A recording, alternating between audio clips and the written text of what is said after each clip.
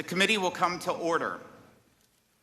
Before this hearing begins, I want to acknowledge the passing of our former colleague, Charlie Rangel. He started from humble roots in Harlem and rose to be a member of the Ways and Means Committee for more than 40 years, and ultimately, he became chairman of this committee, as his portrait sits to my right. As a member of this committee, Chairman Rangel, he recognized the United States and Africa, the relationship between them, of its importance, and was a leader in helping create the African Growth and Opportunity Act, or AGOA, as so many of us refer to. He wrote that after sustaining wounds during the Korean War, he said he hadn't had a bad day since. It's a pretty powerful statement. There can be no doubt that Charlie Rangel was a joyful warrior in the U.S. House. And our prayers are with his family, and I'd love to turn it over to Ranking Member Nill if he'd like to say a few words as well. Thank you very much, Mr. Chairman, and thank you for this recognition of our departed colleague. Charlie Rangel was one of the finest people that I have met in my long political career.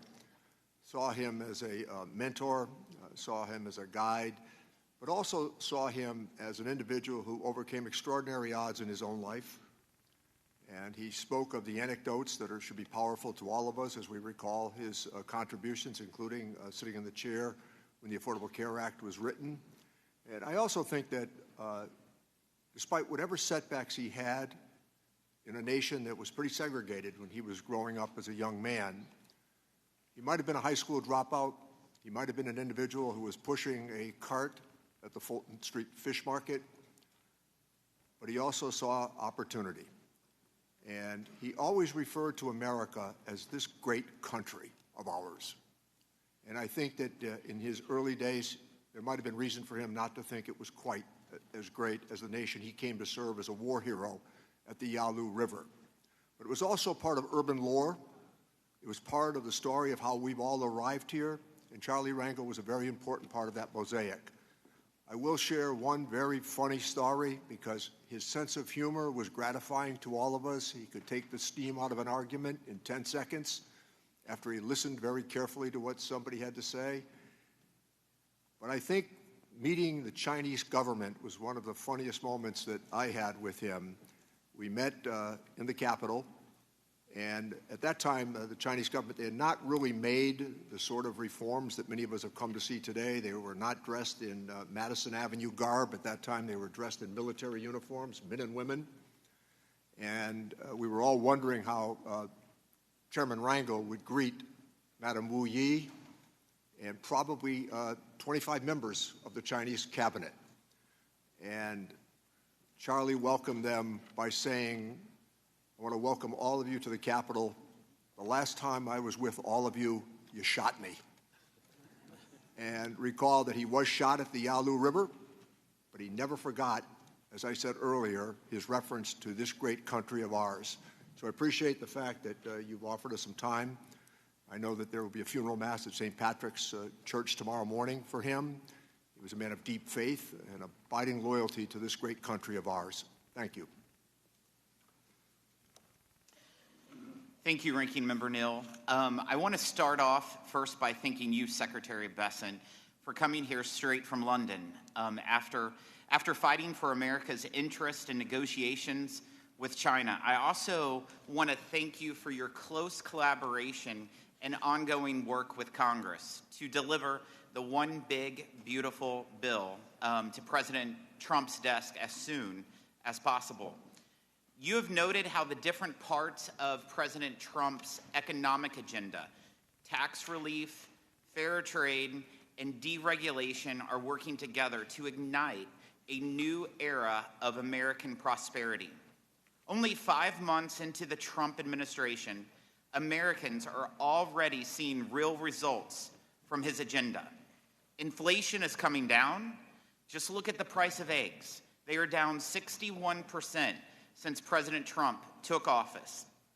Wages are increasing faster than prices, helping families recover from Biden's 21% inflation tax. $9 trillion has been pledged by the private sector to be invested in new facilities, in factories, and American workers. In April, we saw the monthly trade deficit cut in half, with both U.S. exports increasing and imports decreasing. More than 70 countries have requested rapid negotiations to improve our trade relationships, to be fairer to American workers, manufacturers, businesses, and farmers.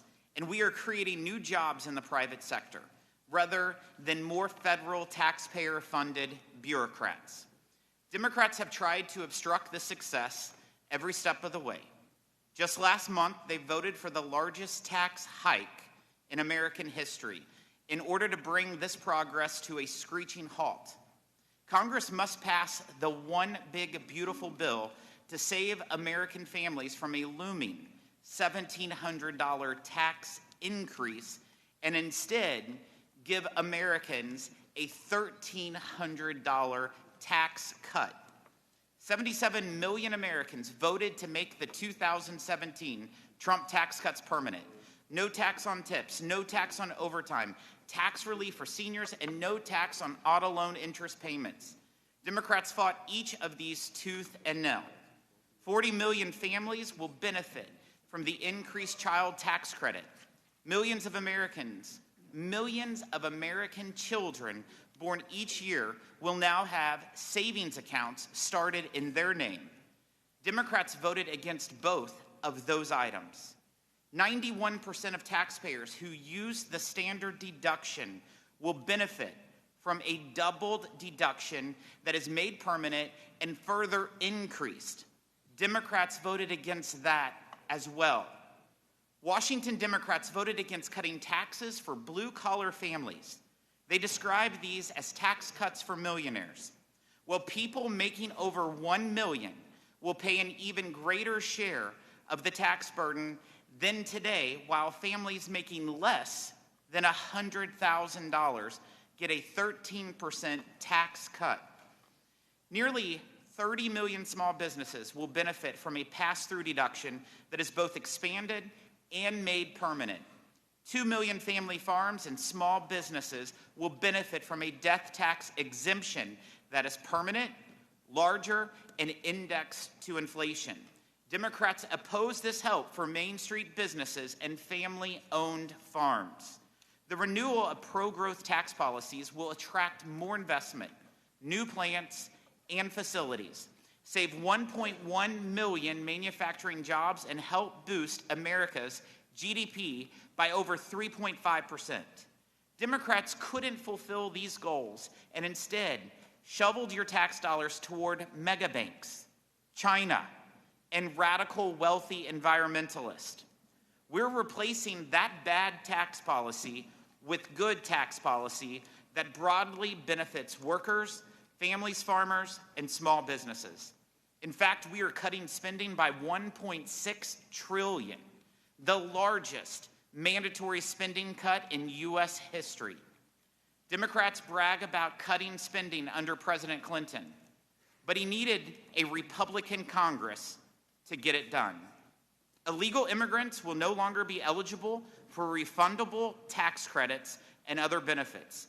Democrats voted to allow this practice to continue. Instead, Republicans' one big beautiful bill rewards working families. Take-home pay will rise by as much as $13,300, and 7.4 million new jobs will be created or saved, including 1 million small business jobs annually. And they need it after 4 years of Washington Democrats doing the opposite. This bill breaks with Democrats on surrendering American tax revenue to foreign governments. Instead, we put America first. We give President Trump the tools needed to stand up to foreign nations that unfairly tax American businesses. We will defend our tax sovereignty. If these countries choose to withdraw their unfair taxes, this policy will have achieved its goal. I'm looking forward to my Senate colleagues quickly passing the one big, beautiful bill so that we can get it to the president's desk by July 4th. This committee will work closely with the Treasury Department to ensure implementation of this law gives workers, families, farmers, and small businesses the tax relief they are owed and as soon as possible. I also want to acknowledge another component of President Trump's economic agenda that is central to this committee's responsibility: the president's trade and tariff actions. Even the Biden administration acknowledged the success of the first-term Trump tariffs by keeping them in place. Democrats had no issues with that. But now that President Trump is back in office and once again aggressively leveraging tariffs to create fair treatment for American manufacturers, farmers, and workers, Democrats dislike tariffs again. I'm encouraged by the progress we have made to tear down unfair trade barriers and the ongoing consultation Secretary Bessent and others in the administration have had with us to ensure better trade agreements that open market access for American products and services and hold foreign trading partners accountable. Thank you, Secretary, for your hard work in advancing the President's agenda. I look forward to continuing to work with you and appreciate you taking time to answer our questions today. I am pleased to recognize the ranking member, Mr. Neal, for his opening statement. Thank you, Mr. Chairman, and welcome, Mr. Secretary. Forgive me if I point out that we've all heard this argument before. Tax cuts and growth. 201, 203, $2.3 trillion of tax cuts. 2017, let's borrow $2.3 trillion in tax cuts as we project economic growth. But somehow tax cuts pay for themselves, because that's the theology that became so popular. When there's a Democrat sitting in the White House, it's always about the national debt. When there's a Republican sitting in the White House, it's always about tax cuts.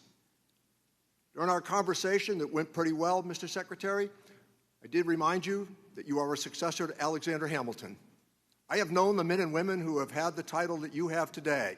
It'll be the title at the end of your life you, perhaps other than a family person, will cherish the most. The people that have had this job, they don't fudge the numbers. The people that have had this job, they don't bend to political considerations. They give advice based upon reality and the success you've had in your career. Since Republicans reclaimed power, they've had a trifecta. What have we seen? It's the constant chaos. Whether it's been the DOGE shadow operating as they rifle through confidential data, the blatant weaponization of the IRS, as they've attempted to change tax collection policy in this country. They have misled us, they have circumvented oversights, they have misled the public, and they have bent the levers of power to benefit those in the Oval Office. This committee is rubber stamping all of it. That is not our job. Members on this committee know I questioned Democratic presidents when I disagreed with them publicly and stayed with my disagreement if I thought it was based on principle. We see none of that any longer. It's what is stated at the White House that everybody acquiesces to on the Republican side. A blank check for the president. Never mind that we'll let wealthy tax cheats go. Never mind that the theology of tax cuts paying for themselves doesn't stand up. Never mind the pathology that if we only have tax cuts, it'll always work out. Well, they're attempting now to ram through what a very prominent former best friend of the president had to say. He called the tax bill an abomination. The Trump congressional Republicans certainly are about to make history. They're going to be responsible for adding $4 trillion to the national debt and simultaneously cutting health care for 16 million Americans. The changes that have taken place, the chaos of the tariff bill, we don't object to tariffs. When implied and suggested for an outcome, we object to the chaotic nature of how those tariffs are being applied. We've driven away friends across the globe. We've driven away careful allies. I negotiated USMCA. It was done the right way, and the president at the time said it was the best trade bill in the history of the world. Today, it's the worst trade bill in the history of the world. That's what we object to on the Democratic side. You've had a reputation, Mr. Secretary, for sound, fact-based decision-making. I hope it continues to set you apart from other members of the administration. But we shouldn't be attacking the scorekeepers. I have many days when I've disagreed with the Joint Committee on Taxation. I've had many days when I've disagreed with the Congressional Budget Office. I've had many days when I've disagreed with the World Bank. But I don't suggest it's partisan. I don't suggest that they're making up the numbers. I suggest instead it's an honest disagreement. And I don't come back to the argument that they don't know what they're talking about. The math here is true. It's projected correctly. $4 trillion at least to the national debt. That takes us from 36 to 40, 41 trillion dollars of debt. When the new administration took office, they said clearly that the reality of their economic policies would be there for all to see. Well, you know what? They were accurate in that statement. The American people are being left behind in a system that is rigged, and I don't use that very often. The rich right now in America do not need a tax cut. Downward pressure on wages created by a lot of different issues should be reasoned and considered here in this committee. We could find an agreement with the Republican Party on an awful lot of things if we left the position clear, as we did in the previous administration, where those under $400,000 would have tax relief, not those over $400,000. Oversight is a sacred obligation of this Congress. Republicans need to at least, from time to time, ask a few real questions of the administration before the white flag of surrender goes up to these arguments. Thank you, Mr. Chairman. Thank you. Today's sole witness is United States Secretary of the Treasury, Scott Bessent. The committee has received your written testimony, and it will be made part of the formal hearing record. Secretary Bessent, you have 5 minutes to deliver your remarks, and you may begin when you are ready. Chairman Smith, Ranking Member Neal, and members of the committee, I'm grateful to join you today. Treasury is committed to working with Congress to improve our nation's finances, create new jobs, and strengthen the economy. We look forward to coordinating with you on the President's budget, his tax priorities in the coming weeks.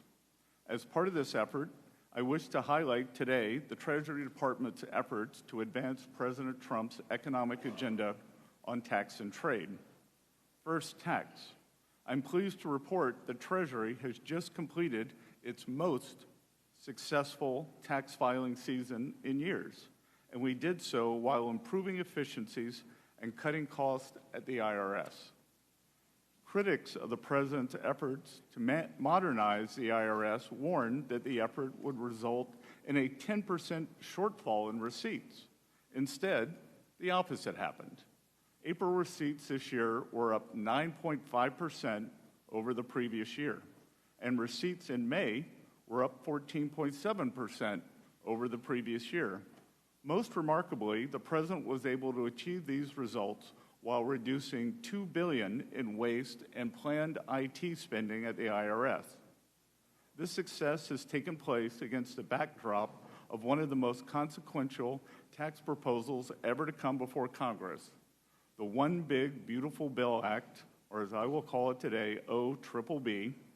The One Big Beautiful Bill will make the 2017 tax cuts permanent.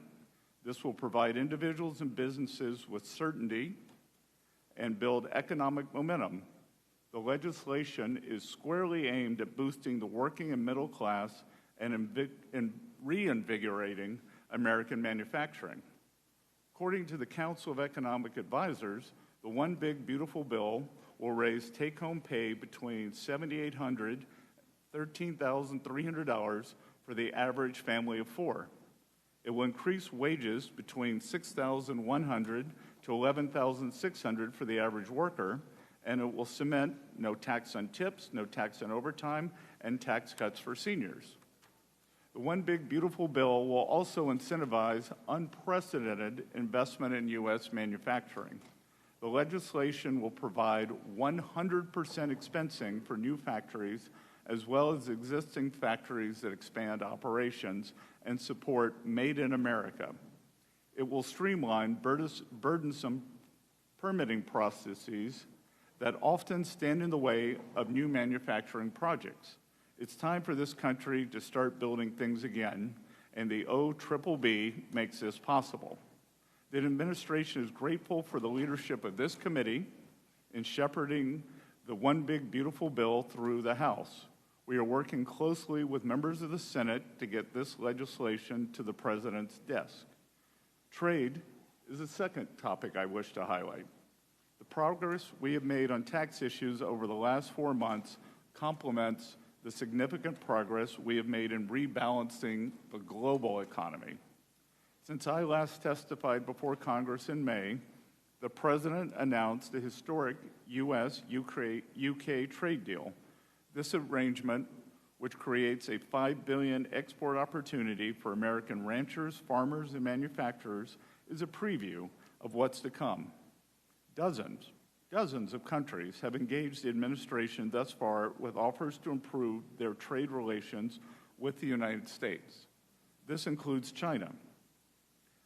I have just returned in the middle of last night from successful negotiations in London with a Chinese delegation that will not only stabilize the economic relationship between our two economies, but make it more balanced. China has a singular opportunity to stabilize its economy by shifting away from excess production towards greater consumption. But the country needs to be a reliable partner in trade negotiations. If China will course correct by upholding its end of the initial trade agreement we outlined in Geneva, and I believe after our talks in London they will, then the rebalancing of the world's two largest economies is possible. By challenging the decades-old status quo on tax and trade, President Trump is breathing new life into the American economy. More than 500,000 private sector payroll jobs have been added since January. Most importantly, inflation in the U.S. is at its slowest pace since 2021, and the numbers we received today take us back to the slowest pace since 2020. Most importantly, we are decelerating cost increases for shelter, food, and energy. After 4 years of price increases diminishing the U.S. standard of living, inflation is showing substantial improvement due to the administration's policies. Furthermore, the labor market remains strong with low unemployment and plentiful labor demand as job openings remain high. This strength has been exemplified in the recent performance of the stock market and consumer confidence data. The President's bold leadership on these issues has laid the ground for a golden age economy. With your help, we can build on that foundation to create even more prosperity and abundance for the American people. We hope you will join us in this endeavor. Thank you all, and I look forward to your questions. Thank you. We'll now proceed to the question and answer session. One of the more absurd attacks we hear from our Democrat colleagues is that the one big beautiful bill is focused on the wealthy, not the working class. I'm sure the waitress who will keep more of her hard-earned money under the no tax on tips policy, or the lineman burning the midnight oil to restore power and seeing a tax cut under the no tax on overtime policy would be surprised to learn that Democrats consider them wealthy. Secretary Bessent, whether it is those policies or the tax relief in the bill for seniors, the double child tax credit and standard deduction, or the fact that the tax burden on the truly wealthy will actually rise under this bill, how does the one big beautiful bill deliver primarily for working families? Thank you for that question, Chairman Smith. As we saw in President Trump's first term, substantial non-inflationary growth was created. Non-inflationary growth. Real wages rose, and working Americans did better. Hourly workers did better than supervisory workers. We believe that this will happen again. As you outlined, no tax on tips, no tax on overtime.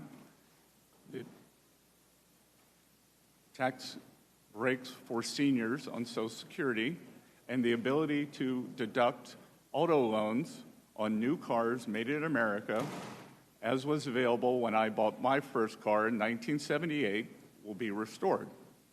All of this will help working Americans overcome this horrendous affordability crisis that this administration inherited. The Biden administration negotiated a global tax scheme through the Organization for Economic Cooperation and Development that would rob American taxpayers of $120 billion and would discriminate against American businesses. President Trump issued a day one executive order opposing the Biden administration's global tax surrender.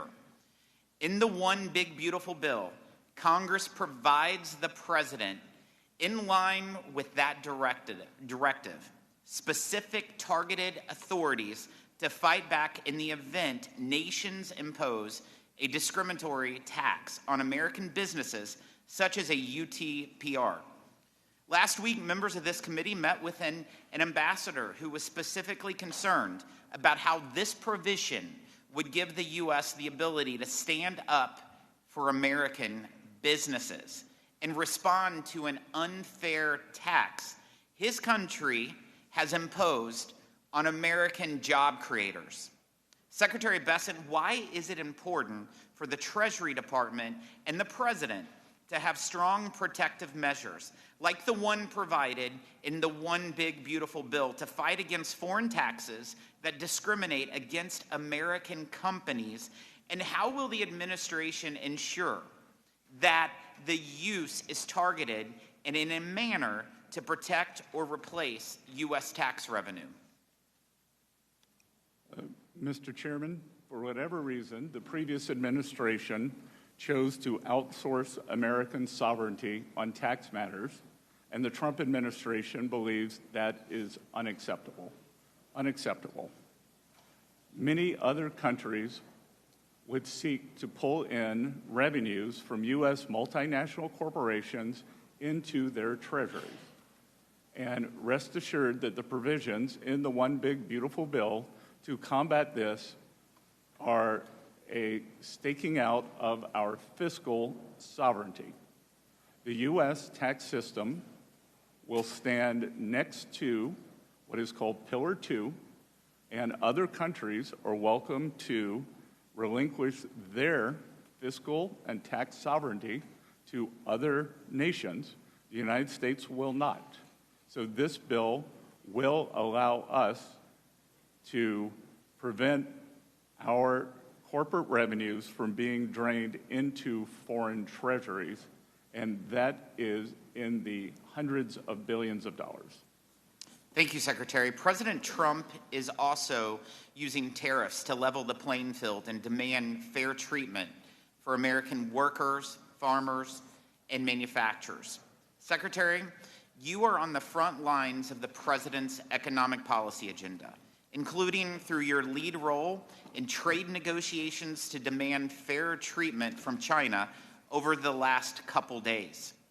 How do the president's trade policies and tariffs and the total reset of our unfair trade and investment relationship with China that President Trump has led fit into the broader effort to reorient America's economy toward one that serves the working class instead of just the wealthy elites?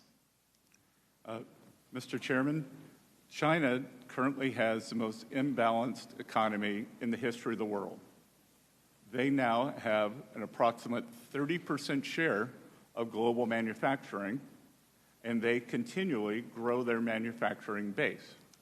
They are in the midst of a real estate downturn, some may cause a crisis, and they are trying to export their way out of it rather than take domestic measures such as increasing consumption, dealing with banking problems, or dealing with the real estate crisis.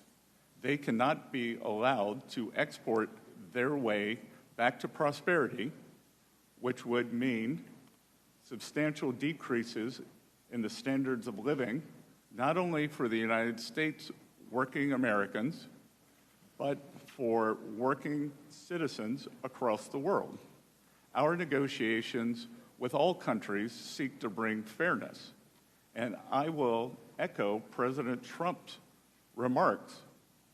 There are 18 important trading partners that we are in fulsome negotiations with. Many of them are coming to us with unimaginably good trade deals to bring down tariffs, non-tariff trade barriers, which the academic research has shown can be even more pernicious than the tariffs, currency manipulation, and the subsidy of labor and industry. But as these countries come to us, and I look at the list, and I think, how could this have happened? How could this have happened? That the United States willingly became party to such unfair, and unbalanced trade. And as President Trump has said, I don't blame the other countries. If you could get away with it, you should. It was those sitting behind the Resolute desk or those making trade policy who've allowed this to happen over 40 years. And we are determined to rebalance that for the American people. Thank you, Secretary. I now recognize the ranking member for any questions he might have. Thank you, Chairman. So maybe we could stick to a couple of facts here, as previously discussed, and that is that if you made $1 million last year, you're going to get about $84,000 in tax relief with this bill. If you made under $50,000, you are likely to get about $1 a day. The President said that we'd have 90 trade agreements in 90 days. We're 89 short because of the manner in which some of these allies have been offended. We want trade balance for sure, but we also want to make sure that it's done in a manner that will last, not subject to the whims of the administration. I understand, Mr. Secretary, that you don't agree with some of the economic forecasts that have been projected as it relates to the big, beautiful bill. So Penn Wharton says this bill will add trillions of dollars to the national debt. The Yale Budget Lab says this will add trillions of dollars to the national debt. Well, we're 0 for 2. But how about Maya McGinnis? Not exactly known for their socialist leanings. They say this will add trillions of dollars to the national debt. Well, let's go to the Tax Foundation, hardly a left-leaning political organization. They say this will add trillions of dollars to the national debt because the money's going to be borrowed. Here, facts should matter. The advice of experts should matter. We have seen the bond market's reaction to some of these proposals. They're jittery. But you know what? In this committee, we listen. The administration is putting its head in the sand on this debt issue. The facts are going to be hard to escape. So let me turn to the impact of budget reconciliation as it relates to health care. In addition to adding trillions to the U.S. debt, the bill will cause 16 million Americans to lose part or all of their health insurance, according to CBO. We know what the consequence will be of losing health insurance for the American family. More visits to the emergency room, more postponed treatments, more bankruptcies that will come because of it. The problems that people have with health insurance only mean that later on the problems pile up. Bad health, the challenge that is now going to occur for our rural hospitals, surely many of which will be forced to close. Cutting more than $1.5 trillion from Medicaid, Medicare, and the Affordable Care Act certainly will mean job losses. No industry can sustain $1.5 trillion in cuts while we borrow money for a big tax cut that, despite what has been said here today, still favors people overwhelmingly at the top. Let me say, in regard to the testimony, Mr. Secretary, that you've offered, there's another key consideration here. You're suggesting that the improvements at the IRS have all taken place in the last 6 months? It's because of what we did with the Inflation Reduction Act. That's why the improvements have taken place, the technological upgrades that have taken place as well. We have a pretty good understanding of this. We want to use artificial intelligence for better tax collections. But all of this just happened in the last 6 months. That's our understanding based upon the testimony. The Commonwealth Fund, cuts to Medicaid and SNAP are going to lead to the loss of over 1 million jobs. The American Hospital Association estimates that tens of thousands of hospital jobs will be lost as a result of these cuts. Furthermore, a professor at Yale has said that this will conservatively cause tens of thousands of unnecessary deaths. Worse health care, job losses, more borrowed money. The American people deserve considerably better than what we're being told. But let me offer this challenge, Mr. Secretary. We would be prepared on the minority side to work with the administration and direct tax relief back to people under $400,000 of joint income, as opposed to the suggestion that is being offered here today. And if you disagree with the number that I offered about tax relief for somebody who made $1 million last year, let me give you the last 30 seconds to speak to that. The Representative Neal, I have great respect for you. We've had good conversations, but respectfully, if I weigh 1,000 pounds and you weigh 50, and I gain 10 pounds, or I gain 10%, I have gained 100,000. That during President Trump's first tax cuts, the share of taxes paid by the high end of taxpayers increased by more than 7%. And I'm sorry I chuckled when you talked about the IT at the IRS. The program is 35 years behind schedule. 35 years. And is wasting $2 billion a year. That's why we put the extra money in, Mr. Secretary. No. The extra money went in for bodies, and whistleblowers acknowledged that standards were being lowered to bring in new agents. The money is not the issue here. It is how the money is spent. That's exactly right. We agree on that, how the money is spent. And the last point that I would make... It has been spent poorly. Let me make this last point, Mr. Secretary. Do you agree with the idea that in 2017 that the federal government, emanating from this committee, borrowed $2.3 trillion for that tax cut? What I believe is that everyone on the Democratic side voted for the biggest blowout for the deficit in history, and that we are suffering from that. This past tax year, we will have between a 6.5 and 6.7% deficit, so I find it very difficult to be lectured to by people who created the largest deficit in history when we were not at war and not in a recession. So I negotiated with Secretary Mnuchin the pandemic relief bill. If that's the reference point. That's where overwhelmingly the money went. That was not a bad infusion of money. It worked. The Economist magazine and the Financial Times said in January the American economy was the envy of the world. I yield back my time, Mr. Chairman. Well, the spending was not the envy of the world. I'm pleased to recognize the Vice Chairman of the committee, Mr. Buchanan.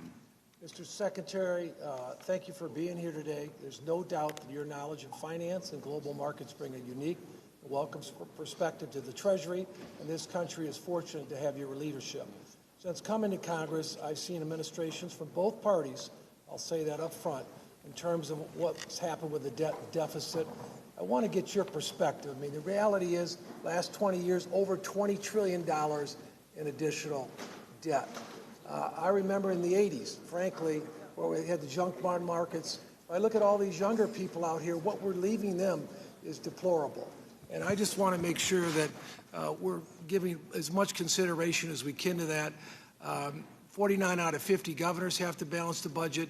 It's my biggest issue up here. It's not about one party or the other. It's both parties have done little or nothing in this area, and it needs to get addressed. When you spend last year, you take in $5 trillion, spend $7 trillion, and you average over $1 trillion a year for over the last 20 years. We need to get real about it, because again, in the 70s, in the 80s, all the junk bond, I've seen what happened with all the markets and all that. So can you make, I know you touched on it, but could you, we'll get into the pro-growth things in a minute. Can you just touch on it, your thoughts about where we're at and where we're going as it relates to that? I know we've got people looking at making cuts, but I do want to get your perspective on that. Congressman, I've enjoyed our conversations in the past. You, as a very successful private businessman, understand the power of this tax bill, especially in the expensing. You and I have discussed it in great detail. And look, we do not have a revenue problem. We have a spending problem. We are right in line with the long-term revenues of approximately 17 to 18% of GDP. What we've seen here is a blowout in the spending. And as I was saying, last fiscal year was something we have never seen before. We have never seen a deficit to GDP this large when we were not at war, or not in a recession, or not in a pandemic. Yeah, But Mr. we could Secretary, call that a war. we only have 5 And- minutes. Let me just mention just real quickly. You mentioned, and I just want to get this in, that 100% expensing is like jet fuel, and 199 is huge. These are huge opportunities to make a big difference for small business, but to me, it's because I'm so passionate about it, because they're the job creators. So can you comment on that, your thoughts in terms of 199A and 100% expensing? Congressman, I'll very quickly comment on two things. It is the 100% expensing that is powerful, and we are adding not only expensing for equipment, as in President Trump's first term, we are adding 100% for factory structures. So if you want to build your factory here in the U.S., we want it to be tax efficient. We want you to have regulatory certainty. We want you to have quick permitting, and that is likely the single most powerful aspect. As the ranking member discussed, on the 400,000 level, that unfortunately is a disaster for small business in the 199. Most small businesses are pass-through entities, and those small businesses are substantially above that 400,000 threshold. Yeah, let me just add just a closing point. I do want to make on the whole thing of full expensing, it's probably the most powerful tool, whether you're buying or selling. Someone that's been in business for 40 years or so, I can tell you firsthand, it's a powerful tool. It's a job-creating tool. I did want to have you comment the other thing on making, I'd say in Florida, I was chairman of the Florida Chamber, one of the big issues there is about making the tax, whatever we do on taxes, making it permanent, so they got more certainty, they can do planning and investing in terms of going forward. Do you want to add anything to that? Yes, sir. I was with a group of business leaders earlier this week, and they were telling me that they are, in fact, holding back on CapEx because they need for the tax bill to pass so that they will have certainty that the 100% expensing will come back. I think that we will see a sharp upward break in terms of CapEx as soon as we pass the One Big Beautiful Bill. Thank you, and thanks for your leadership. We're excited you're here today. Thank you. Thank you, Mr. Doggett. Thank you. If beauty is in the eye of the beholder, certainly I can understand, Mr. Secretary, why you and the members of the Trump cabinet are so enthusiastic about this beautiful bill. It gives so much to those at the top, and of course Trump appointees are not just in the top 1%, but the top 1,000th of 1%. I applaud your personal success, but isn't it true that for you and for a number of cabinet members and other Trump appointees, simply not having your taxes restored to the level that existed when President Bush and President Obama were in office at 39.6% will provide you very substantial personal benefit? Yes or no?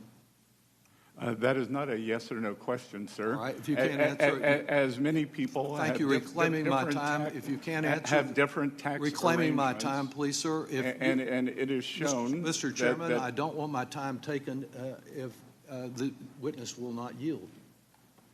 I would recommend, Mr. Doggett, that if you asked a question, at least allow them to answer. You can recommend it, but you're taking my time from your him time answering is the moving, questions. so Continue. use it. Let me say, I understand you can't answer that with a yes or no. I'm concerned about the weaponization of the Internal Revenue Tax Code by the President and your role in it.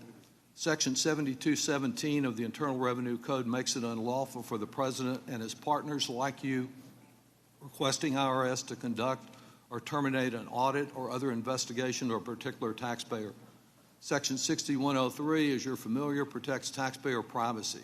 Yet in violation of both, the President began threatening Harvard in April, and on May 2nd he declared, "We're going to be taking away Harvard's tax-exempt status.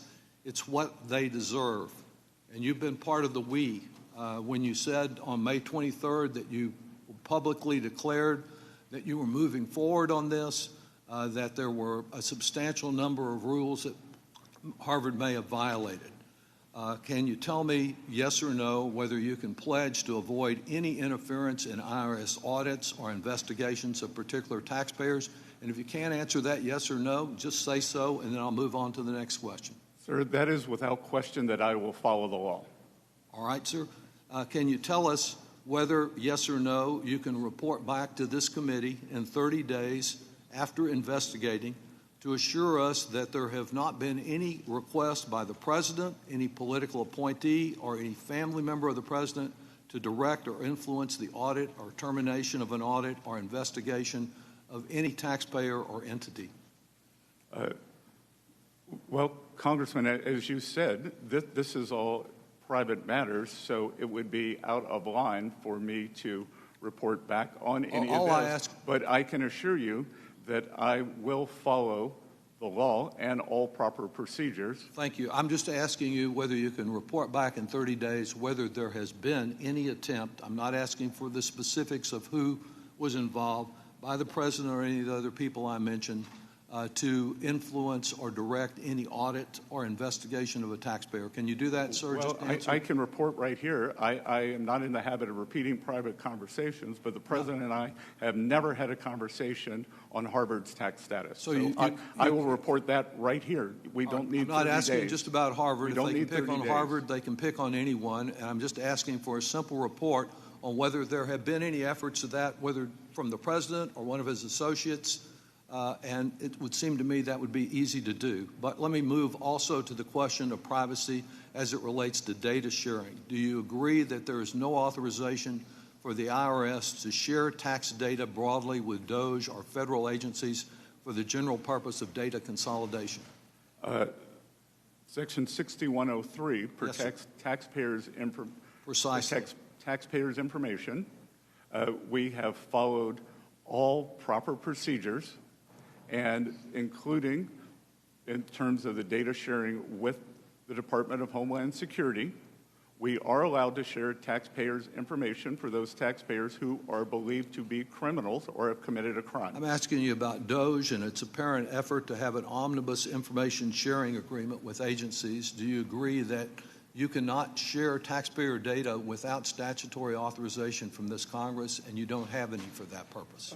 We will follow the direction of the regulations and the court, sir. Are you sharing any taxpayer information with DOJ for this omnibus information sharing agreement where they seem to probe into the privacy of every American, consolidating it with Social Security and other private information? Or is there such sharing going on now, sir? Well, first of all, I would push back on that characterization.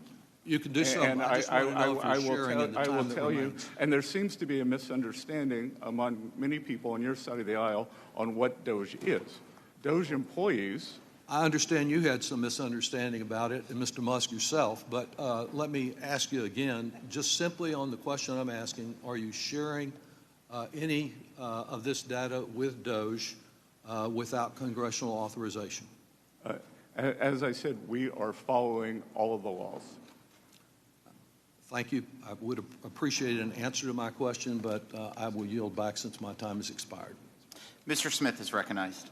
Thank you, Mr. Chairman, and thank you, Mr. Secretary, for sharing your time here today. And I've not been around here as long as Mr. Neal has, but I do want to bring in a bit of a historical perspective that I think is relevant. looking back, we can argue about CBO and JCT, and it's an imperfect system. And I think that's manifested itself in various hits and misses on projections, whether it goes all the way back to the original parts of the cost of Medicare that was way underestimated, or whether it was the structure of a more market-based approach with Medicare Modernization Act that precedes my time here, but actually cost a lot less than was projected. You go to the receipts, post-2017 tax action, the receipts exceeded what was projected. So we have an imperfect system, but it's what we have. And I think we need to go on that. Now, you take things a step further, and I remember the President's economic advisor, Mr. Hassett, pointing out that with COVID, yes, there was bipartisan action. I'll say that a few of those components still give me heartburn, as much as an emergency that we found ourselves in. But when, at the beginning of COVID, when unemployment spiked and the GDP dipped, Congress acted.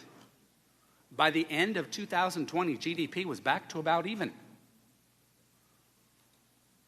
New President Biden was advised not to spend what he insisted on spending. I would suggest they're probably grappling with going back to the Obama stimulus, and they think that the only mistake of the Obama stimulus, so-called, was it didn't spend enough money, rather than address the bureaucratic approach that, like the joke was shovel-ready, maybe wasn't what it was described to be. But we have these imperfect projection systems, and yet we've got the reality of experience. And I think this is important to note, and especially on the IRS structure and the desire to spend money on more people at the IRS, because that could generate more audits and that would generate more revenue, and then we can spend that revenue that, good grief, still wasn't enough to cover what the actual IRA costs came in and came to be. So we have to deal with these realities, and it's because they're imperfect systems that we just have to acknowledge.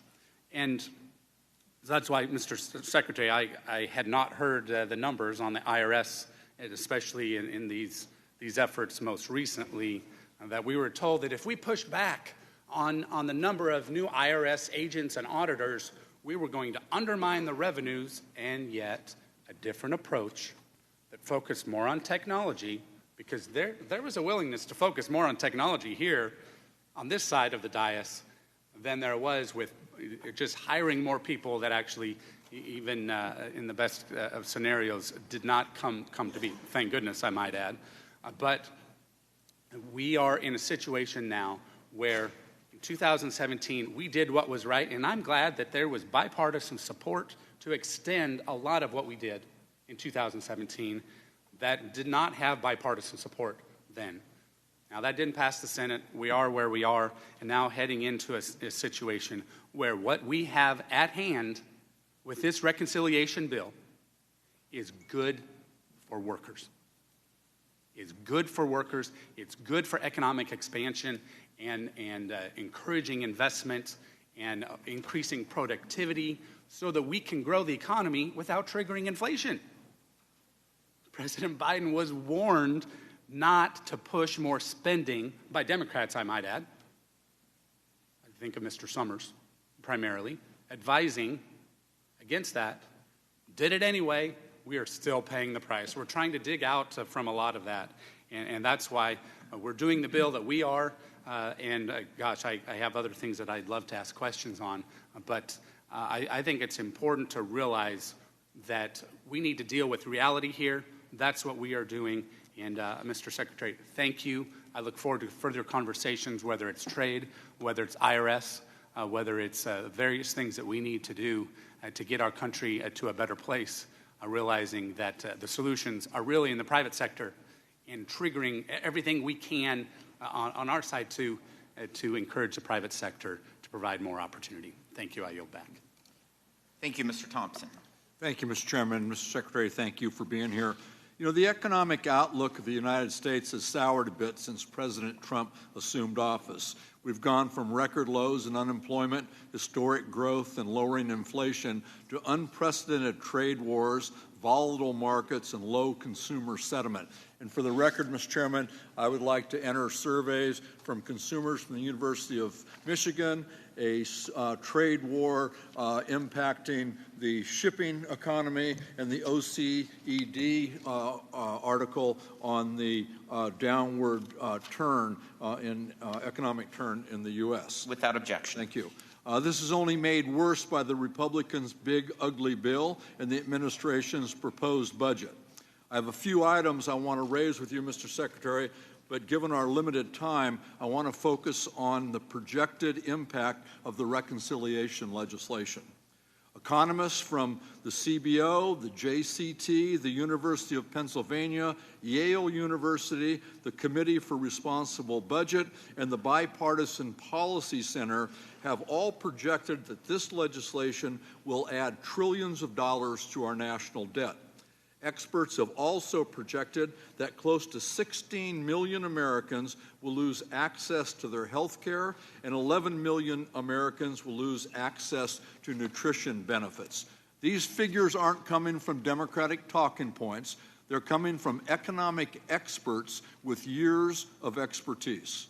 Yet, Mr. Secretary, you have time and again gone public and said that you dispute these claims. I believe you're a very intelligent and very competent individual. You're a Yale graduate, an adjunct professor, served as the managing partner of the George Soros Fund Management Office in London, and led Key Square Capital Management, a global hedge fund, and you're a billionaire. So the question I have is, why is it that you seem intent on disavowing any and all expert opinions that are inconvenient to your political agenda? Unfortunately, it strikes me that you are hell-bent on ignoring the warnings of any independent expert whose opinions may not serve your goals. When you worked in finance and your analyst told you that a proposal was a bad idea, I suspect that you listened to your analysis and didn't just accept the deal because the person proposing it said they were wrong and that their deal was a good deal. That would be wrong, it would be irresponsible, and it would be dangerous. I would submit that in the position that you have now, it is even worse. It's more wrong, it's more irresponsible, and it's more dangerous. Mr. Secretary, can you point to one independent study, one study performed by an expert PhD economist who is not on the payroll of this administration, that says that this legislation will not add to our national debt? Well, Congressman, if Yes or no? Can you point to one? if we want to look at the CBO, which No, I'm not asking you, is there an independent expert that you can point to that says that this bill will not add to our national debt? Yes or no? yes, There is? yes, What are they? Art Laffer, Pardon me? Art Laffer. Art Laffer? Great. That I don't think that one counts. Mr. Secretary, did the 2001 Bush tax cuts add to our debt? Sorry? Did the 2001 Bush tax cuts add to our debt? Yes or no? Again, Congressman. Yes or no? I think it's important to look at framing here. Okay, I'm reclaiming my time. It's clear that you're not going to answer the questions that are asked. And let me make it real simple for you. The Bush tax cuts added to the debt. The second round of Bush tax cuts added to our national debt. The last Trump tax cuts added to our national debt. And every expert will tell you that the proposed Trump tax cuts will also add to our national debt. That is the honest answer, and I would have expected you could have just given us a yes or no on whether or not these preposterous tax cuts that will benefit clearly the most wealthy people, the people who don't need a tax cut in this environment, will add to our national debt. This is bad public policy. It's bad for the American taxpayers. It's bad for our economy, and it's atrocious for our future in regard to the national debt. And I yield back. Next, we have the chairman of our tax committee, Mr. Kelly. Thank you, Mr. Chairman. Thank you for holding the meeting. Mr. Secretary, thanks for being here today. We get into these back and forth, and it comes down to who struck John. I think both sides of the aisle can talk about things and policies in the past that caused wherever we are today to be wherever we are today. The question isn't about the history of how we got here. The question is, how do we remedy it? How do we fix it going forward? I'm from the private sector. And I really do believe before anybody should ever serve in public office, they should have been in the private sector and worked where they got paid on commission only and had lost their job at least once and had faced an unbelievable task of trying to keep your business open when there was no revenue coming in. So I don't want to grill you and all these things of asking you a question and not allowing you to answer it, because that seems to become the thing. I'd rather go back to consistency and certainty. The hardest thing for anybody in the private sector is trying to figure out what the next administration is going to do, or what's going to happen at midterms, and whether I'm going to make an investment or not going to make an investment, because that can change overnight. I get that, and I'm sitting here now and I'm trying to figure out, no wonder hardworking American taxpayers have lost faith in the way we operate. But I just want to ask you this, because I think it's really critical. So I have kind of a little bit of a football background. I look at this, we're in the fourth quarter now. It's a 2-minute warning and no timeouts left. I want you to share with us what could happen, and forget the Potomac amnesia about who's responsible for it. Let's go to what actually is going to happen if this bill doesn't get passed. How is it going to affect hardworking American taxpayers? Congressman, good to see you again. It is what we call in economics a sudden stop. It would be cataclysmic. It would be the largest tax hike in history. It would be a disaster for businesses, for working Americans, and for our status in the world. That to have this happen, we would see increases in taxes on thousands of dollars of working Americans. We would see business contract, and we would see a substantial increase in the unemployment rate. So as you look at what's taking place right now, and I think there's always the back and forth about do these tariffs work, do they not work? Just from a standpoint, your background is incredible for you to be in this position today. So I want to thank you for doing that, because you stepped out of a pretty comfortable life where people weren't firing questions at you and not allowing you to answer them. Just going forward, and you told people just now what's going to happen if we don't get this passed. So what is it that, in addition to what we could do, that we're not already doing? Congressman, it is certainty and permanence. As we have seen, the corporate tax rate is permanent. We are not arguing on that here. Businesses have great certainty. Households do not. Small businesses do not. And this administration, myself especially, given my small town roots, they are laser focused that Main Street can do well here. And Main Street is a series of small business owners who work every week to make payroll. On average, 9 employees, family owned, and this would be cataclysmic for them. On the other side, having permanence, being able to invest, being able to hire more workers, being able to expand, will lead a Main Street resurgence. We will also see a manufacturing resurgence. Approximately 9% of Americans are now engaged in the manufacturing sector.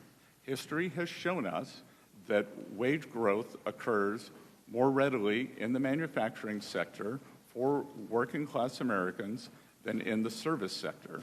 So the combination of small business and manufacturing, along with the president's tax agenda for no tax on tips, no tax on overtime, a tax cut for seniors, and the ability to buy a new American-made car and deduct the interest, they will solve this horrendous affordability crisis.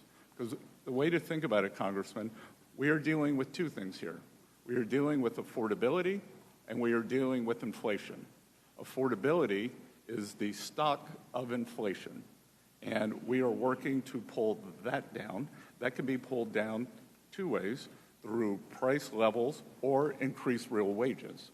I think we can do both, but the real fill-up here would be increased real wages for working Americans. On the other side, we just saw the, yet another fantastic inflation number, much of that due to decrease in energy prices. Thank you for being here, and again, for you to step out of your private life, which is very comfortable, to step into this arena, I can't tell you how much I appreciate it. Thank you so much for being with us today and your service. We appreciate it. Thank you, sir. Thank you. Mr. Larson. Thank you, Mr. Chairman, and thank you, Mr. Secretary, for coming before the committee as well. It's pretty clear, and listen, now, who needs to get into arguments when you need answers? And you can see the frustration on this side. I appreciate your loyalty to the president and understanding your responsibility, but it seems pretty clear that in the time that we're given to ask a question, et cetera, the reason that people are seeking yes and no answers is because of the time that's allotted. It has nothing to do with you personally or whatever. You're obviously very bright and intelligent. So, Mr. Secretary, would you agree that I give great credit to Representative Massey, who stood on the floor and addressed the Congress during the debate on this bill, and he never criticized the president. He never criticized a fellow Republican. What he did was address the facts, and he laid them out very clearly. Let me quote what he had to say here. This bill is a debt bomb ticking. Congress can do funny math, fantasy math if it wants, but bond investors don't. This week, they sent us a message. Moody's downgraded our credit rating, and the bond investors who buy and finance our debt demanded higher interest rates on a 10-year note, 20-year note, and 30-year note. What does this mean? Very soon, the government will be paying $16,000 in interest for paying $16,000 of interest alone per U.S. family. What are we telling them? Instead of taking care of that problem, we are going to give them a tax break. The frustration you hear up here, of course, is that there's denial that tax breaks don't add to the national debt. Was Moody's wrong? Was Representative Massey's assessment wrong? I can tell you that clearly Representative Massey doesn't understand the bond market, and that any 24-hour window, as he's just said, is incorrect. That I will point out that the U.S. 10-year, which I repeatedly reference, is the only major 10-year bond that has a lower yield this year. So has a lower yield today than it did on January 1st or January 20th. German yields are higher.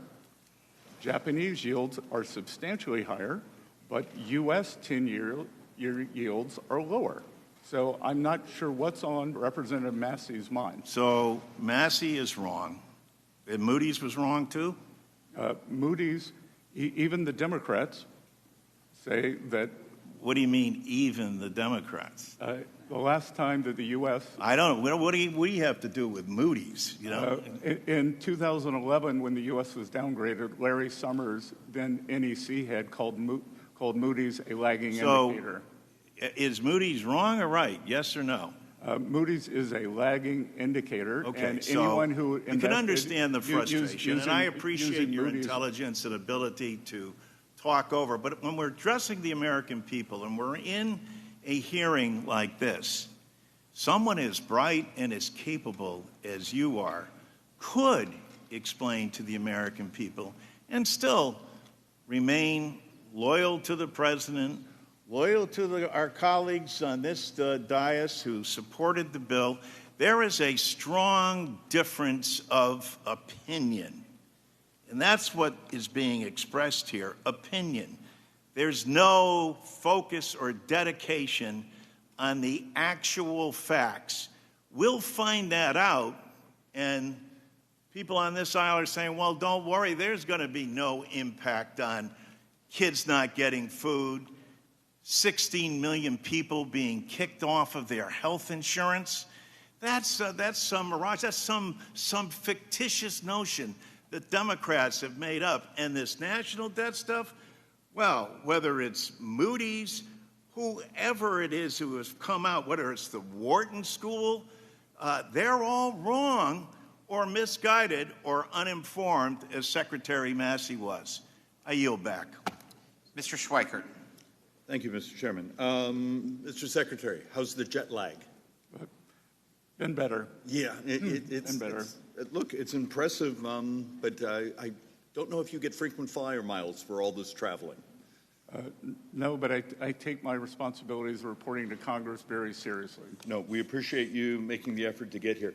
I'm going to give you something that's a little bit different, but it's more some of the things we specialize with the Joint Economic Committee and those. We'd like to actually engage, this is probably more technical staff, on what we can do to actually, there's things we can do policy-wise, message-wise, product-wise, in regards to moving away from notes and bills and being able to create some additional interest liquidity on the bonds, moving out in the curve. With past Treasury Secretaries, we've done presentations on everything from Professor Schiller's Trill's idea, where it's a bond, but it actually has a slight attachment to as an equity interest in the U.S.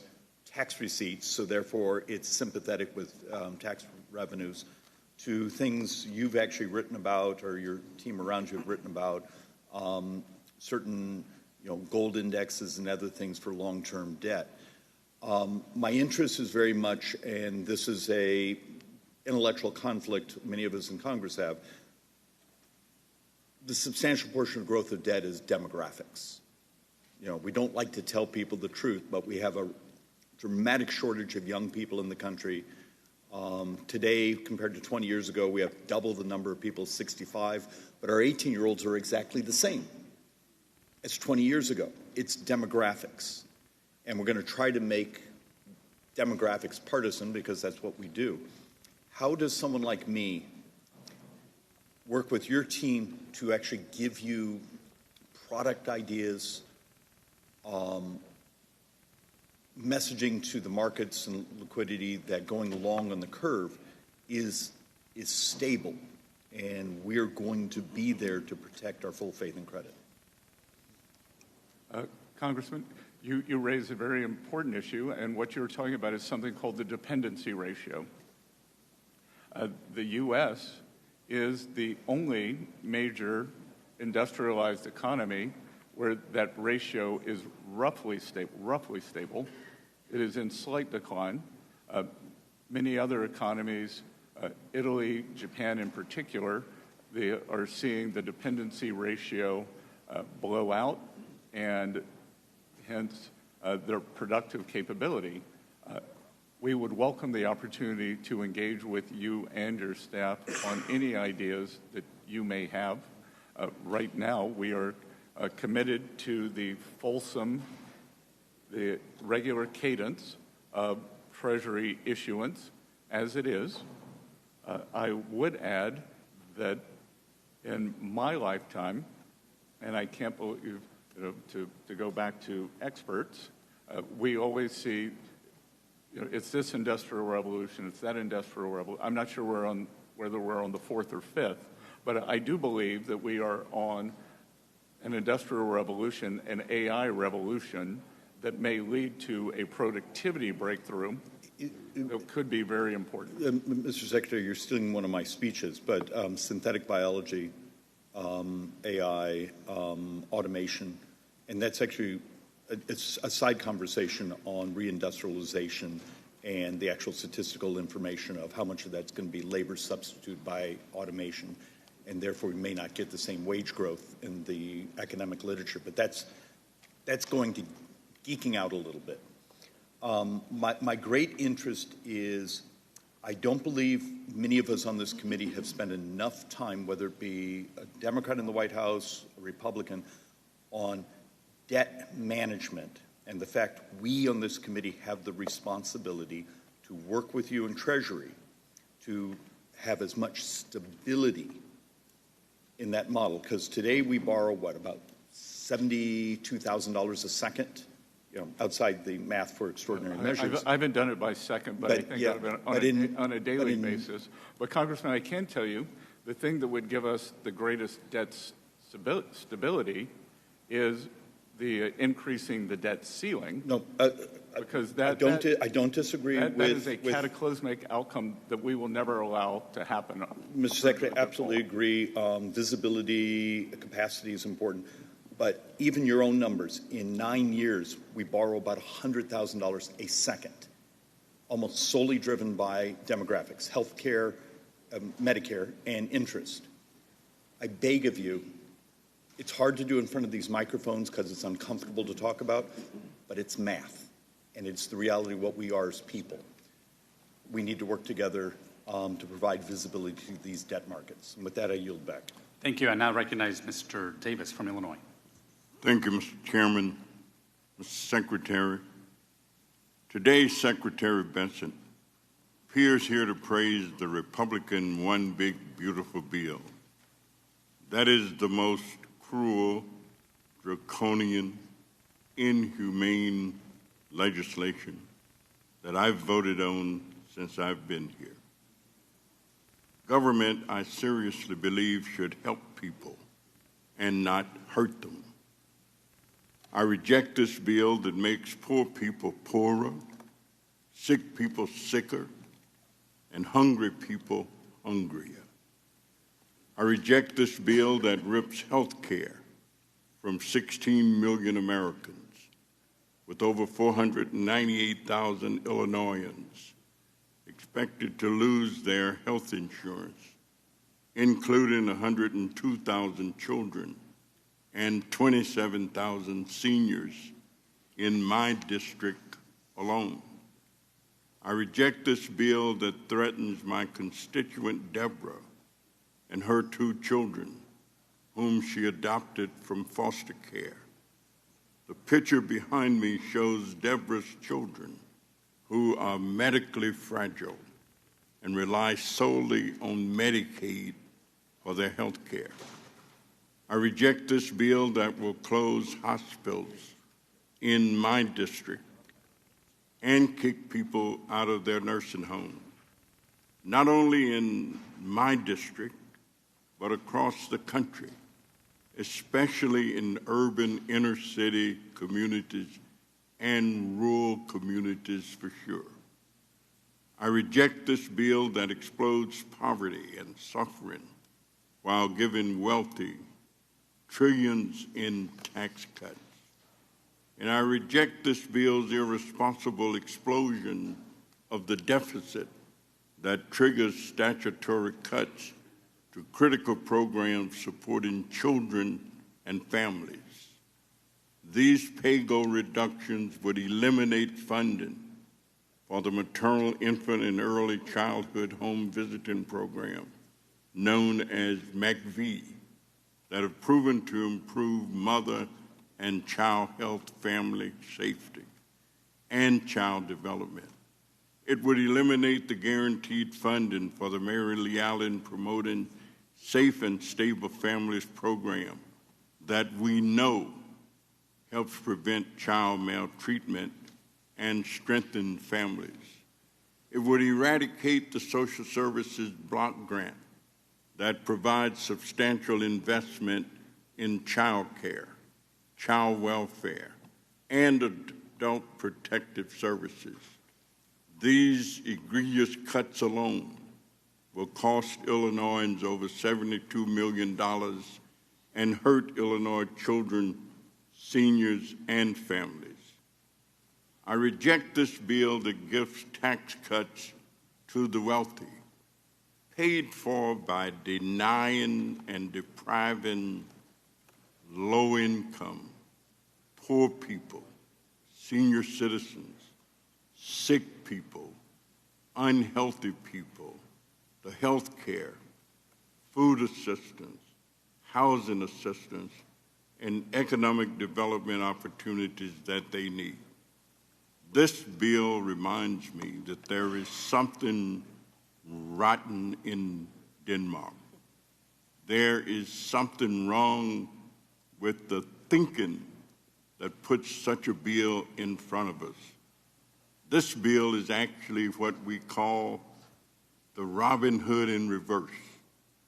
Take from the poor, take from the disabled, take from the sick, take from the hungry, and give to the wealthy.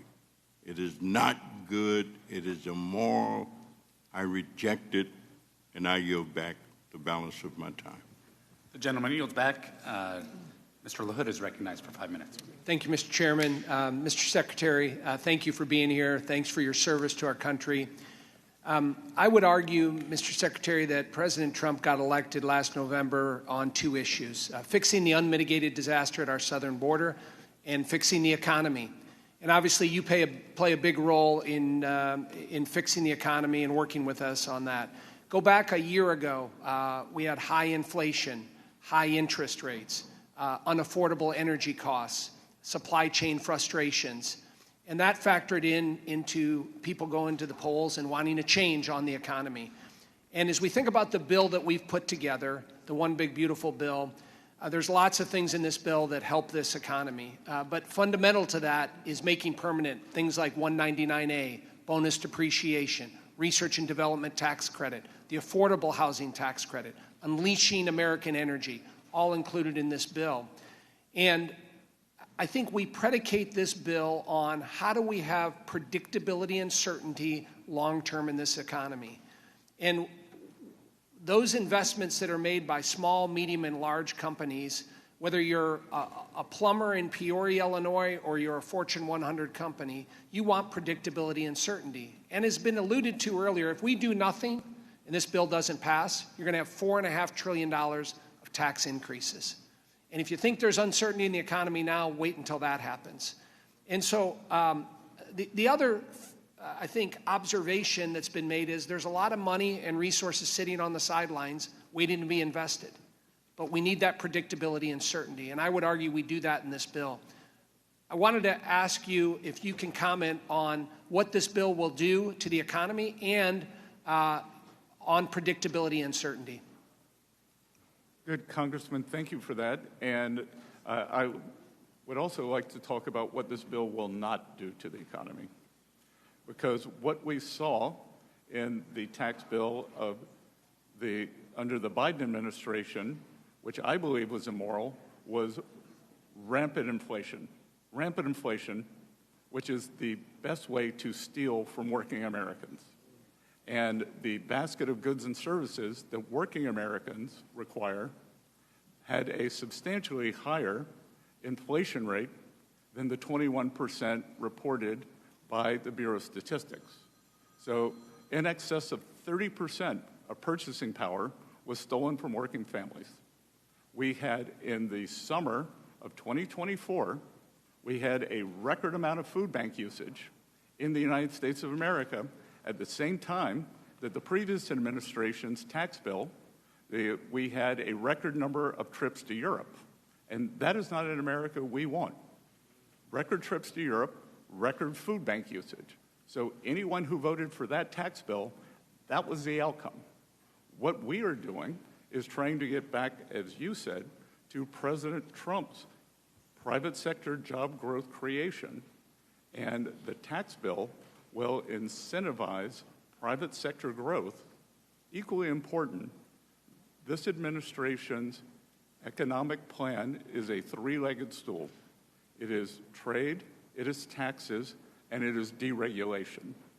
And what we saw under the Biden administration that created the great inflation was we saw the impetus in spending as the government flooded the zone, but we saw substantial regulatory increase, so a demand shock was met with supply constraints.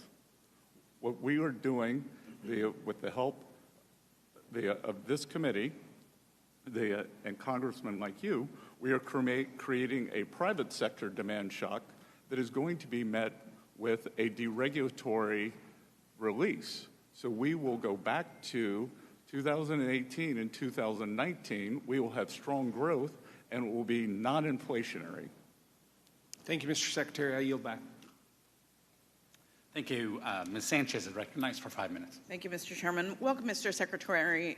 There was no tax bill passed during the Biden administration, and I know that because I served on this committee during that administration. So I just wanted to clarify that.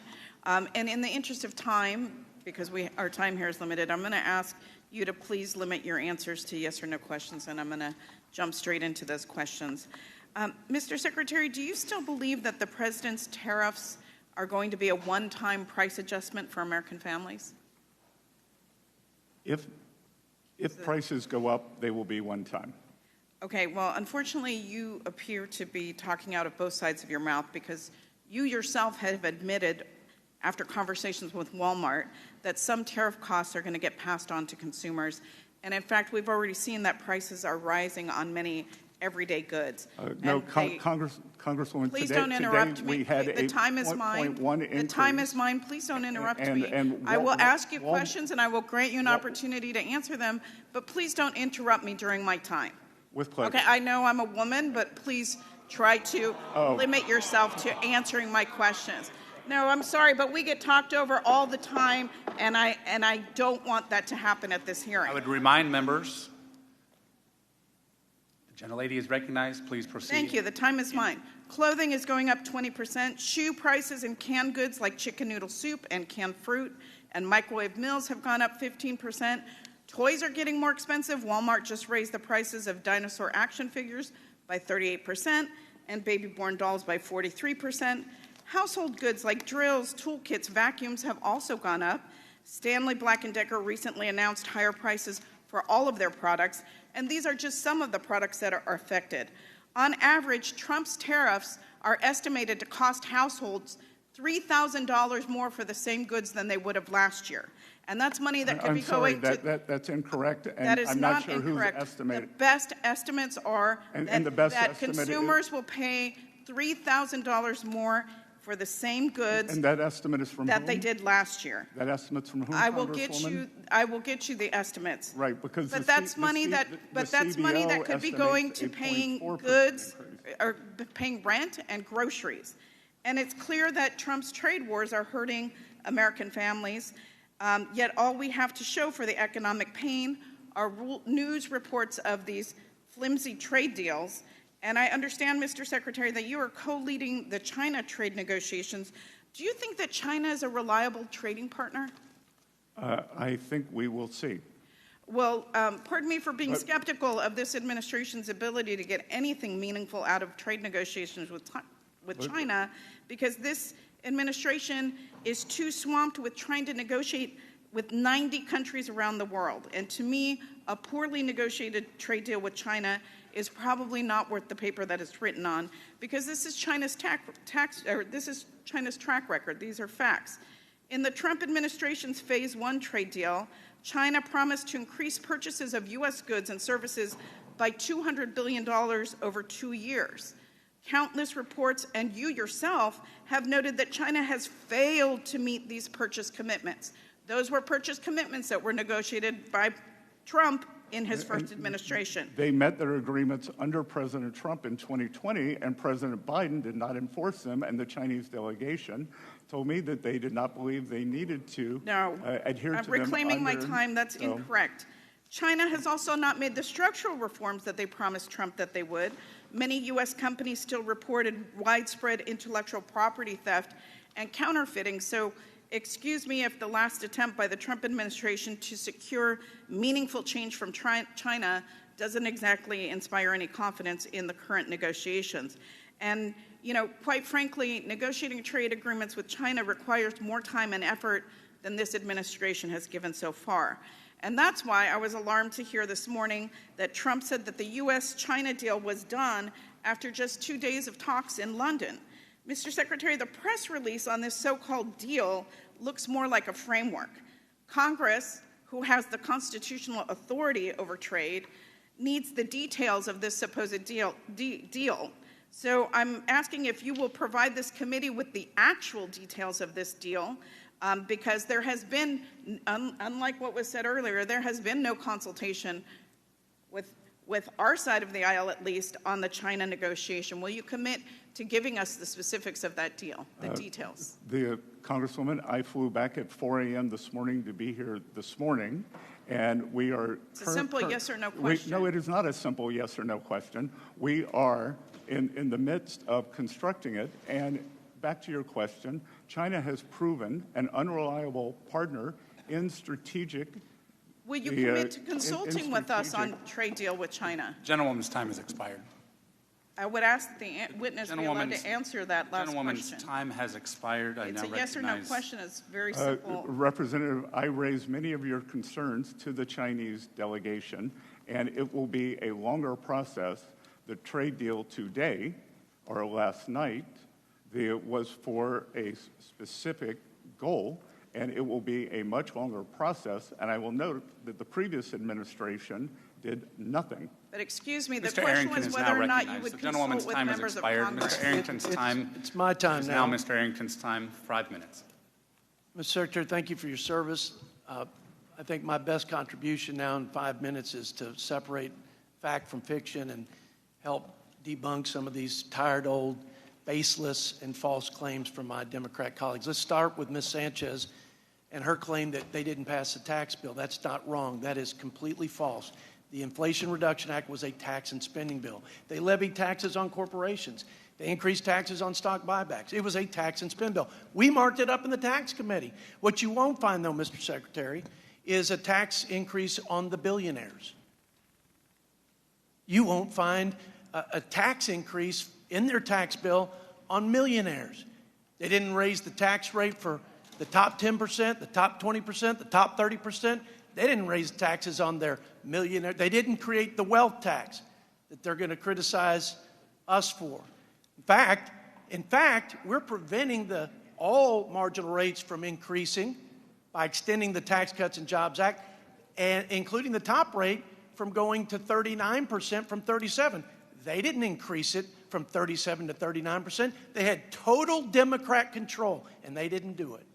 Feign indignation is what that is. Now, let's go through some more facts.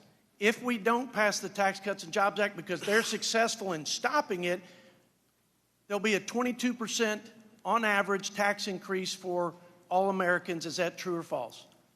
True. They'll lose about $5,000, $6,000. The median household income, they'll lose about $5,000, $6,000 of their family budget. True or false? At least that amount. Tax Cuts and Jobs Act. Did the top 10%, did the top 1% pay a greater share of taxes after the Tax Cuts and Jobs Act? A much higher percentage, sir. Did the top 1% that paid 38% of the entire cost of the federal government actually, after TCJA, pay a higher percentage of the cost of the federal government, going from 38% to 45%? True or false? Yes, sir, 7% more. And the top 10% was paying 70%.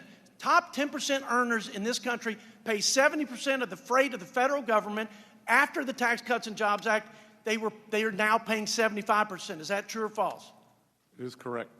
So another false claim during the Tax Cuts and Jobs Act passage was that this was a tax cut for the rich and for corporations. Is it true or false that the Washington Post gave the Democrats 4 Pinocchios, saying 3 out of $4 in the tax cuts benefited individuals, not corporations? I don't read the Washington Post. Well, they gave 4 Pinocchios. Even the Washington Post could not tolerate that misleading and false claim. The top the bottom 10%, wages grew twice as fast as the top 10. True or false after the Tax Cuts and Jobs Act? Yes, sir, and household net worth increased substantially faster for the bottom 50%. True or false, did the poverty rate sink to an all-time record low after the Tax Cuts and Jobs Act? Yes, sir. Did we have the lowest unemployment rate among minorities and women after the Tax Cuts and Jobs Act? Yes, sir. How can these things be true and what they're saying true, Mr. Secretary? I will leave that to the American people. To the American people. Because this is empirical data. Who had a referendum on November 5th. They sure did. And this is empirical data. These are verifiable facts. Now, let's move to this notion, I got a minute left, that somehow we've increased the national debt in the One Big Beautiful Bill Act. Forget for a minute that they, under their control, full Democrat control, added $8 trillion, and under President Biden, $8 trillion to the national debt. 40-year inflation, soaring interest, all because of their failed economic policies, paying people not to work, expanding welfare without work requirements, taxes, barrage of regulation, record regulatory cost on small businesses, and the list goes on, okay? And we've all suffered, especially working people. As you said, it was a regressive tax, that 20+% increase in the cost of essential goods and services. But if you take CBO's static scores, the cost of the bill is about $4.16 trillion. If you take the $1.7 trillion in savings, the largest spending reduction in the history of the United States by twofold, and you put a conservative growth rate, because CBO's growth rate is 1.8 in their baseline. That 1.8 is based on the last 4 years of failed economic policies and unbridled spending. It's not based on the policies embedded in the One Big Beautiful Bill Act. President Trump grew the GDP by 1 percentage point from 1.8 to 2.8. Even Joe Biden had an annual average of 2.7. We put 2.6 in there as an assumption, which yields $2.6 trillion. The net effect is we reduced the deficit, and then some. Yes, sir. Thank you, Mr. Secretary. I appreciate you being here. God bless America and go West Texas. The gentleman's time has expired. I now recognize Ms. Sewell for 5 minutes. Thank you, Mr. Chairman, and welcome, Mr. Treasurer, Secretary of the Treasury. I actually, with all due respect, only get 5 minutes, so I'm going to ask, my constituents have sent me a list of questions that they just want yes or no answers to, and out of respect for the time and the fact that they want some clarity, I hope that you'll just say yes or no. The first question is, will the big, beautiful bill add to the national debt? Yes or no? Is that a yes or a no? That's a no? Yes? Sorry? What did you say? I'm sorry. It remains to be seen.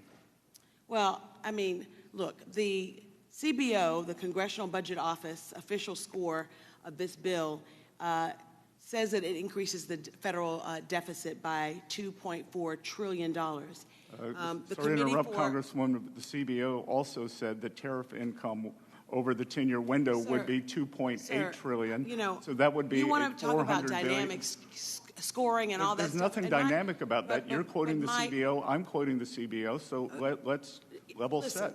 We can level set. But the reality is that I have constituents back home who are really scared. They're scared that prices have gone up. This administration has promised that prices will go down. That absolutely has not occurred for them.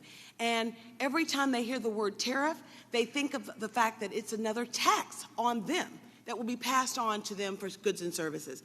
At any rate, not only did the CBOs say that that this bill will increase the deficit by $2.4 trillion. The Committee for Responsible Federal Budget said $2.5 trillion. The Yale Budget Lab, $2.4 trillion. The point I'm trying to make is that you will add to the national debt over the span of this time. The second question that they wanted me to ask is, will all Americans have a net benefit from this beautiful big bill? It is it's difficult to... Yes or no?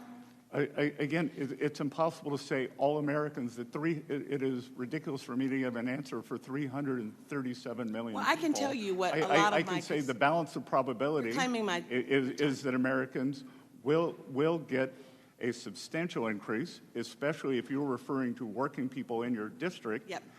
They should do very well, as they did in 2018 in 2018 tell you what the and distribution 2019. tables tell us? You know, the distribution the numbers don't lie.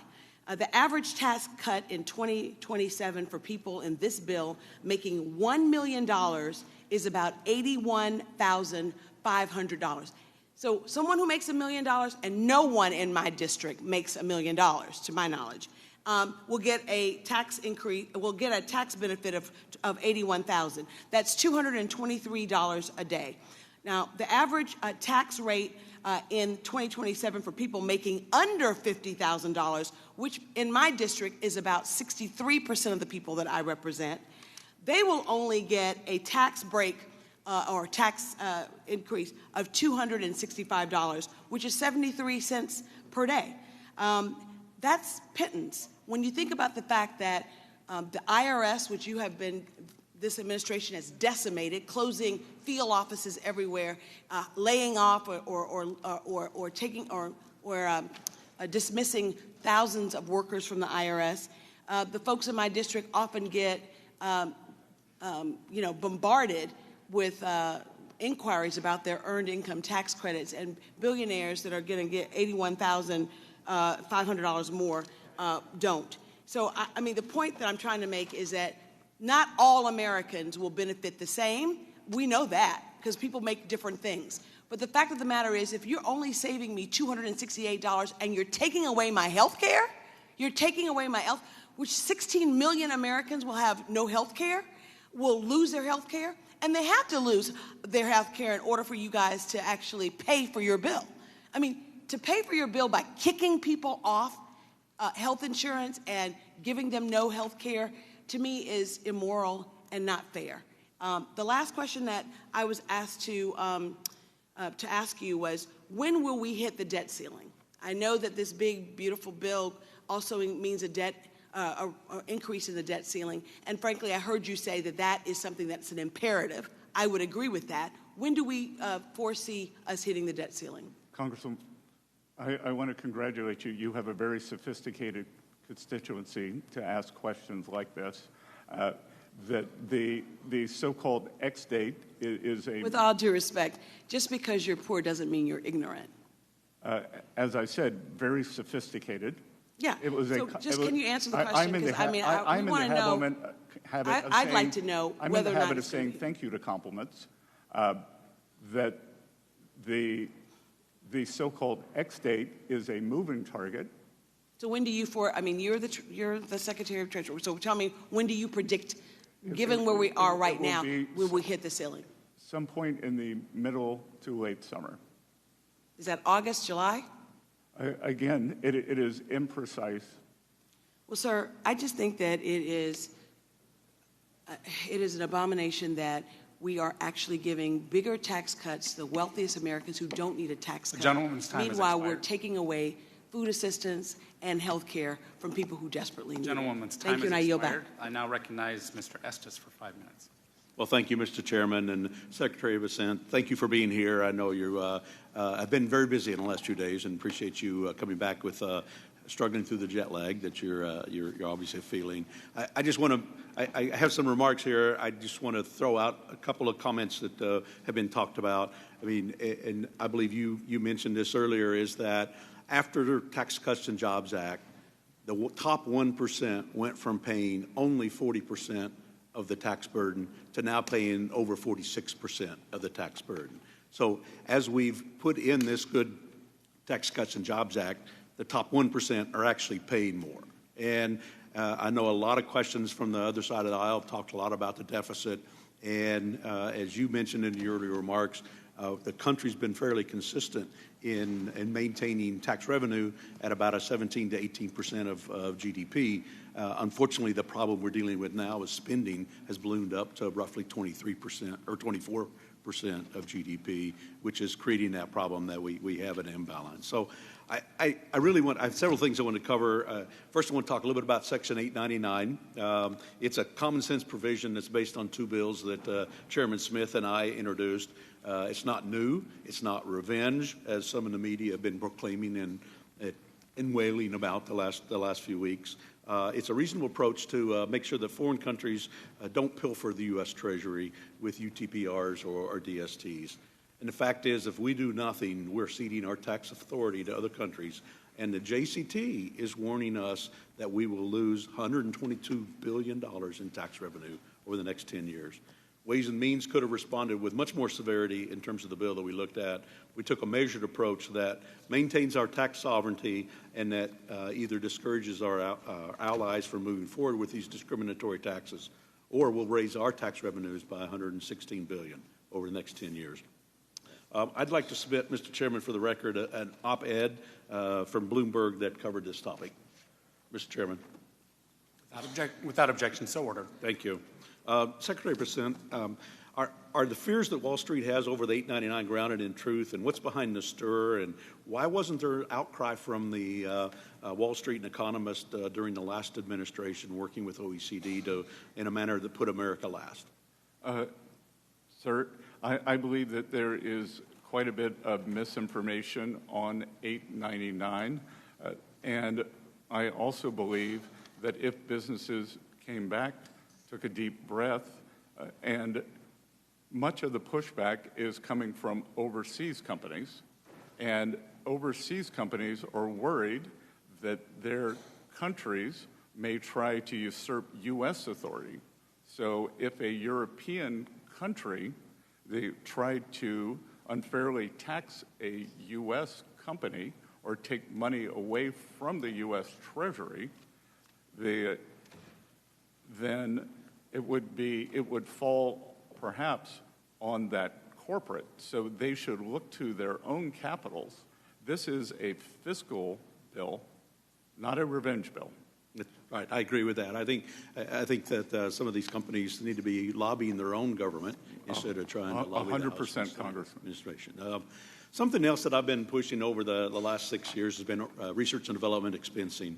Mr. Chairman, I'd like to submit this Washington Examiner op-ed titled, "We're a Nation of Innovators, but our tax code no longer encourages it." Without objection, so ordered. Immediate expensing for research and development is a jobs provision, with 3/4 of the R&D expending spent on wages and salaries. Also has broad bipartisan support. I believe we need to provide businesses with certainty by making immediate write-off permanent, because it takes longer than 4 years to actually develop more new methods and technologies. Secretary, can you help explain why it's critical for our country to return to immediate R&D expensing, hopefully on a permanent basis as we finish this bill? Sir, we are the undisputed technological leader in the world, from AI to life sciences. And one of the reasons for that has been the expensing of R&D, and we are pushing very hard to make this the best location for whether it is high-tech investing, whether it is biomedicine, or any other, the manufacturing process that we want to bring back. Part of the problem, I believe, is that the manufacturing process has been separated from the R&D process. So we need to have both of them here sitting side by side in the United States. Yes, thank you. And there's so many other provisions I could do, but I'm out of time. Mr. Chairman, I'll yield back. Thank you. Thank you. Ms. Del Bene is recognized for 5 minutes. Thank you, Mr. Chairman. Thank you, Mr. Secretary, for being here. Mr. Secretary, do you support the government having a consolidated database containing Americans' sensitive financial, health, and personal information? I support protecting Americans. Do you support the consolidated database? I support protecting Americans' personal information so based on current law. I think it's very concerning that you're not able to say no. This is not a partisan question. In fact, just last week, Republican Representative Warren Davidson responded to reports that DOGE is merging huge sets of data from across federal agencies into a centralized repository. He said it's dangerous when you start combining all those data points on an individual into one database. It's a power that history says will eventually be abused, end quote. Well, I could not agree more, and would also add that this kind of database would be a goldmine for malicious actors who are eager to exploit Americans' sensitive data. And Mr. Secretary, Section 6103 sets forth the confidentiality and disclosure rules for tax returns and tax information. Just because DOGE wants to compile people's sensitive information into one place doesn't mean the confidentiality rules go away. Is that correct? We adhere to 6103. So it seems like, that should be a simple one, too. We should absolutely be clear that the confidentiality rules did not go away. In fact, earlier in this hearing, you asserted that the Treasury Department is following, I think you said, the proper provisions within the Privacy Act, all proper provisions within the Privacy Act and Section 6103. So my question for you is, how can we be sure that's happening? I mean, especially knowing that the president illegally fired 18 inspectors general, including acting Treasury IG Sherba. How do we know? I'm sorry, you saying that isn't good enough. We're an oversight body. How do we know? Again, I will say that we are following the law, But we need, that's not good enough, Mr. Secretary. You should be coming. We should have officials within Treasury coming. We should, and this is a statement to my colleagues on the other. I'm here today. But you're not answering how we know that. You're just saying we are. So what would an acceptable then let's answer bring to then how let's do we bring know people be? who are building a database. Let's go through the details of exactly what you are doing with that data, what protections are in place. We should have hearings doing that. In fact, we requested hearings on this from our partners on the other side of the aisle, refused to bring people from DOGE, et cetera, into this committee so we can be sure that a consolidated database. A judge in the Southern District of New York has ruled that all of our protocols are. Mr. Secretary, we are a co-equal branch of government. We are the oversight body. I asked that question because it is part of my job not to have you just say it's okay. Then let's look at it. I think because we actually have the authority to get that detail. We are oversight. We are not just here to have you say, don't worry about it. We are here to get detail. And I want you to be clear that it helps. This is a risk to the American people. This is sensitive personal information. There is no clarity on how this is being protected. Early on in this administration, people were given access to information with no controls. We have not had folks come into hearings. That's not good enough, Mr. Secretary, and I'm supportive of making sure that we are using technology in smart ways.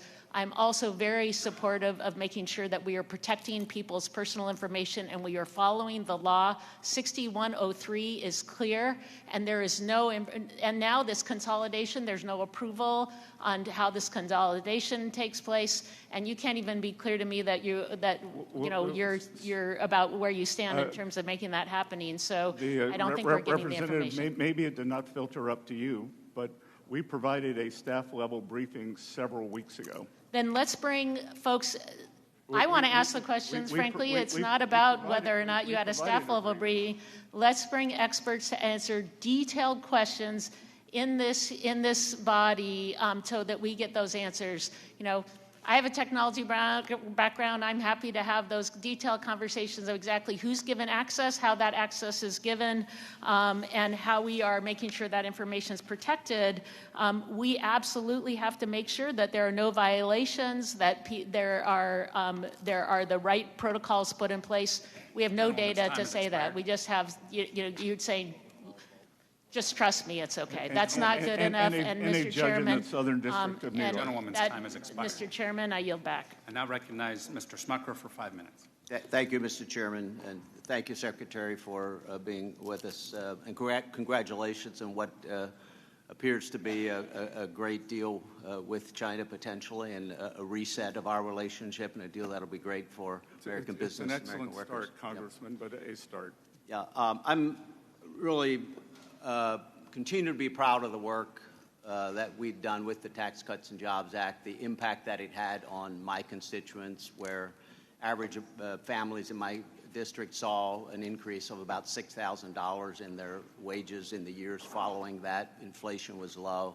I'll put up any day the record of the previous Trump administration with what we've seen, the disaster that we've seen in this past administration. And so grateful to have the opportunity to work with you to extend those benefits once again to every American. And we're hearing a lot from the other side here today on things that just they're falsehoods about the bill, things that are not in this bill. And I just want to remind our listeners what Democrats are voting for by voting against this bill. They will be voting for a vote against this bill is a vote for the largest tax increase in American history, a tax increase that will affect average households at every tax bracket level. They're voting for a decrease, in fact, a 50% decrease in the child tax credit, which is so important, provides important relief to every American family. They're voting for allowing Medicaid dollars to go to people who are here in the country illegally at the expense of American citizens. Yes, sir, 1.4 million of them. And they are voting to allow Medicaid dollars that are intended for people who really need them to go to individuals who could be working but choose not to. They are voting for Medicaid benefits not to go to women and children as they should. They're also voting against policies they voted for before that will be critical to grow this economy and provide additional opportunity. Policies like full expensing, they voted for that last cycle or last session. Full deductibility of R&D, full expensing, I mentioned full expensing, and then we're adding full expensing for structures, which will re-energize American manufacturing. All of the things Democrats will be voting against by voting against this bill. Yes, sir. So I want to again say that we're doing this is going to be beneficial to every American, and we're also doing it in a responsible way by finding savings that will drive more efficiencies in some of these programs, but will ensure that we will not add to the debt, assuming we meet very, I think, conservative estimates on growth. Do you agree with that? Yes, sir. And to go back to the CBO, the CBO produces a black box.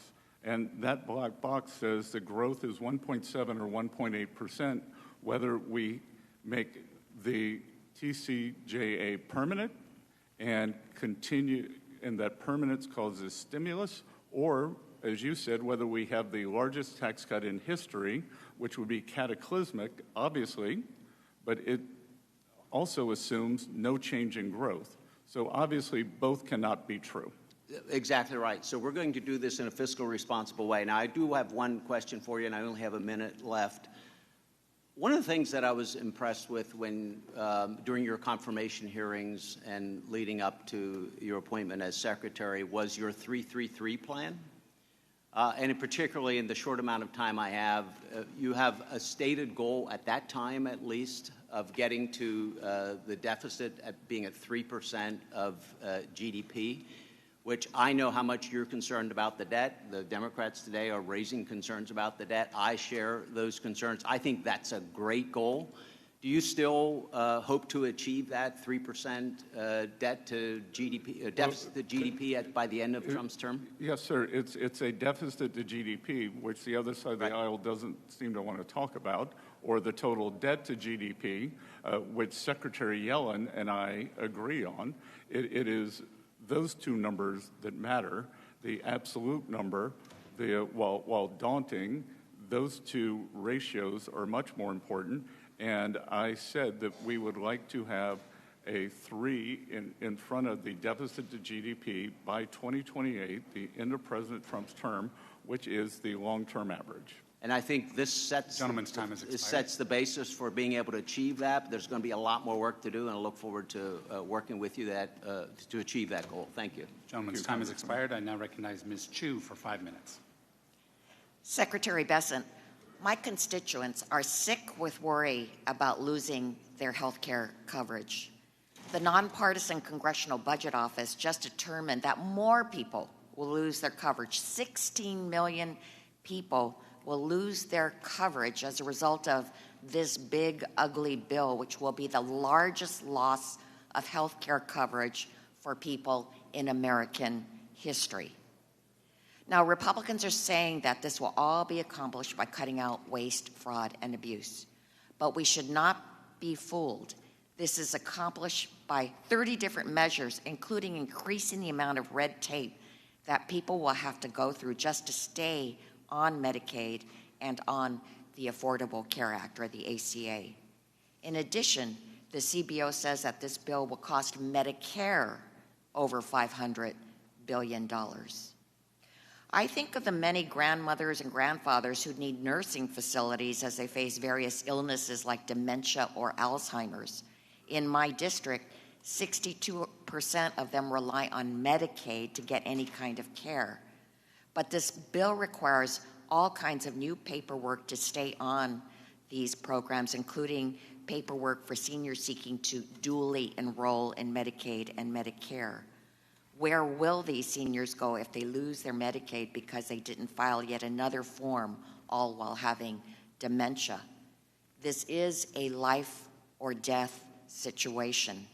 But I guess Republicans believe, as Senator Joni Ernst said, well, we're all going to have to die. And then there is the ACA. I remember what it was like before the ACA, where people could not get health insurance if they had a pre-existing condition, like everyday conditions like asthma or even pregnancy. The ACA provided tremendous relief to millions. But this big, ugly bill will require even more red tape to stay on the ACA. It demands that 2.5 million people, like gig workers, like Uber drivers, who don't even know what they'll earn in a week accurately, estimate their income for the next year. It requires people to re-enroll year after year rather than having an automatic enrollment, which is not required by any health insurance or Medicare. It reduces enrollment periods so it can cut people off the program. And it takes away the premium tax credits that helped millions of families afford health coverage.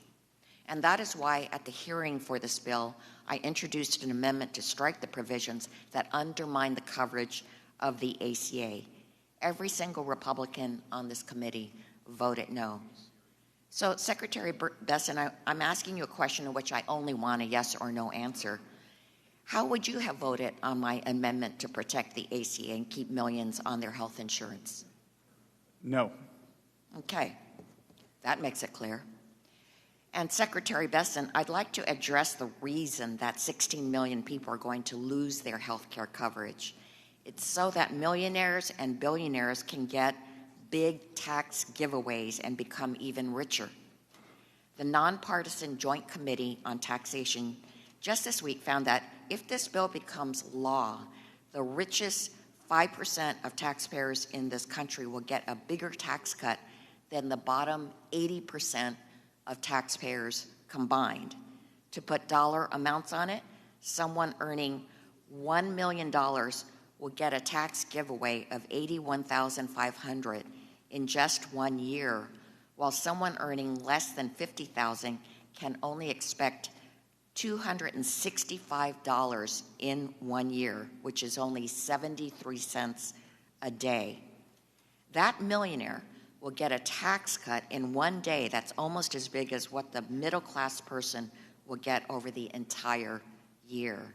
And of course, this does not account for the burden of paying more for basic necessities because of Trump's tariffs, nor does it account for the loss of life-saving benefits like Medicaid coverage or SNAP food assistance.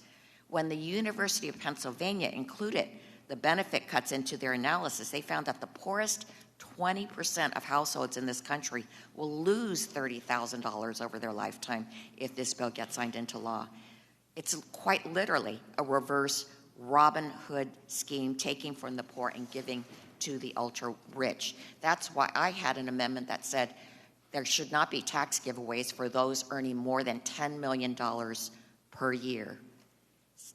And so, Secretary Bessent, I only want a yes or no answer. Would you have voted yes or no on my amendment? Again, no. I yield back. Mr. Hearn. Thank you, Mr. Chairman. Mr. Secretary, it's good to see you again. Thanks for sitting here. Your predecessor, Janet Yellen, pushed Congress for the last 4 years to adopt the OECD global tax deal. I'm grateful that you and the administration have been working to stop this. There's a lot going on in that space. And as the current global tax deal is formulated, U.S. multinationals are disadvantaged in two critical ways. First, they face two layers of minimum taxes, the existing robust U.S. system and the emerging OECD system.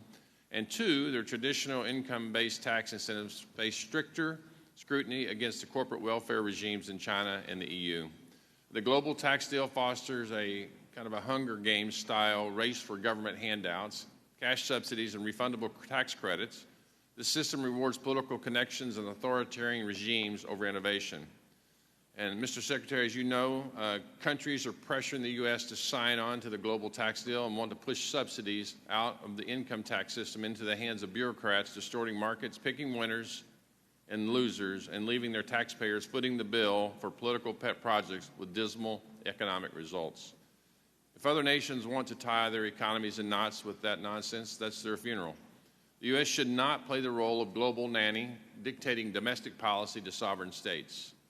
Countries around the world are free to determine a domestic policy that meets their political and economic demands, but not at the expense of the U.S. taxpayer and our great U.S. companies. My concern, Mr. Secretary, is that there is an on and off switch associated with the implementation of this global tax deal. A lot of uncertainty of what's happening after your time in office and the President's time in office. The tax sovereignty of this nation is under attack. The last administration gave away U.S. leverage trying to sell the jurisdiction and purview of this committee to the OECD in Paris. We must not let that happen. The global tax deal isn't just a friendly suggestion. It's a loaded gun aimed at countries that don't join the cabal. I, for one, don't want the U.S. to be looking at the end of their loaded gun under the next administration or the one after that. Mr. Secretary, will you commit to working with us to put a nail in this coffin on the global tax deal once and for all? My staff met with the OECD in Paris just last week, and we are pushing back and working toward a solution as soon as possible, Congressman. Thank you for your work on that. And then one last thing. The current tax code has certainly been biased against investments and structures, and I've been working on this issue for a number of years since I've been on the Ways and Means, including a bill I introduced that implements a neutral cost recovery for structures. While we should continue to do more in this space to drive down the cost of investment in structures, and I know that's part of the big plan to get manufacturing back here quickly, I'm happy that we're moving in this right direction. And long depreciation schedules, as you know and as you've worked on, erode the value of deductions, hindering growth in our domestic manufacturing. The provision that we included in the big one, beautiful bill that allowed full expensing of factories coupled with restoration of 100% expensing for equipment and machinery will be crucial for the President Trump's agenda to boost American manufacturing. We're hearing a lot of great things about that. Mr. Secretary, I want to reiterate my thanks, certainly the Republican Party's thanks for your immense support in this provision to implement full expensing of factories. And I'd like to yield the rest of my time to you to just talk about why that is so important to move quickly on this to get it done and what it's going to do for our economy. Congressman, it provides great surety, but more than that, it provides the impetus for businesses to make capital allocation very quickly, and in a way, it puts us on an even playing field with the countries that heavily subsidize their industry. In the United States, we try not to. Some administrations, like the past one, try to pick winners and losers.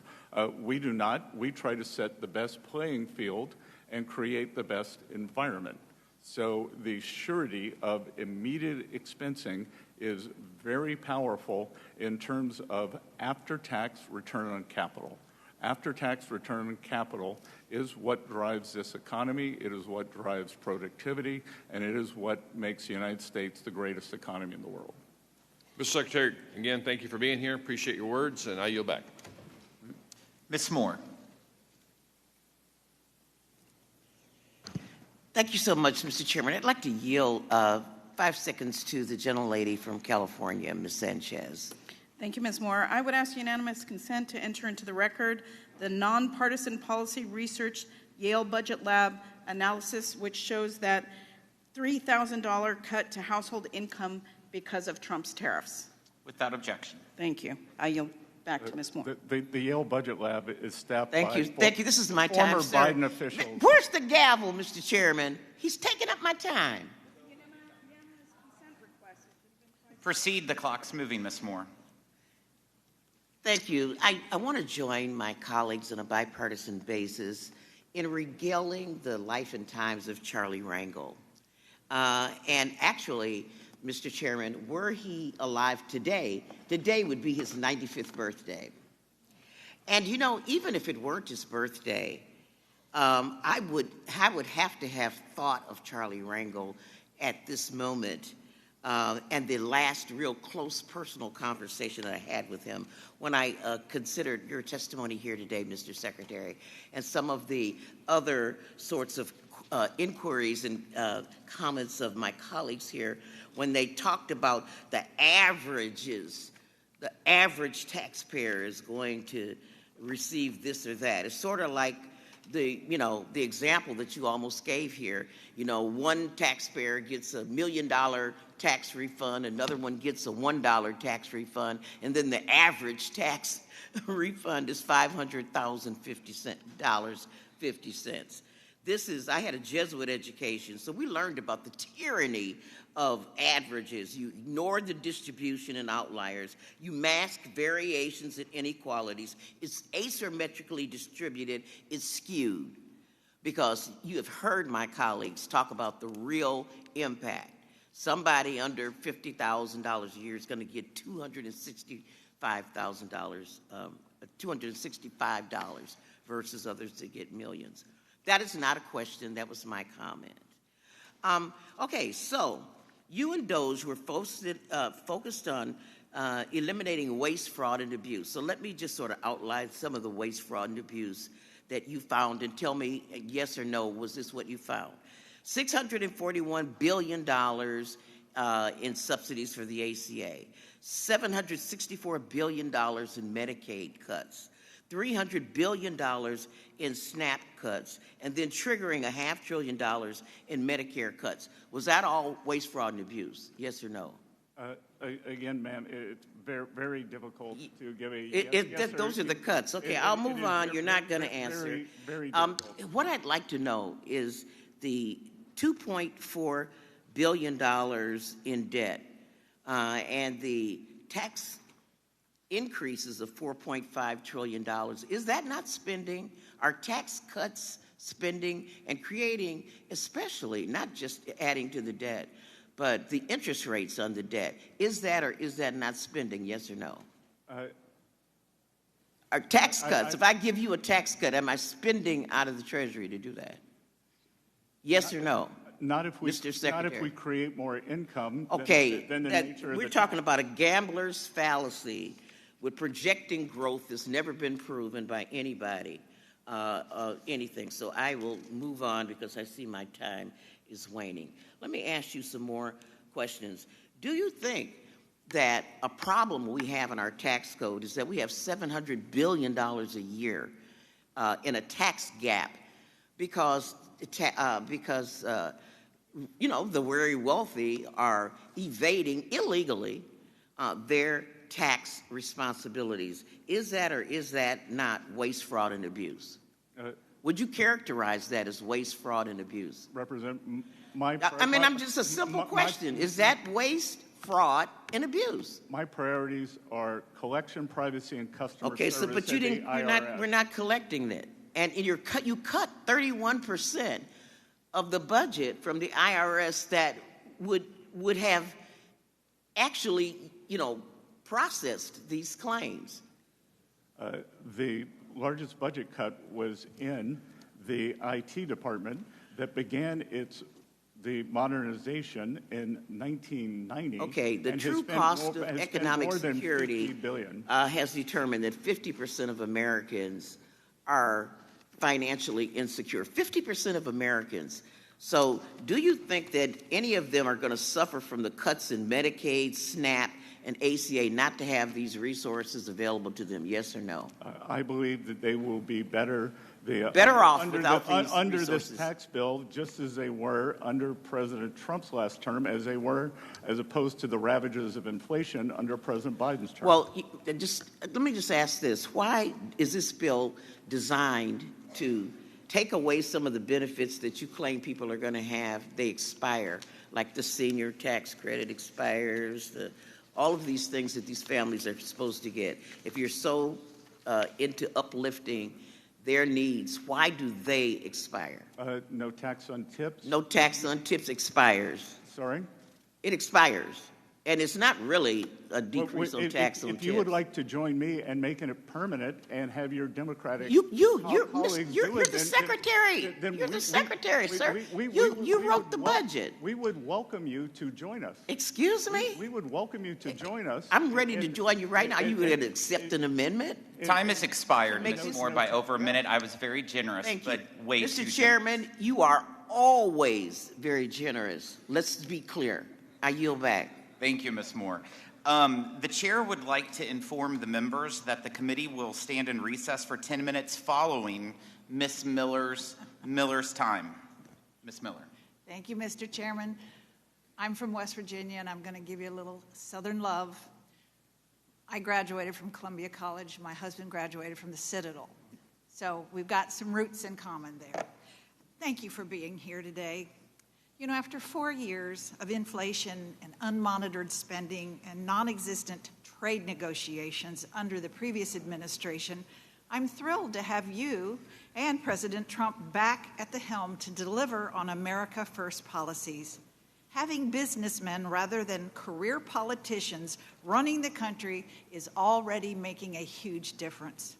Ways and Means Republicans have spent the better part of 2 years gearing up to reauthorize the 2017 Tax Cuts and Jobs Act and put more pro-working class tax policies in place. This committee passed the most significant tax bill in modern history last month, and the House followed suit.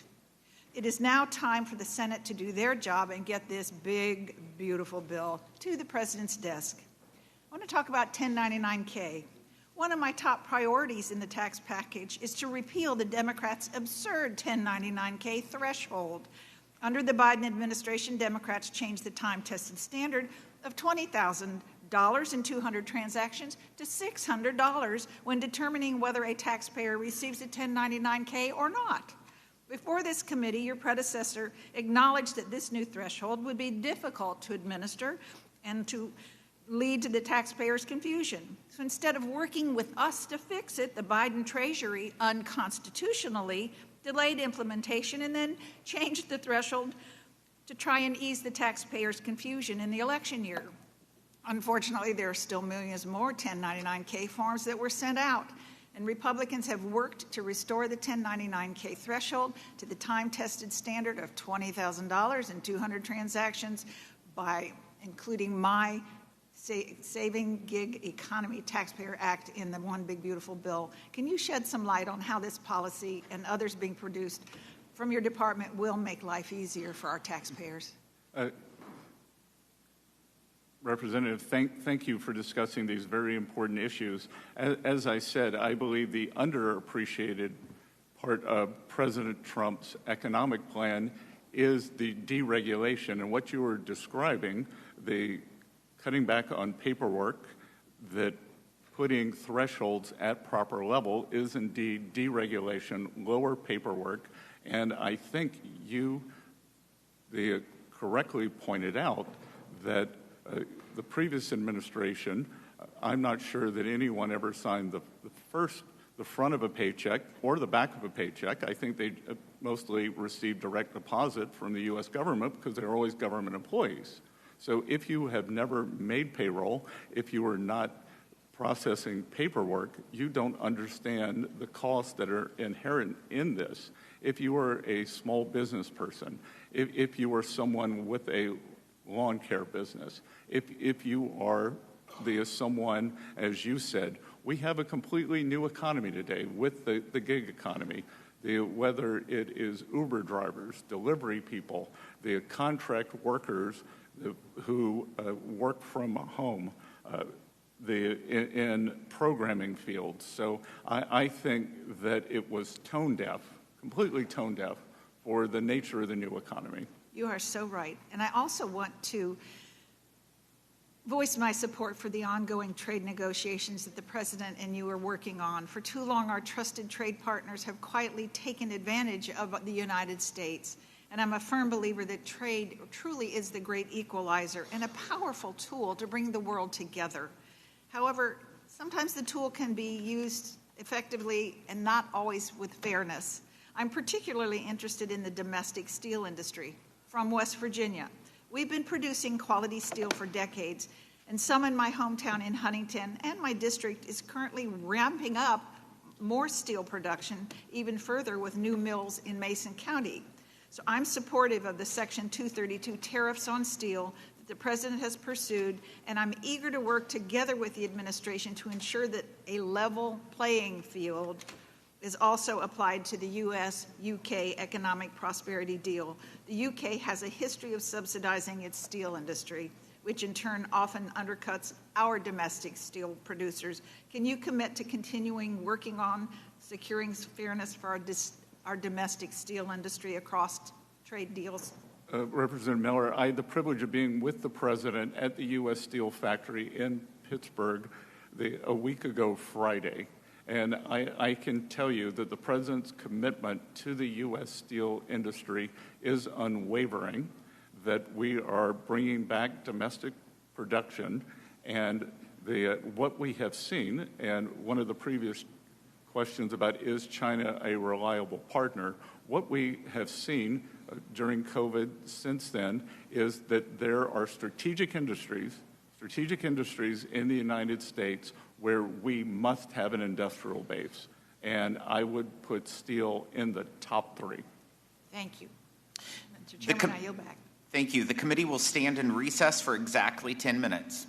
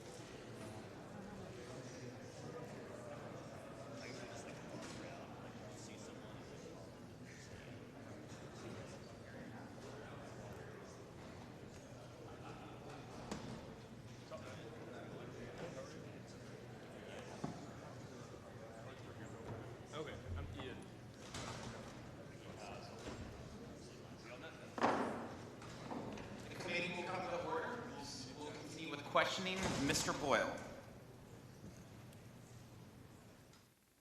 I'm sorry, but I just can't stand it anymore. This massive, outrageous, pork-filled spending bill is a disgusting abomination. Shame on those who voted for it. You know you did wrong. You know it. Those were the words of your former White House colleague and good friend, Elon Musk. Another, this spending bill contains the largest increase in debt ceiling in U.S. history. It is the debt slavery bill. A new spending bill should be drafted that doesn't massively grow the deficit and increase the debt ceiling by $5 trillion. Why do you believe Mr. Musk is right or wrong? I think you'd have to ask Mr. Musk. Well, take the substance of what he said. Does it not add trillions of dollars, your bill, to the deficit and debt?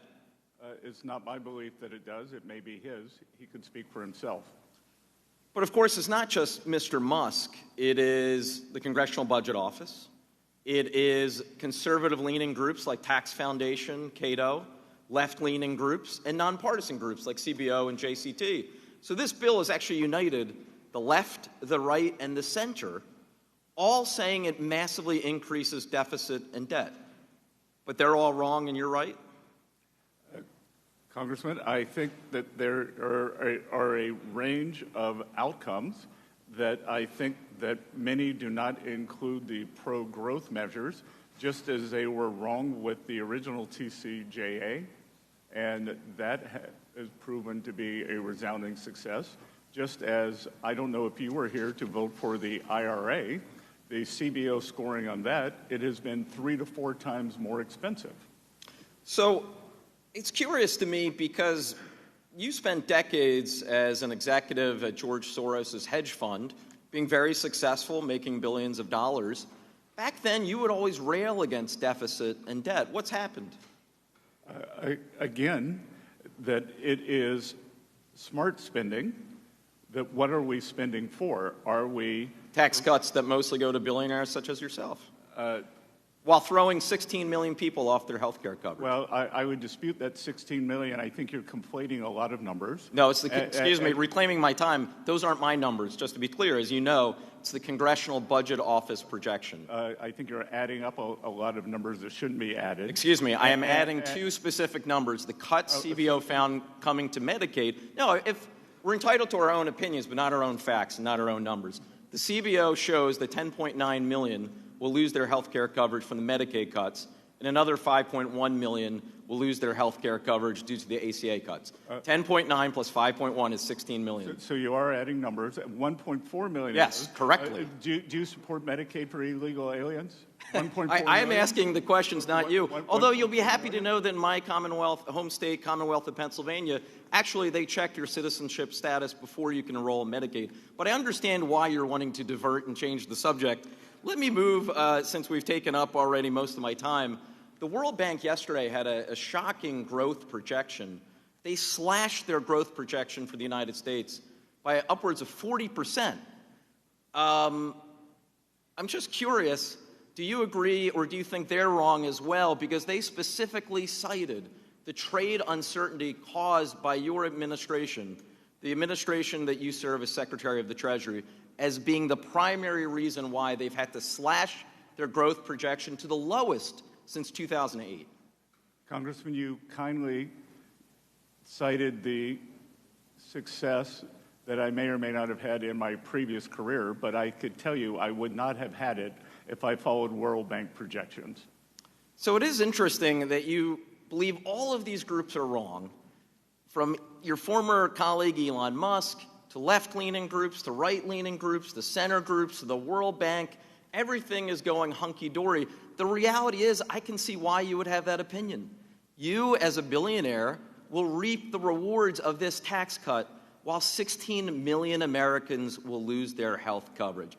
That is the sad reality of the situation. We could look at who would be most harmed if these tax cuts expire. Well, you'll be happy to know that on this Democratic side of the dais, through an 18-hour markup, every single Democratic member voted to extend the tax cuts for everyone making under $1 billion. I see my time has expired. I yield back. Dr. Murphy. Thank you, Secretary, for coming in. I apologize for the bellicose manner in which you're being treated.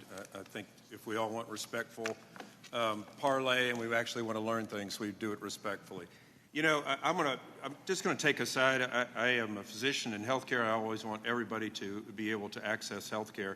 But if I can say 3 words: illegal, ineligible, and able. So let's go to the illegal part first. The last party let in anywhere between 13 and 20 million people in this country illegally, and now they're placing their health care burden on the rest of the American country. So let's talk about the illegals, providing health care for illegals. By the way, those aren't American citizens. 2, ineligible.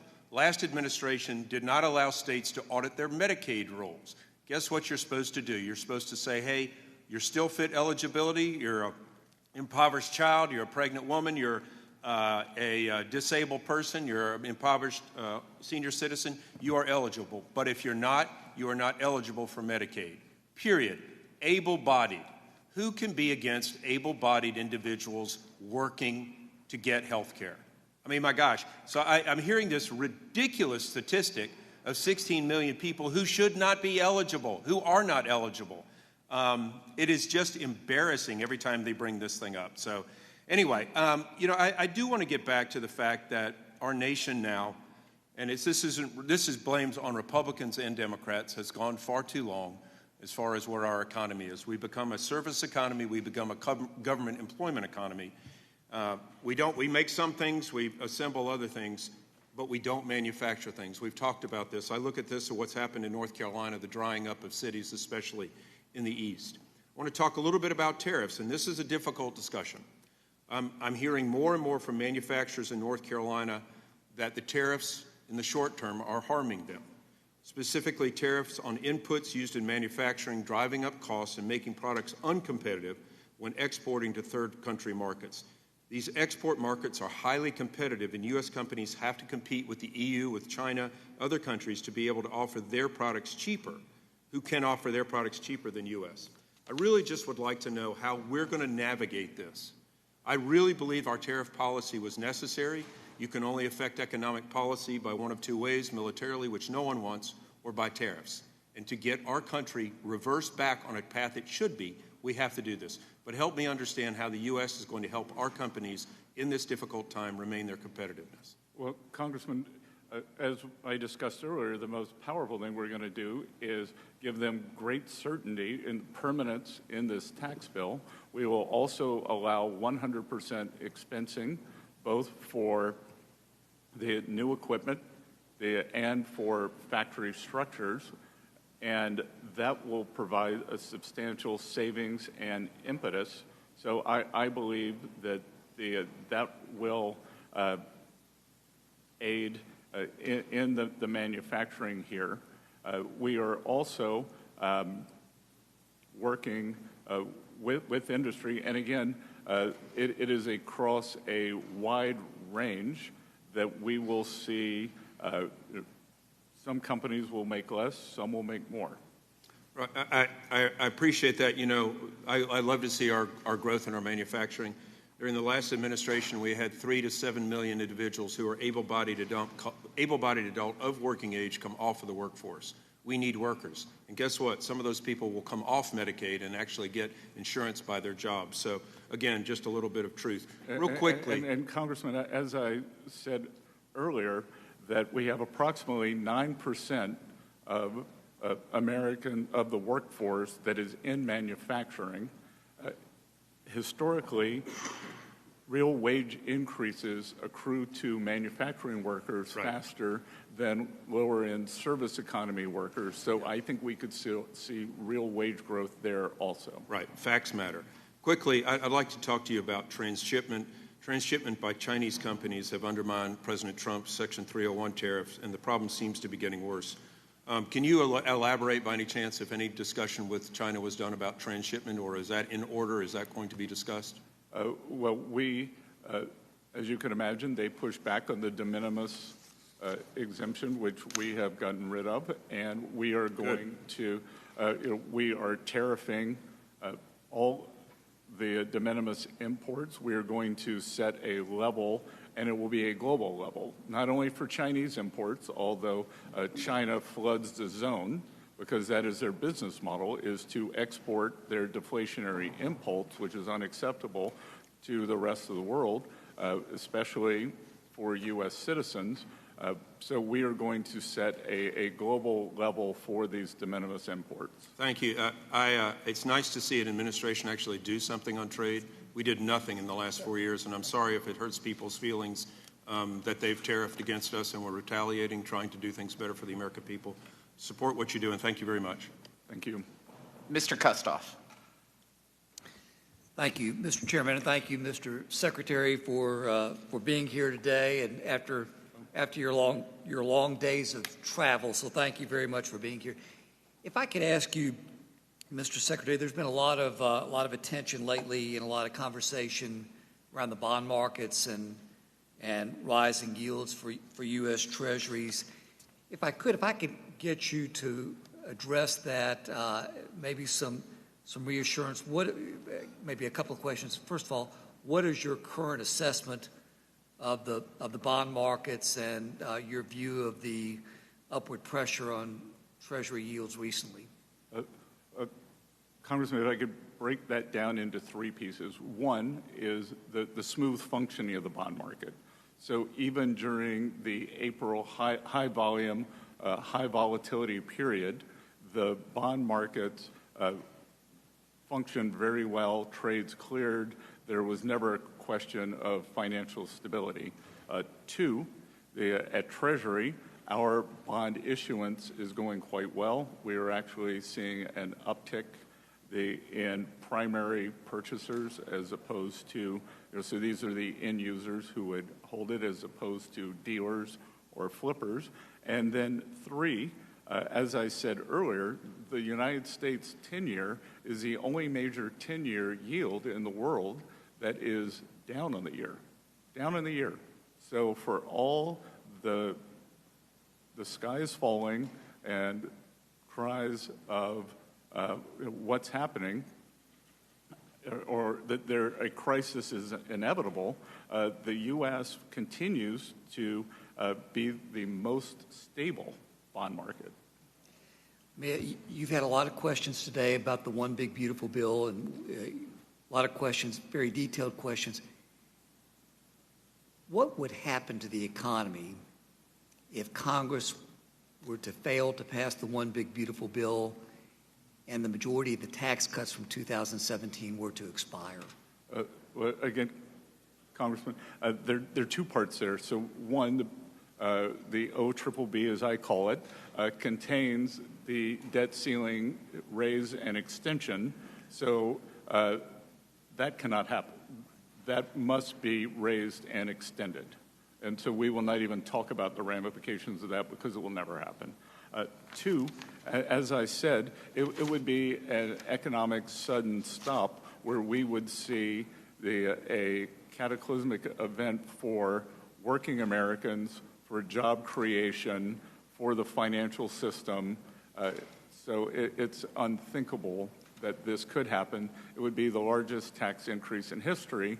And again, I'm not necessarily, I was criticized for my criticism of the CBO. I'm not necessarily going after the men and women who work there. I'm going after their insufficient models, because their insufficient models say that if we make permanent the tax bill, that we don't get an increase in growth. But to your point, if somehow the One Big Beautiful Bill were not passed, that growth will remain the same, which is obviously the ridiculous assumption. Wouldn't it be devastating for the economy if we failed to pass the One Big Beautiful Bill? Sir, I think it could set off the financial crisis, the likes of which we have not seen since 08-09. Mr. Secretary, you would rather be Treasury Secretary than Chairman of the Federal Reserve, wouldn't you? Sir, I think I have, with the other than some congressional reporting, the best job in Washington. And I am happy to do what President Trump wants me to do. And I think that we are making great progress at Treasury. I can tell you that having been in the business building now since January 28th, the professional staff is incredible. And the political staff that we brought in, everyone is working well together. We are working to enhance the economy for the American people, maintain the reserve status of the U.S. dollar, and to your first question, make sure that the U.S. Treasury market, which is the largest and soundest and bellwether for the world, maintains that status. And I would like to stay in my seat through 2029 to do that. Thank you, Mr. Secretary. Mr. Secretary, my colleagues on the other side of the aisle have repeatedly said that there are no outside experts who support the One Big Beautiful Bill, and I would like to correct that for the record for a moment. So, Mr. Chairman, if I could, I'd like to submit for the record a letter that was sent to President Trump, Speaker Mike Johnson, and Leader John Thune on June 3rd, showing 300 economists' support for the One Big Beautiful Bill. They urge speedy adoption of legislation to enact pro-growth tax policies. And, Mr. Chairman, I'd like to submit that for the record. Without objection. Thank you, Mr. Secretary, and I yield back. Good, and Congressman, I believe I may have been in London when that was published, so I look forward to perusing the names of the economists on that list. Thank you, Mr. Secretary. Mr. Byer. Thank you, Mr. Chairman. Mr. Secretary, the role of the Secretary of the Treasury is one of the most important and consequential in the entire federal government. You're responsible for our nation's economic prosperity, for ensuring the stability of our financial systems, and you're a successful guy with an Ivy League education. One would assume that you would understand that to execute on these objectives, you must apply foundational, widely acceptable principles to support economic growth. For example, a climate of economic stability and predictability, ensuring the economy has a strong and stable workforce, supporting science and innovation, and much more. Yet at every turn, your policies fly in the face of these basic principles. The erratic tariffs have thrown the markets and consumer confidence into free fall while driving up costs for businesses and consumers alike. The misguided and cruel immigration policies of this administration are forcing highly skilled talent to seek opportunities outside of the U.S. and have left businesses across the country without workers they need and our communities depend upon. And the indiscriminate slashing of our libraries, medical research centers, NIH, the National Science Foundation, have forced our scientific progress backwards. At the same time, your public comments about the state of the economy suggest you don't even understand the severity of the damage that you're causing. For example, for months, despite every indication to the contrary, you've suggested that the U.S. dollar is not weakening, but instead that currencies of other countries are growing stronger. This might be more credible if the dollar hadn't weakened against gold most of all. That's akin to suggesting our sea levels aren't rising, that the land is shrinking. Demand for treasuries is weakening and the markets aren't buying what you're selling. The only time the markets have reacted positively is when the administration is in retreat from key policy areas. I want to say, given your successful past, isn't this embarrassing? Is there a question there, sir? There's a question. Isn't this embarrassing?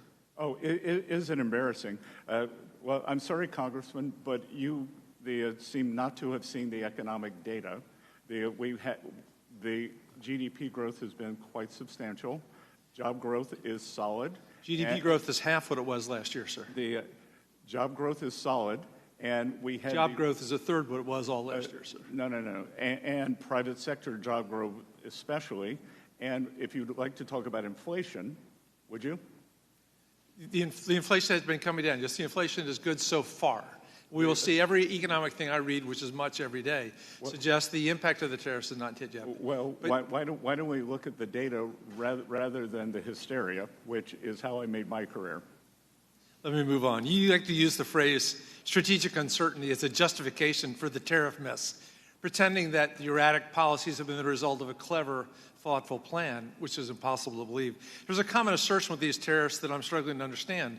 The committee just passed a reconciliation bill that's going to explode the deficit by almost $3 trillion. The president tells us that's just fine because, according to the CBO, if all of his tariffs policies remain in place, we're going to see $2.8 trillion in new taxes from the tariffs. You used that number earlier today over the next 10 years. But here's my question. If you're supposedly cutting all these deals, 90 deals in 90 days, and the president's going to retain the power to adjust tariffs on a whim, how can we reasonably expect that those $2.8 trillion in new tariff revenues are going to be real? Isn't this just one more example of how the lack of a plan is going to lead to an explosion in the nation's debt? How do you have your cake and eat it too? Well, you claim the tariff revenue is going to offset the increase in debt, and yet you also say you're going to get rid of that tariff revenue by negotiating 90 new deals. Well, Congressman, two things. It sounds like you're questioning the CBO because that's a CBO score, not my number. You used it today. Yeah, but it's the CBO score. So if you want to use CBO, let's use CBO. They're claiming $2.4 trillion in new debt, and they're also saying $2.8 in tariff income. Even in Washington math, that's plus $400 billion. That does miss the $500 billion in new interest on the debt, which takes it up to $3 trillion. But So finally, you don't agree with the CBO either. In my 45 seconds, your counterpart, Secretary Lutnick, recently declared on television that Trump's president's tariffs are not going away, quote unquote, even with your deal on China that you announced. Secretary Lutnick was asked by Senator Kennedy if he'd accept a deal that removed trade barriers for places like Vietnam, and he gave an answer that was frankly all over the place and difficult to understand. We're less than a month away from Liberation Day Part 2. Very few of the trade deals have been announced yet. I think most people in Congress and around the world would like to know what's going on. Should America be preparing for Liberation Day 2.0? Should we plan, what do we plan for July 9th and July 2nd? I would say, as I have repeatedly said, that there are 18 important trading partners. We are working toward deals on those, and it is highly likely that those countries that are negotiating, or trading blocs, as in the case of the EU, who are negotiating in good faith, we will roll the date forward to continue good faith negotiations. If someone is not negotiating, then we will not. Mr. Chairman, I yield back. Thank you. Mr. Stubbe. Thank you, Mr. Chairman. Mr. Secretary, the Democrats and the left continue to say that this is just a tax cut for billionaires. So I'd like to give you the opportunity to respond to that. Sir, as we saw last time, the impetus or the higher collections were on the upper bracket. So the top 10%, the top 1% pay more. If I weigh 200 pounds and my sister weighs 100 pounds, which is approximately right, and we both lose 10% weight, then I lose 20 pounds and she loses 10. So they prefer to speak in absolute rather than percentages. So the percent increase, as the Congressman Arrington said earlier, that we went from approximately the top 10% paying 38% to 45%. So that it's a very loud talking point that lacks all logic. And so who would be hurt the most if Trump's Tax Cuts and Jobs Act expires? As I have said, a sudden stop in the economy always hurts the working Americans. So the bottom 50% of wage earners would be hurt by far the most, as they always are. And on the other side, they will be helped the most, as they were during the first Tax Cuts and Jobs Act. The working Americans did better. The minority households did better. Working households saw a substantial increase in their household net worth compared to the household net worth increase of the top 10%. So again, in percentage terms, which is what matters, and Congressman, what also matters is how much do Americans keep? What is the return? Because we just experienced this great inflation. The statistics said that inflation was 21%. The goods basket for most Americans, because it includes the cars, insurance, groceries, was in excess of 30%. So that inflation, they're still trying to recover from this affordability crisis. And as I said earlier, there are two ways to recover from that.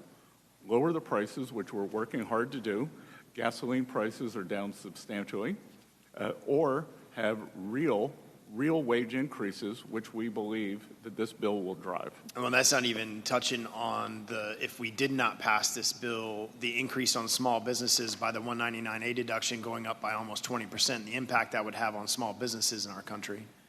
Exactly, Congressman. And as I've said many times, and I get somehow my friends on Wall Street accuse me of being a redistributionist when I say Wall Street's done great. It's time for Main Street to do great. Wall Street can still do fine.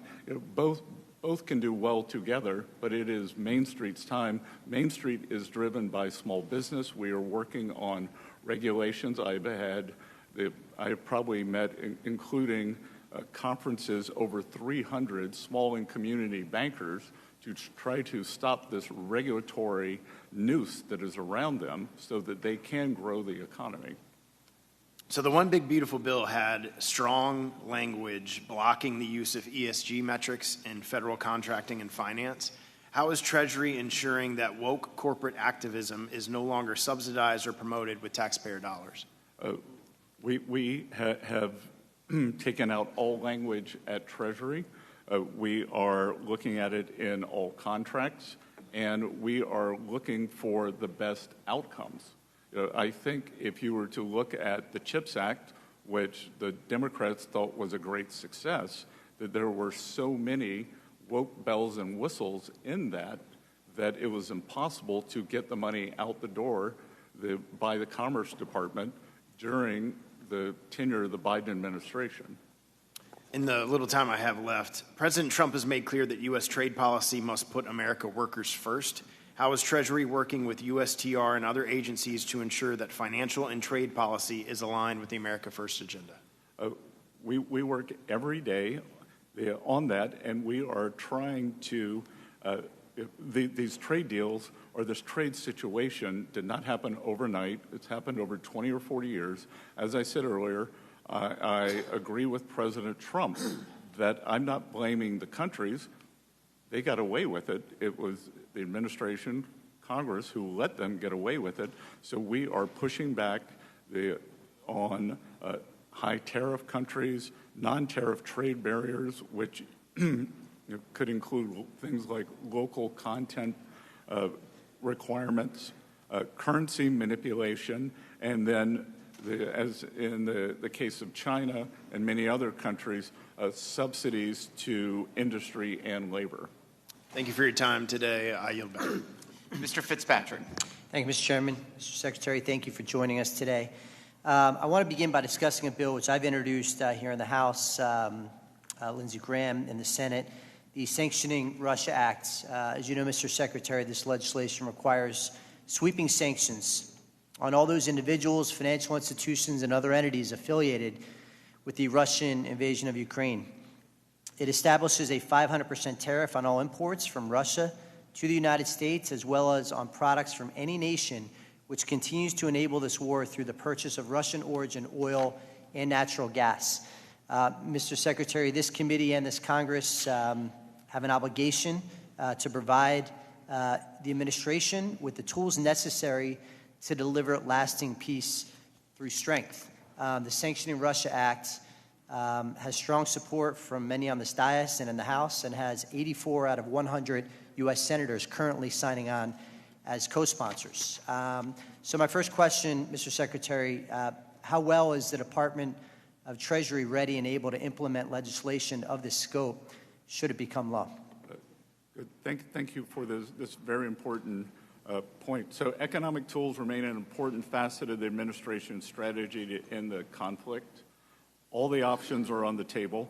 Treasury is ready to take action to facilitate a durable and lasting peace. We have existing U.S. sanctions and export controls on Russia that remain in place and continue to be enforced. I'm aware of the legislation.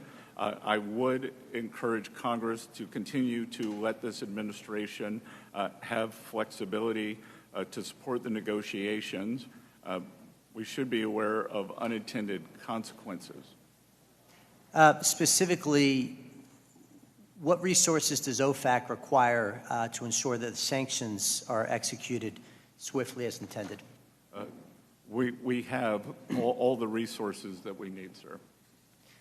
Okay, and I want to point out, Mr. Secretary, we appreciate the administration's support of this legislation to maximize the administration's leverage to deal with Mr. Putin. Separately from sanctions, but on a related topic, can you speak to what steps the United States, and particularly the Treasury Department, Mr. Secretary, I know you had a big role to play in the mineral agreement. Thank you for that. Any steps you can share of the Treasury Department taking to implement the April 30th agreement, which establishes a joint reconstruction investment fund in support of the long-term economic success of Ukraine? Yes, and Congressman, just as I have said with the U.S., economic security is national security is economic security. President Trump and I believe that a strong, sound Ukrainian economy over the long term will be their best defense. When the Berlin Wall came down, Poland and Ukraine economies were the same size. Now Poland's is 3 times larger. I believe that we could imagine in 2 decades that Ukrainian economy, through good management, through a partnership like this, and global investment could be larger than the Russian economy.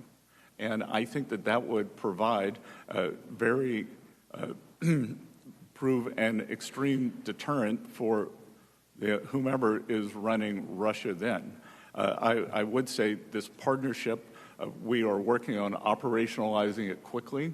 There's going to be, we had members of the Ukrainian economic team in our offices at Treasury last week.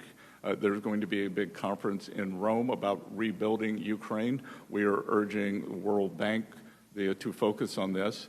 And Congressman, I believe that you will be in extreme agreement with me on this, that we are dedicated and confirm the fact that no country that contributed to the Russian war machine through monies, through troops, or through military parts or any parts used for Russian military weapons will be eligible to participate in the rebuilding of the Ukraine.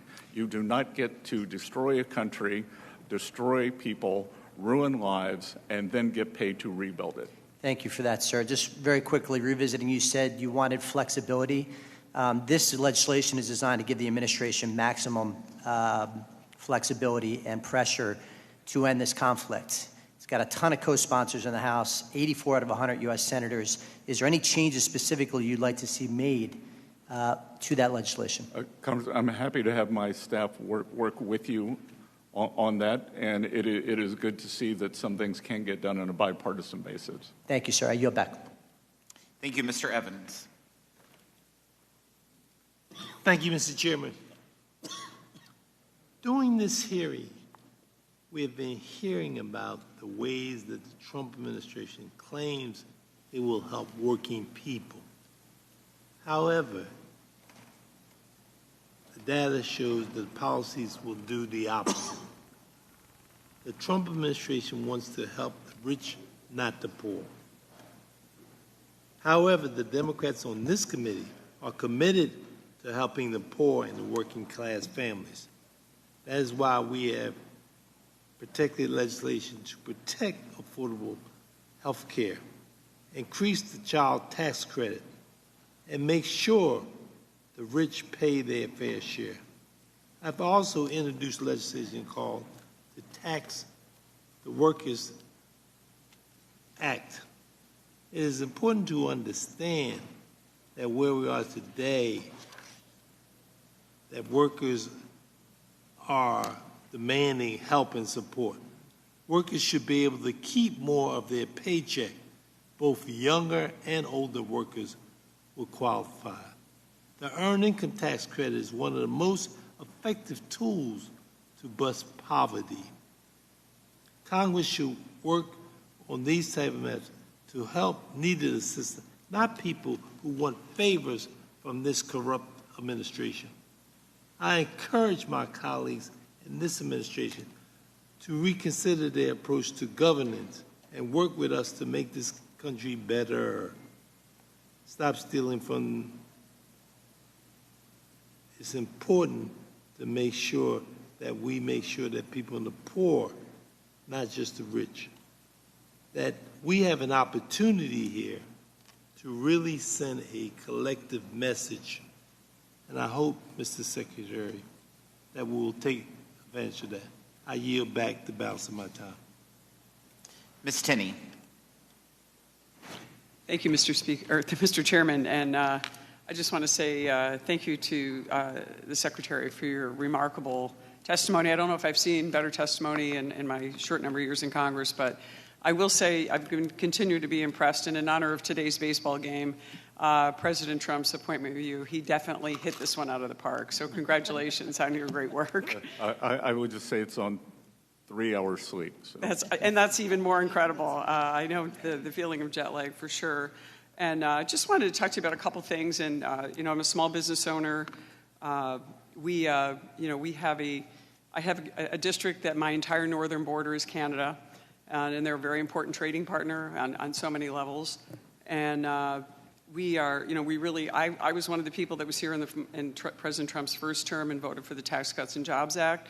And unlike the Democrats who are here, I come from rural upstate New York, and I will tell you as a small business owner, and our business is in its 79th year, we're still in business. And the one thing that saved us was the Tax Cuts and Jobs Act. It was incredible to give us the small business benefits that we received, that some of them you referred to today. And I just wanted to highlight just a couple things just to touch on this issue. And I really thank Secretary of Commerce Howard Lutnick for meeting with us and talking about this issue with us. But we do have a number of legacy businesses in my community. They're copper fabricators, aluminum fabricators, all dependent on smelting operations coming from Canada. And some of these companies are 100 years old, 200 years old. Paul Revere built his copper business in my region, Revere Copper. It's been there for over 200 years. And they're a little concerned about the tariffs, although they wholeheartedly agree we need to bring our supply chains back. They wholeheartedly agree that our area and our Erie Canal District, which I represent most of the Erie Canal, we were hollowed out by China and unfair trade, and we want to continue to do business. And they all agree that we need to deal with reshoring and bringing our supply chains back with President Trump. And these are wonderful, patriotic, legacy businesses. We want to make sure that they can be in business. Now, again, let me add one more factor. They're surviving in upstate New York. So we have some of the highest taxes, highest regulatory burden, highest minimum wage. Most expensive energy. Worst energy state, extremely, by the way, a catastrophic energy grid that we face. If it weren't for the nuclear power, all of which the nuclear reactors are in my district, and hydropower coming from Niagara Falls, another gift. We can't touch our wonderful natural gas reserves that we have in the Marcellus and Utica Shale because of New York's far left Democratic one-party rule. Ridiculous, unscientific policy. But we also have, is there a way that we can find some relief for some of these businesses on the tariff side and make sure that we can bring Canada back in the mix? And is there work being done, not just on the fabrication side with copper, aluminum, steel, but also on the agricultural side? Because I also have the 5th largest dairy district in the entire country. And we have issues with the USTR and with Canada's unfair trade. So we have sort of both sides. Can you address that a little? I know President Trump really wants to help us. Where's your position on this? So, Representative, I think that you have talked about the balancing act that rebalancing trade constitutes. Because on one hand, Canada has very discriminatory dairy tariffs on the U.S. I can't remember the number, but they're in the... Great. We'd like to revisit that issue as well, the USTR. We think they're unfair. We think they're in the hundreds of percents. Yes. After a bit. We are happy, even though it's Commerce and USTR, my staff is happy to discuss with you, your constituents, your staff, what we can do to make the manufacturing up there more resilient. Companies that have been around since Paul Revere are doing something right. Mm-hmm. So we want to make sure that we can help them not only survive but thrive. And so we are happy to do that. And look, I think that the new Canadian government has made very good progress in righting some mistakes made by the previous leadership. So I think we are on a more sustainable path. I'll be traveling with President Trump to the G7 on Sunday, and I would expect that we would be meeting with Prime Minister Carney. We really appreciate it. And then we want to see these tariffs in place, but we also want to see a balance, as you say, so that we can keep these legacy businesses and the thousands of jobs that they produce in our region. And everybody's all for reshoring, and everyone's for making sure that we make these things in America, because we can and must do that again in order to build our economy. And I just want to thank you again, and I know you're on a little bit of sleep, but we are grateful for your service and the wonderful job you're doing representing our nation. Thank you. Well, thank you. And we are dedicated to areas of the country like yours that especially experienced the China shock to rejuvenating the manufacturing base there. Ms. Fishbach. Thank you, Mr. Chair. And Mr. Secretary, I would like to also thank you and just tell you what an incredible job you're doing, and really appreciate that you are here, even on so little sleep, here in front of the committee. And we kind of know how you feel since we did our 18-hour stint a couple of weeks ago now. But sincerely, just thank you and thank you. And just so you know, I represent a very rural district in western Minnesota, and I also border Canada, so I share the concerns that Ms. Tenney does. And agriculture is the major driver of our economy in my area, and small businesses, and they're the lifeblood of the economy there, but across America. And I know that Mr. Stube and Ms. Tenney both asked about small businesses and with the advantages in the tax bill and what would happen if they didn't. But if you could, not only those small businesses, if you maybe would expand on what would happen to our farming industry, what would happen to our farm communities if we didn't pass this bill, if it didn't become law. Well, Congresswoman, as you may or may not know, I am a farmer and grew up in a rural area. And so let's talk about the positive and then the cataclysmic. The positive is that we are working very hard at Treasury to reinvigorate our community banks and small banks, that they are responsible for 70% of ag lending, 40% of real estate lending, and 30% of small business lending. So I think that's one of the best things that we can do. We are in our trade negotiations. We are constantly pushing to open other markets that have high non-tariff barriers or sometimes tariff barriers on American agricultural products and we are pushing substantial purchase agreements for American farmers. On the other side, that no one will do well if the one big beautiful bill fails. That the largest tax increase in history does not help anyone, and I am sure that farmers who are working people, farmers occupy a special place because they are working people, but they are also small business people, and they are sophisticated.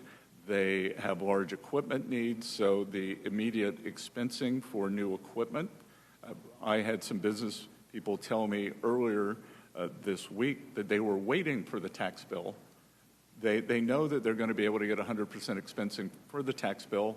As President Trump said in his address to Congress, it will be retroactive to January 20th, but they need 100% certainty because, as I'm sure so many of your constituents operate on razor-thin margins, that without the surety of the tax bill, without knowing they're going to get the 100% expensing, that they will not be able to buy the new equipment that will give higher yields.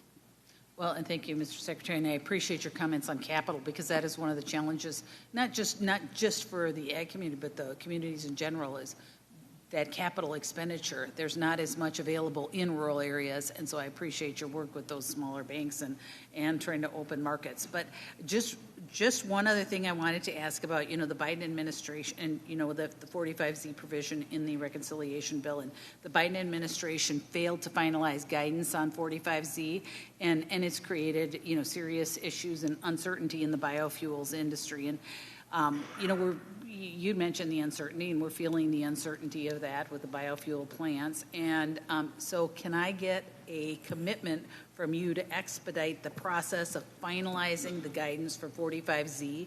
And can I also ask that you would work with myself and other members of this committee to make the credit the strongest it can be for American farmers? Yes, so I am happy to put myself in contact with yours immediately. We want to get this done quickly.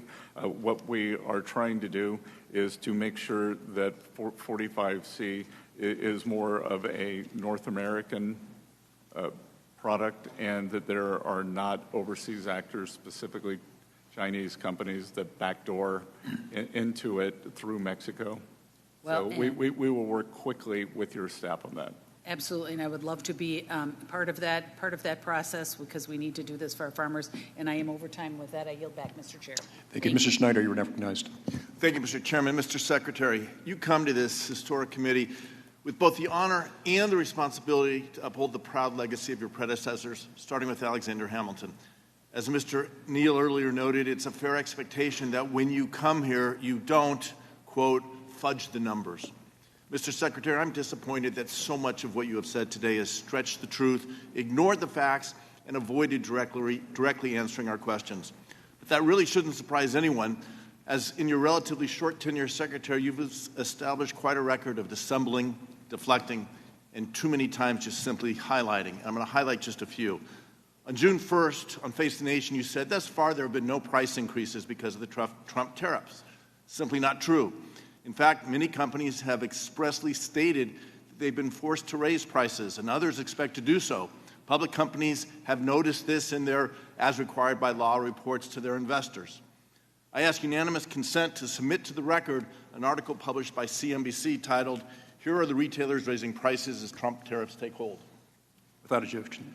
Costco has said, this is my time, Mr. Secretary, this is my time. Costco has said it's increased prices because of tariffs for bananas, for pineapples, for flowers.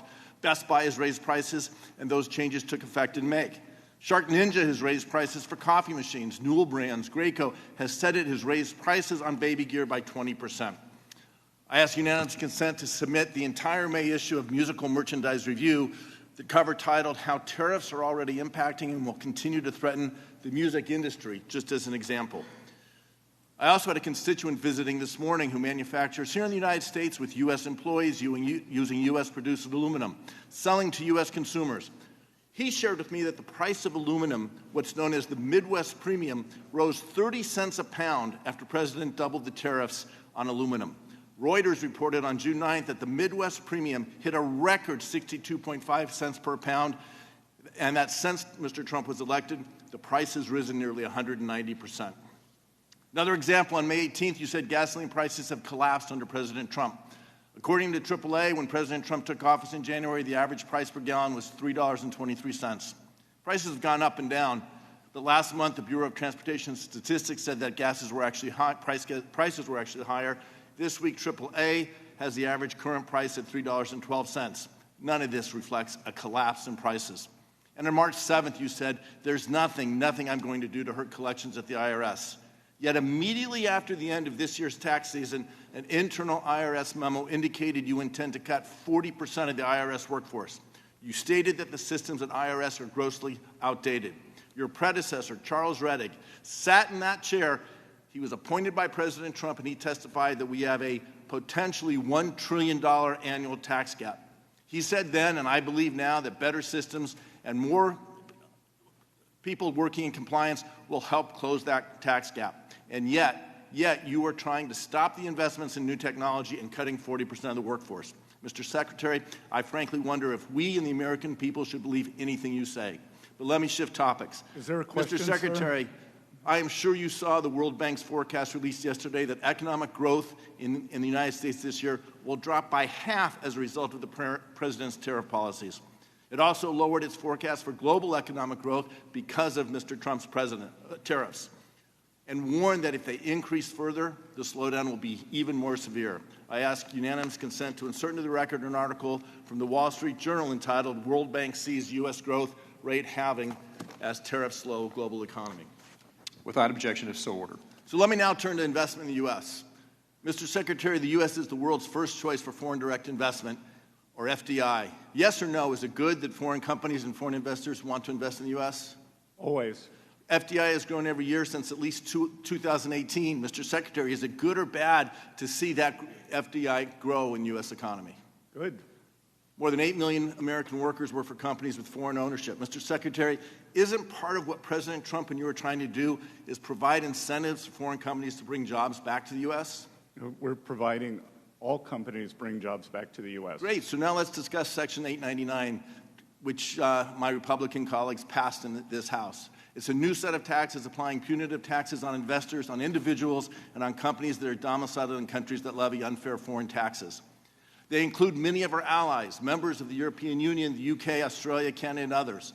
Major investors and employers agree that if this revenge tax is implemented, employers will pull back on investment in their operations in the U.S. Indeed, the Joint Committee on Taxation's revenue estimate confirms this. Later in the budget window, the provision begins to lose revenue. Mr. Secretary, this runs counter to yours and the President's stated goal of driving investment in the U.S. We should be welcoming foreign direct investment, trying to give incentives for it to come here, not creating barriers. We should not welcome foreign countries taking U.S. companies' tax revenue for their own treasuries. But you are punishing the companies and the individuals who want to invest in the United States, lowering investment in the United States, hurting American jobs, hurting American innovation, hurting the future for American workers. That is a mischaracterization. Gentleman's time has expired. Mr. Maury, recognized. Thank you, Chairman. Secretary Bessent, thank you for being here. Thank you for also clarifying some of the perils of Pillar 2. This is a tough discussion. To be able to push back on what Pillar 2 could ultimately do, where we are losing so much revenue to foreign countries, that's the exact opposite of what took place in the Tax Cuts and Jobs Act, where companies through the foreign-derived intangible income was actually encouraged to invest back in the U.S. And we haven't seen the type of inversions that took place during many of the Obama years prior to 2017. Companies are repatriating their revenue and they're repatriating their support back into the U.S., and we're going to continue to do that. Sir, again, thank you for being here. There's no question that there are billions of dollars worth of waste within the federal government, and I applaud the work that the department is doing to address, in particular, improper payments and improve verification before payments go out. Those are sensible, very bipartisan opportunities that we can address here, and thank you for putting a lot of focus on that. I represent Ogden, Utah, and the 7,000 IRS employees that work in and call Utah home. In talking to my constituents, many of whom are federal employees with decades of experience, I found that they want to be part of improving efficiency at the IRS. They know their jobs better than any of us, and I'm concerned that the on-the-job experience is not being utilized to its potential. Very simple. Sir, we've had some amazing opportunities to interact, and I've appreciated all of that with you and your team. Can we continue? Can we sit down with you and your team and discuss the specifics of the Ogden facility and how I and the Utahns I represent can participate in increasing efficiency at the IRS? Congressman Moore, I appreciate our past interactions, and my staff and I would be happy to do that.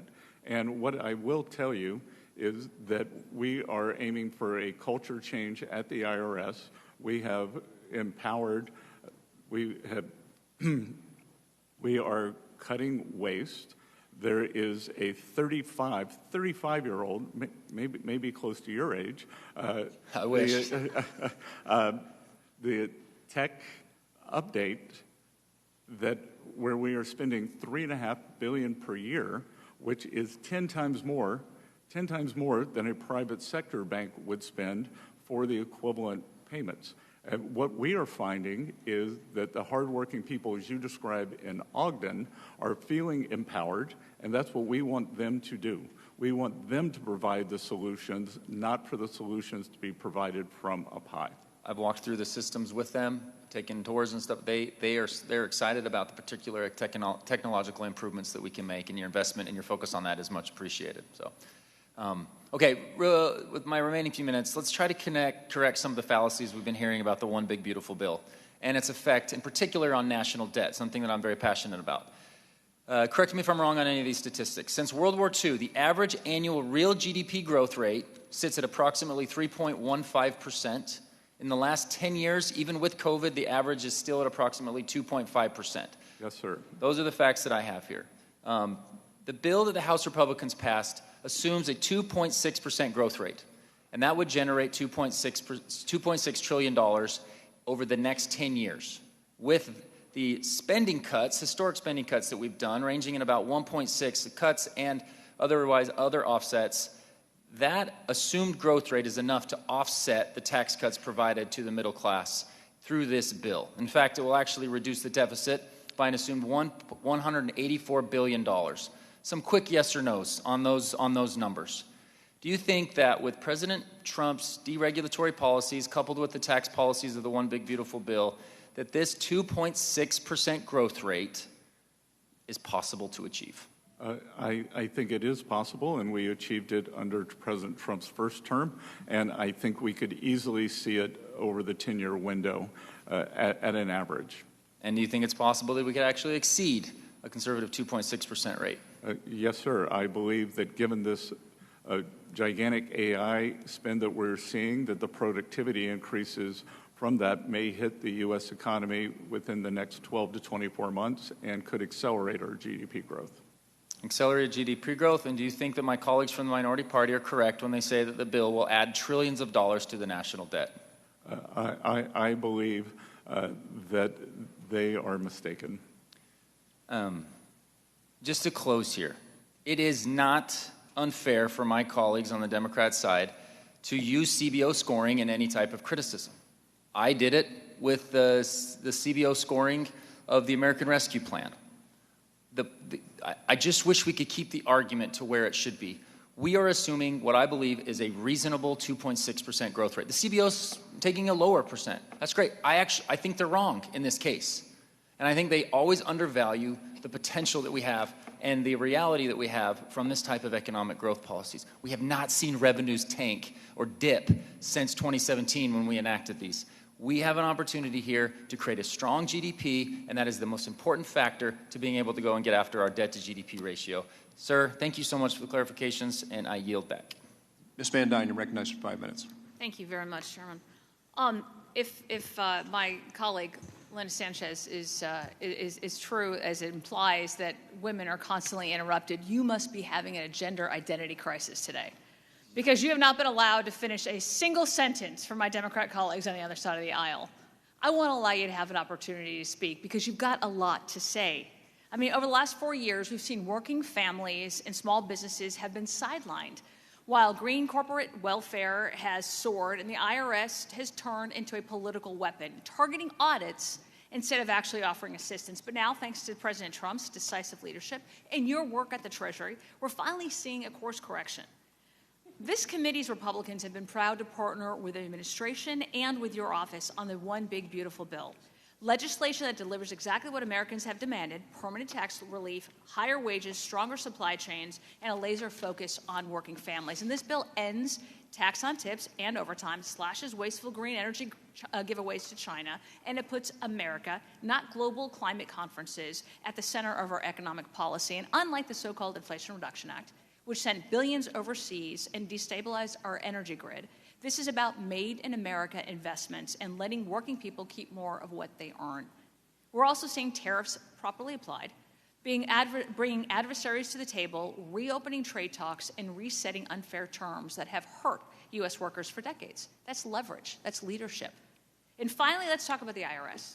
Under your leadership, we have seen billions in waste cut in one of the most efficient filing seasons in recent memory. You've shifted the agency from policing to public service, where it belongs. And the One Big Beautiful Bill builds on this by cracking down on fraud, requiring Social Security numbers for tax credits, and putting taxpayers first, not last. I know that you have not been able to answer a lot of questions today that were brought up. One of them has been specifically about the cuts that you've made at the IRS. Can you please explain the cuts that have been made and how that has added efficiencies?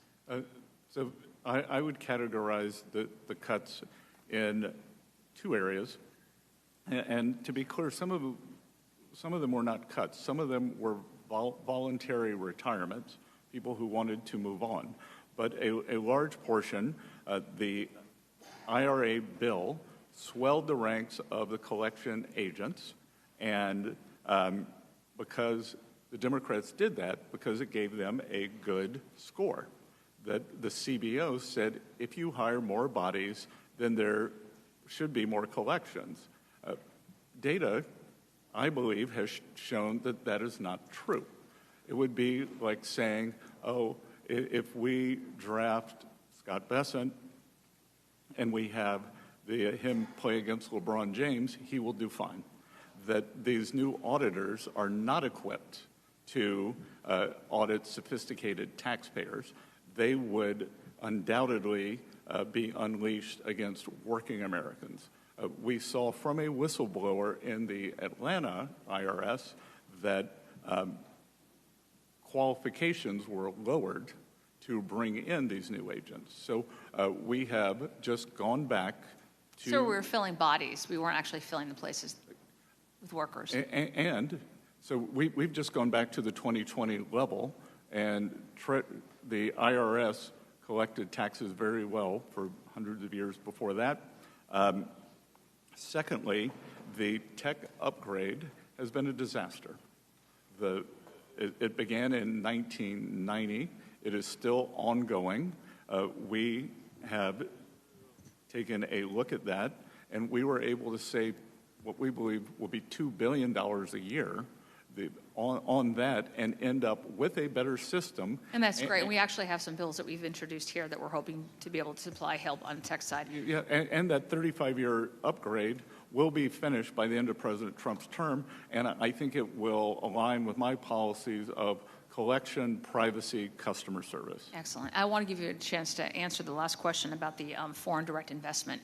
You weren't able to. Can you please go ahead and finish your answer? Well, the other thing I want to answer is the congressman conveniently truncated the World Bank article because it said that President Trump's policies were going to cause a decline in world growth, but World Bank president endorsed President Trump's policies. He said that he was doing the right thing for America and that many trade frictions had been created. So if we were going to be honest, the whole article from the Wall Street Journal should go into the record, not just that. All right. Thank you very much. I yield. Thank you. Mr. Panetta, you're recognized for 5 minutes. Thank you, Mr. Chair. Secretary, good to see you. Thank you for being here. As you said, as we know, you came directly from negotiations with China on trade issues, and that a framework was actually released today. And I do appreciate your willingness, the administration's willingness, to seek these types of deals.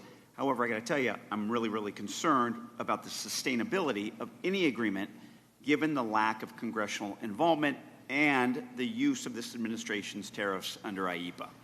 Now, unlike trade agreements, not frameworks, agreements that pass through Congress, these executive frameworks don't include dispute mechanisms, including independent arbiters to rule on disputes. And I think you believe, and I believe, I would say, that makes enforcement extremely difficult. And trade agreements, I firmly believe, need to be enforceable. Secretary, did the last administration, when it had an agreement with China, the China Phase 1 deal, did they come to Congress for a vote? The Biden administration? No, I apologize. The last Trump administration. Thank you. No. Okay.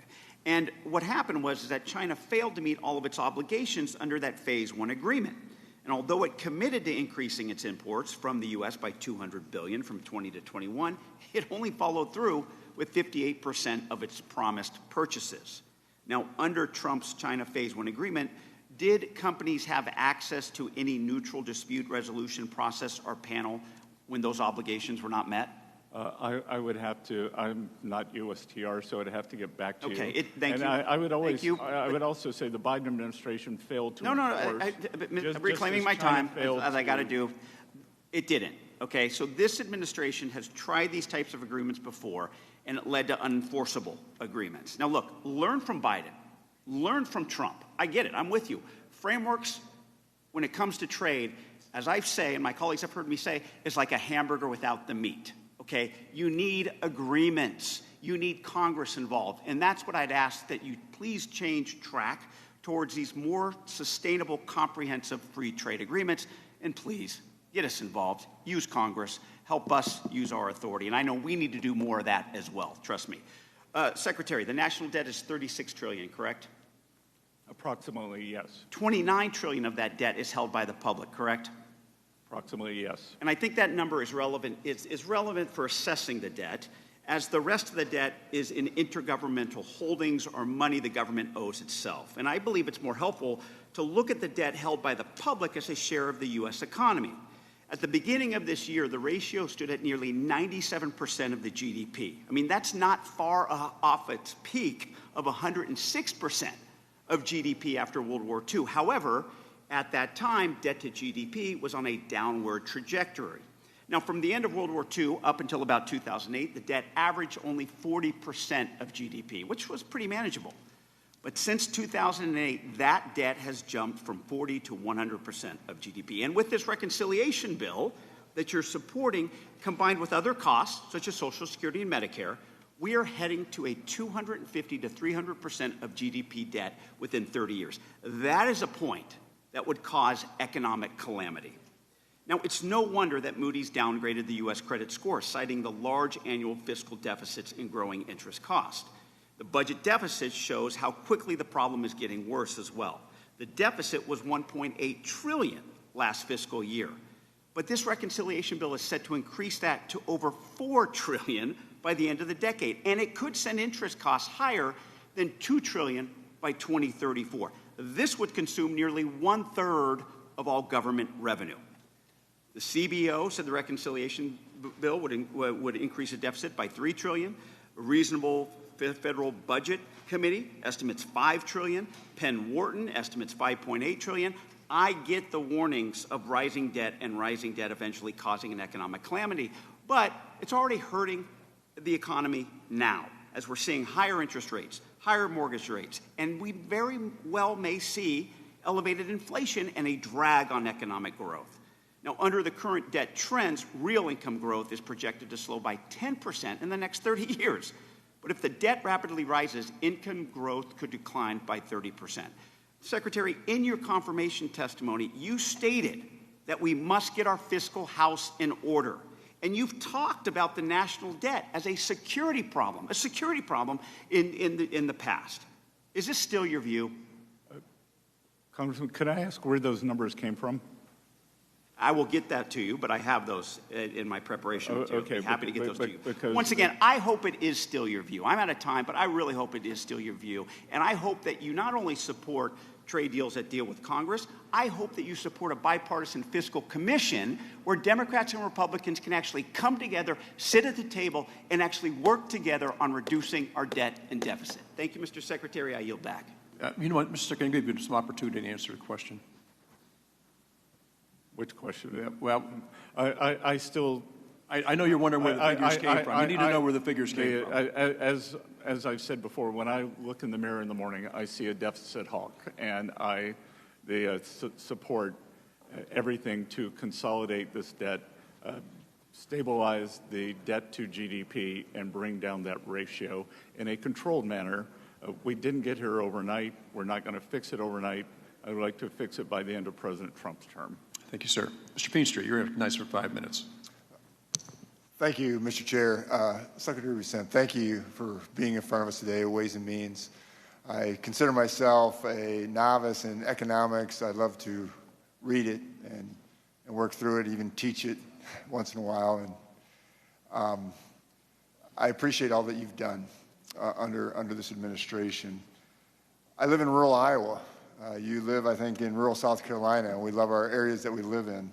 And for me, President Trump won rural America by about 90%. There's an ultimatum, the way I see it, an ultimatum on what we need to change in government to make America great again.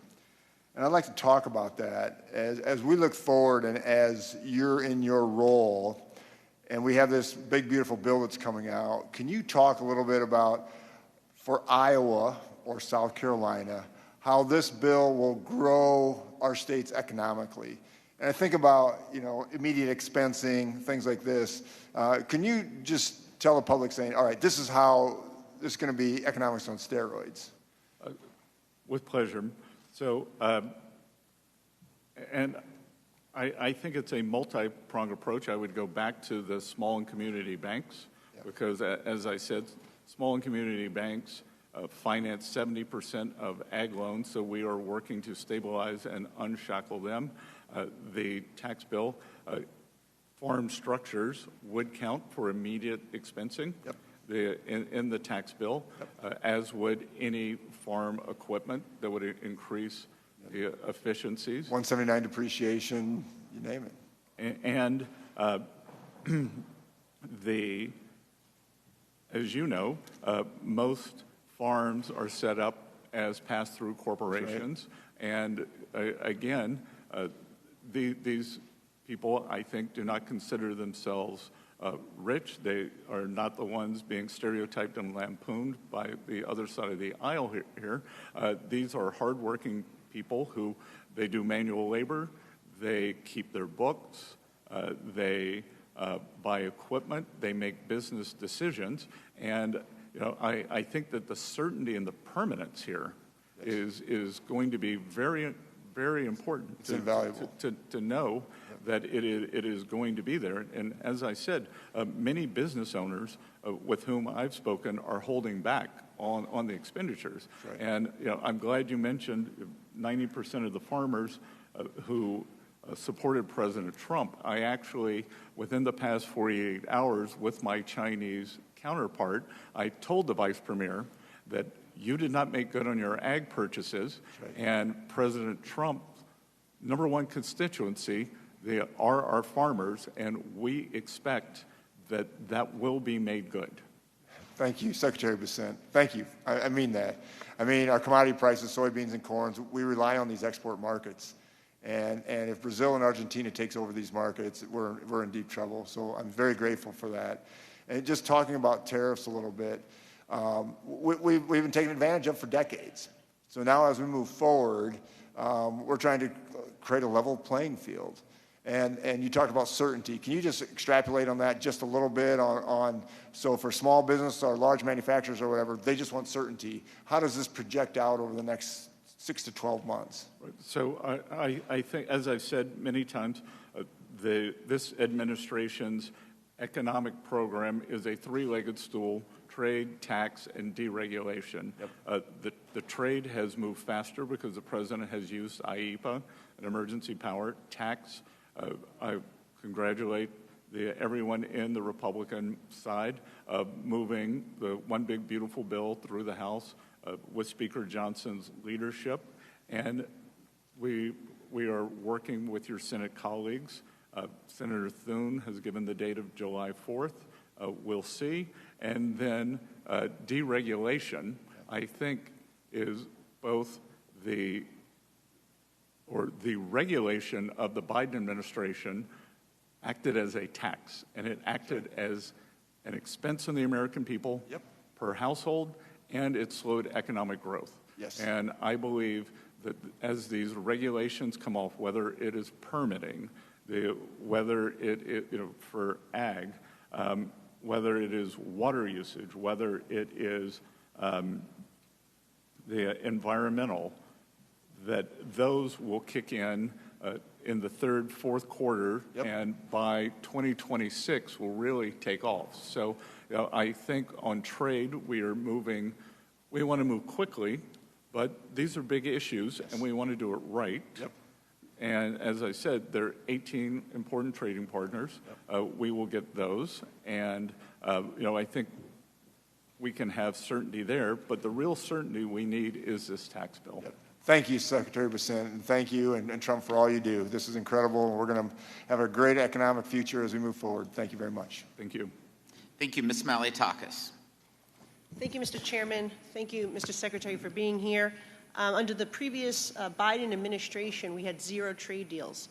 And in just 5 months, we're seeing more cooperation from Mexico and Canada as it relates to the border and fentanyl. UK, you have a trade deal there. China, we have a framework. Congratulations on the success in last night's meeting. India, Japan, they are now at the table, as are dozens of other countries. And I think it's really important as we approach that July 9th date there for lifting the hold or the pause on the tariffs, that we take into account that we do have these partners who are working with us in good faith. And I hope and I urge the administration to not reinstate the tariffs for the nations that are at the table, that are working with us to reduce the tariffs, the trade deficits, and increase our market access for our products. And I would just like to get your opinion on that, if you agree that we should have a more targeted approach. Let's focus on the most egregious offenders who are not as willing to work with us to rectify that. Well, we are focusing on the most egregious. And there, as I've said, there are 18 important trading partners. Most of them account for north of 90% of the trade deficit. So our largest trading partners are, many of them, the biggest problem. Many of them have, as I've said, have come with good offers and are working in good faith. It will be up to President Trump, but it is my belief that if someone is negotiating in good faith, that an extension will be possible. That's great news. And in conversations with USTR Ambassador Greer, it's my belief that with smaller countries where we have lower levels of trade, we may be able to do a one-size-fits-all regional deal. So that would cover a great deal of ground on It's great, and dozens of countries. I wish you a lot of success there, and I appreciate that. And if I also want to keep in mind that if we want to build in America, as the President, as you, as I, and this committee wants to do, we need to make sure that we have access to parts and supplies from abroad. So let's keep that in mind as well as we're moving forward with the tariff discussions. I'm concerned about tariffs on pharmaceuticals. In particular, it's an access issue, it's an affordability issue, it's a national security issue. As you know, right now we're relying heavily on foreign countries, particularly communist China. But domestic pharmaceutical production requires long-term investment, and to establish a secure and self-reliant supply chain here at home, it's something that you can't just flip the switch on. It does take time. And certainly the provisions you mentioned earlier that we put in our one big, beautiful bill will help us get there, incentivize, expand facilities, build new facilities. But until we reach that full domestic production capability, the U.S. remains dangerously dependent on foreign sources for life-saving medicines and medical inputs. And so I hope that we'll take that into account when we look at tariffs and not place tariffs on pharmaceuticals that we desperately need here in the United States. I, alongside with my colleague, Congressman Schneider, we introduced bipartisan legislation, H.R. 2213, the Medical Supply Chain Resiliency Act. And we learned from COVID that we must, obviously, that our supply chain is too fragile, and we need to do what we can to make it more accessible, these pharmaceuticals. My legislation would address this by enhancing the President's ability to negotiate trade agreements with trusted trade partners to reduce or eliminate tariffs, quotas, and other barriers that create a disincentive to manufacturing here in the United States. It would ensure that critical medical goods and supplies and services are delivered safely, quickly, efficiently to patients here at home. And I hope that you will take a look at this bill. It has some good bipartisan support, good industry support, and it really does complement what we did in the one big beautiful bill to incentivize and give the President that flexibility to negotiate with those trading partners. Yeah, Congresswoman, I could not agree with you more.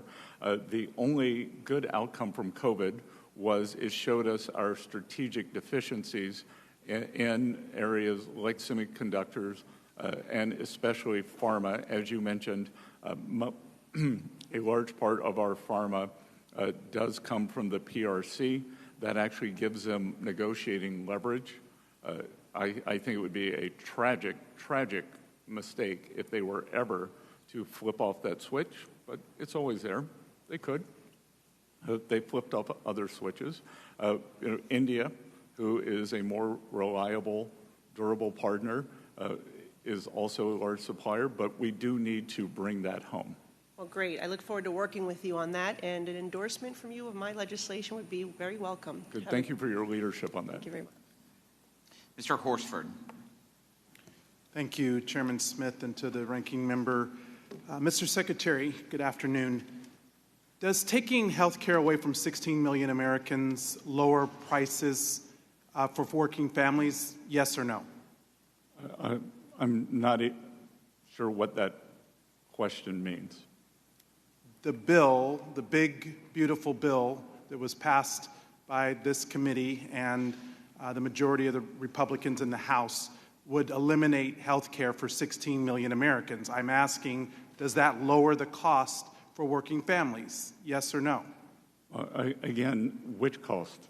Oil, fuel cost, food cost? Household cost. Sorry? The cost that households have to cover every month. Middle class working people. Again, I disagree with the characterization. So the answer is no. The bill doesn't deal with that. Can you name one rural community whose hospital will be strengthened by this one big, beautiful bill? Just one. Yes or no? Again, I'm not HHS, but I will be happy to get to you on that. I would appreciate that answer. 16 million people stand to lose health care. That's thousands of hospitals that will be affected. We're talking about jobs and families that will be impacted. Worse, we're dealing with these tariffs, which are taxes that Americans pay, which are raising the cost on medical equipment, putting further strain on rural hospitals in my district, but yet the billionaires under this plan will still get their tax break. Mr. Secretary, under the bill, who gets the most benefits? A billionaire with a complex tax return or a working parent with one W-2? Under President Trump's first term, a greater... Not the first term. Well, I'm asking under this bill. Including this bill, in terms of percent, as opposed to absolute numbers, in terms of percent, working families will have a greater... Well, in fact, Mr. Secretary, every credible outside estimator says that the wealthiest win under this proposal and working people and the poor lose. They pay more. Working people pay more. That's the story of this big, beautiful bill. Help the ultra-rich and leave everyone else paying the price. Are you yourself a beneficiary of any provision in this bill? Will you personally receive a tax cut under the provisions of under this bill? Two things, Congressman. Yes or no? It's we had a referendum on November 5th, and Mr. working Secretary, Americans yes or voted no? for President Reclaiming Trump. my time. And reclaiming my time, Mr. Chairman. Two, Mr. Chairman, I'm reclaiming my time. And two. So, Mr. Secretary, it's my time, Mr. Secretary. I'm asking you a yes or no question. I'm trying to answer you, and it's a yes or no question. Saying it louder does not elicit an answer. Well, not answering the question at all proves that you're evasive. Are you the head, the person that's the head of overseeing the implementation of our tax code, a beneficiary under the provisions of any provisions of this bill? Again, this is an extension of an existing bill. So are you a beneficiary? This is an extension. Okay, I will take that as a no. Mr. Secretary, question. Did the TCJA help increase the supply of housing? Yes or no? Sorry? Did the TCJA help increase the supply of housing? Yes or no? I don't know. And according to the the Federal Reserve of Philadelphia, comparing the pre and post TCJA housing market, they found that between January of 2015 to October of 2019, housing construction, in fact, slowed under TCJA.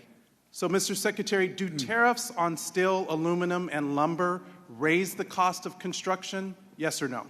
Again, on the housing point, the interest rates went up because the economy was stronger. And under this proposal... Inflation was nascent. And under a budget report that just came out from the Yale Budget Lab, they just released data showing that because of the debt that is going to be added by this big, ugly bill, mortgage rates will increase. Are you aware of that? I'm aware that this bill is a disaster for the people of Nevada who are struggling with the cost of rent and the ability to afford housing. These are the pressing issues that my constituents are concerned about, and I hope that this administration understands the impact of the negative consequences of their proposal. This administration very much understands the impacts on working Americans, and that's why working Americans voted for President Trump. Mr. Kerry. Thank you, Mr. Chairman. I want to thank the Secretary. Number one, I just want to be clear, and I already know the answer to this, but it's a yes or no. Are you making more money today than you were when you were in the private sector? Less. No, I know that. And just to be clear, too, yeah. In 2017, when TCJA was enacted, my tax rate went up. Yeah. Went up. Mr. Secretary, I appreciate that. I do appreciate you being here. I do want to. Will the gentleman yield for one second? No, the gentleman will not yield, not at all. But what I would like to say is that I represent Central Ohio, including Columbus, Ohio, which is the second fastest growing city in the country. And while it is great, it presents a lot of issues as it relates to affordable housing. And I know that we've covered that here on the Ways and Means Committee. According to a report commissioned by the Building Industry Association of Central Ohio, housing permitting must increase approximately twofold in recent trends to meet the projected housing need of over 100,000 new housing units in just the next decade. So obviously increasing affordable housing is something that's very important to Central Ohio and all across the 15th Congressional District, and it's been a top priority of mine in Congress. The bill that we have put forward, well, there were some things that I disagreed with. The bill that we did expand affordable housing supply by restoring the 12.5% allocation increase for LIHTC, while lowering the bond financing threshold to 25%. I think these are very, very powerful things in the affordable housing world, and something that I think we as members of Congress, on both sides, I mean, you're going to hear a lot of drama, but the bottom line is I think there are a lot of things that we can agree with. Do want to ask you a couple questions before we move on to the next person. Over the last 4 years, in a state like Ohio, families have been squeezed, obviously, by rising prices, cost of living, groceries, whatever. And I want to address the child tax credit, because I think this is something that we did in our package that I'm very proud to have supported. So I supported it in this bill, and it increases it by $500. Can you speak to how the Treasury views the role of modernizing the child tax credit and boosting family stability and workforce participation, and what's at stake if we let these enhanced benefits expire? Well, Congressman Kerry, that is a fantastic point, because not only does the One Big Beautiful Bill add $500 to the child tax credit, it makes it permanent. Mm-hmm. So if the bill does not pass, then there will be substantial diminution when we talk about uncertainty for working families in terms of which parent should go to work, which shouldn't, in terms of supplies, in terms of their household balance sheets. So I think, as with most things in this bill, the permanence, as well as the increase in the child tax credit, is what is very powerful here. And can you address if we did nothing, right? If we did absolutely nothing, we're going to go up to $2,500. But if we did nothing, what does the child tax credit go back to? I don't know the exact number. It's $1,000, right? Yeah, so it's $1,000. So right. So I mean, it's halved. We're giving more money, but if we do nothing, it would go back to $1,000. I think I'm correct with that. Yep, and the $2,500 is permanent. Yeah. There is surety there for families planning their budgets, planning the labor allocation, how they will work, when they will work. Mr. Secretary, I do appreciate your time, and I want to let you know, I mean, as somebody that's on this committee, there are a lot of things that my colleagues on the other side and I agree with. And I just want you to know that I know that we will work continually hard to work with the administration to make sure that those things get through because it's for the betterment of the American people. So, Mr. Secretary, thank you for your time, and I appreciate your service, sir. Good. Thank you. Mr. Yocum. Thank you, Mr. Chairman, for holding this hearing today. And Mr. Secretary, thank you for being here. I want to applaud your work on rooting out waste, fraud, and abuse. You've seen a lot of hysteria and dire predictions about DOGE, but a recent briefing by Treasury and DOGE to our staff showed there's plenty of unsexy work that happened behind the scenes. There's one example where the IRS had over 100 licenses for a piece of software where it turned out they only needed 2.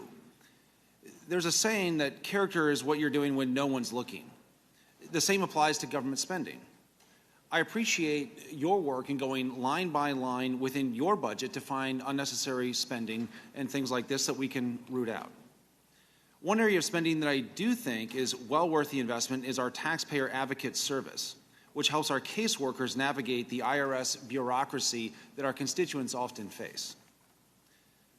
Mr. Secretary, countries across the world are implementing taxes that target American companies. Canada's digital services tax, for example, is estimated to bring in $2.5 billion of revenue for Canada. $2.3 billion of that is from American companies. The UK, EU, and others are contemplating digital services taxes and undertaxed profit rule measures that target American companies, which basically pulls money straight out of the U.S. Treasury. Our One Big Beautiful Bill gives the Treasury Department updated tools that will fight these unfair taxes. Obviously, the best way for companies or countries to avoid these tools and these taxes is to not have unfair taxes in the first place. Are you in conversation with any countries about their DSTs and UTPRs, and what is the status of those conversations? Yes, and to be clear, we do not use 899 as a negotiating thing, but other countries do pull substantial revenues out of the U.S. Treasury, and our great internet companies, which are unique to the U.S., they are an example. This digital service tax was especially egregious.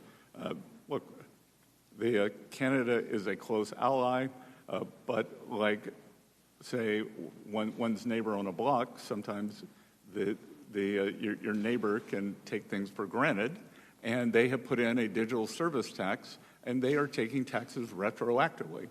And Mr. Secretary, how hard is the administration fighting and pushing back? It is a centerpiece of our tariff negotiations. So when I talk about what are we pushing back on, we are pushing back on tariffs, non-tariff measures, currency manipulation, government subsidies, and unfair taxation and the fines, such as the EU does on the same companies. Thank you, Mr. Secretary. And to follow up on one of my colleagues' questions, has China threatened to cut off our pharmaceuticals?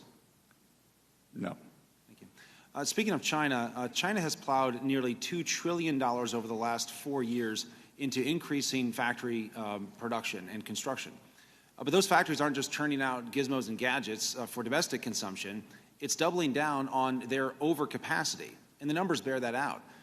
Exports from China rose 13% in 2023 and 17% in 2024. It seems like there's a global recognition of the threat posed by Chinese overcapacity. The EU, Brazil, Indonesia, Thailand, and others have also imposed tariffs on China to counter the flood of cheap imports, not just us. You've talked in the past about a, quote, fortress North America, which we would coordinate with Canada and Mexico on Chinese overcapacity. Can you please give an update on administration efforts around this? Sure. So China accounts for approximately 30% of global manufacturing. They're trying to go on their way to 40. That is unsustainable. I warned our allies that when we put our tariff wall around China, that the goods and services, which I would say are the equivalent of that Disney movie where the brooms carry the buckets of water, that's the Chinese business model. And I warned them, the goods will come ashore in Europe, in Canada, in Australia, and unfortunately to Vietnam, to the U.S., from China. And the reason I talked about Fortress North America, because the greatest opportunity for transshipment is via Mexico or Canada using USMCA. Our trade partners are very responsive to this. They have made some very good offers on it. Thank you, Mr. Secretary. And Mr. Chairman, I yield back. Mr. Gomez. Thank you, Mr. Chairman. Mr. Secretary, how are you doing? So far, so good. Okay, I was just curious because I know Elon Musk body checked you at the White House. I just no animosity to Elon Musk, right? You know that? That's what I heard. So you believe, That's what I heard. You believe what you read on Breitbart is well, what listen, you're telling us, Congressman. I didn't know if it's too sensitive for you. I won't ask that question, but let me move on. I will take South Carolina over South Africa any day. Mr. Secretary, you believe that people should be judged on their merit, correct? Yes, sir. You believe people should be judged on their job performance, correct? Yes, sir. Okay, just want to make sure. And the reason why is that one of the first things this administration promises to do was to lower the cost of living on day one.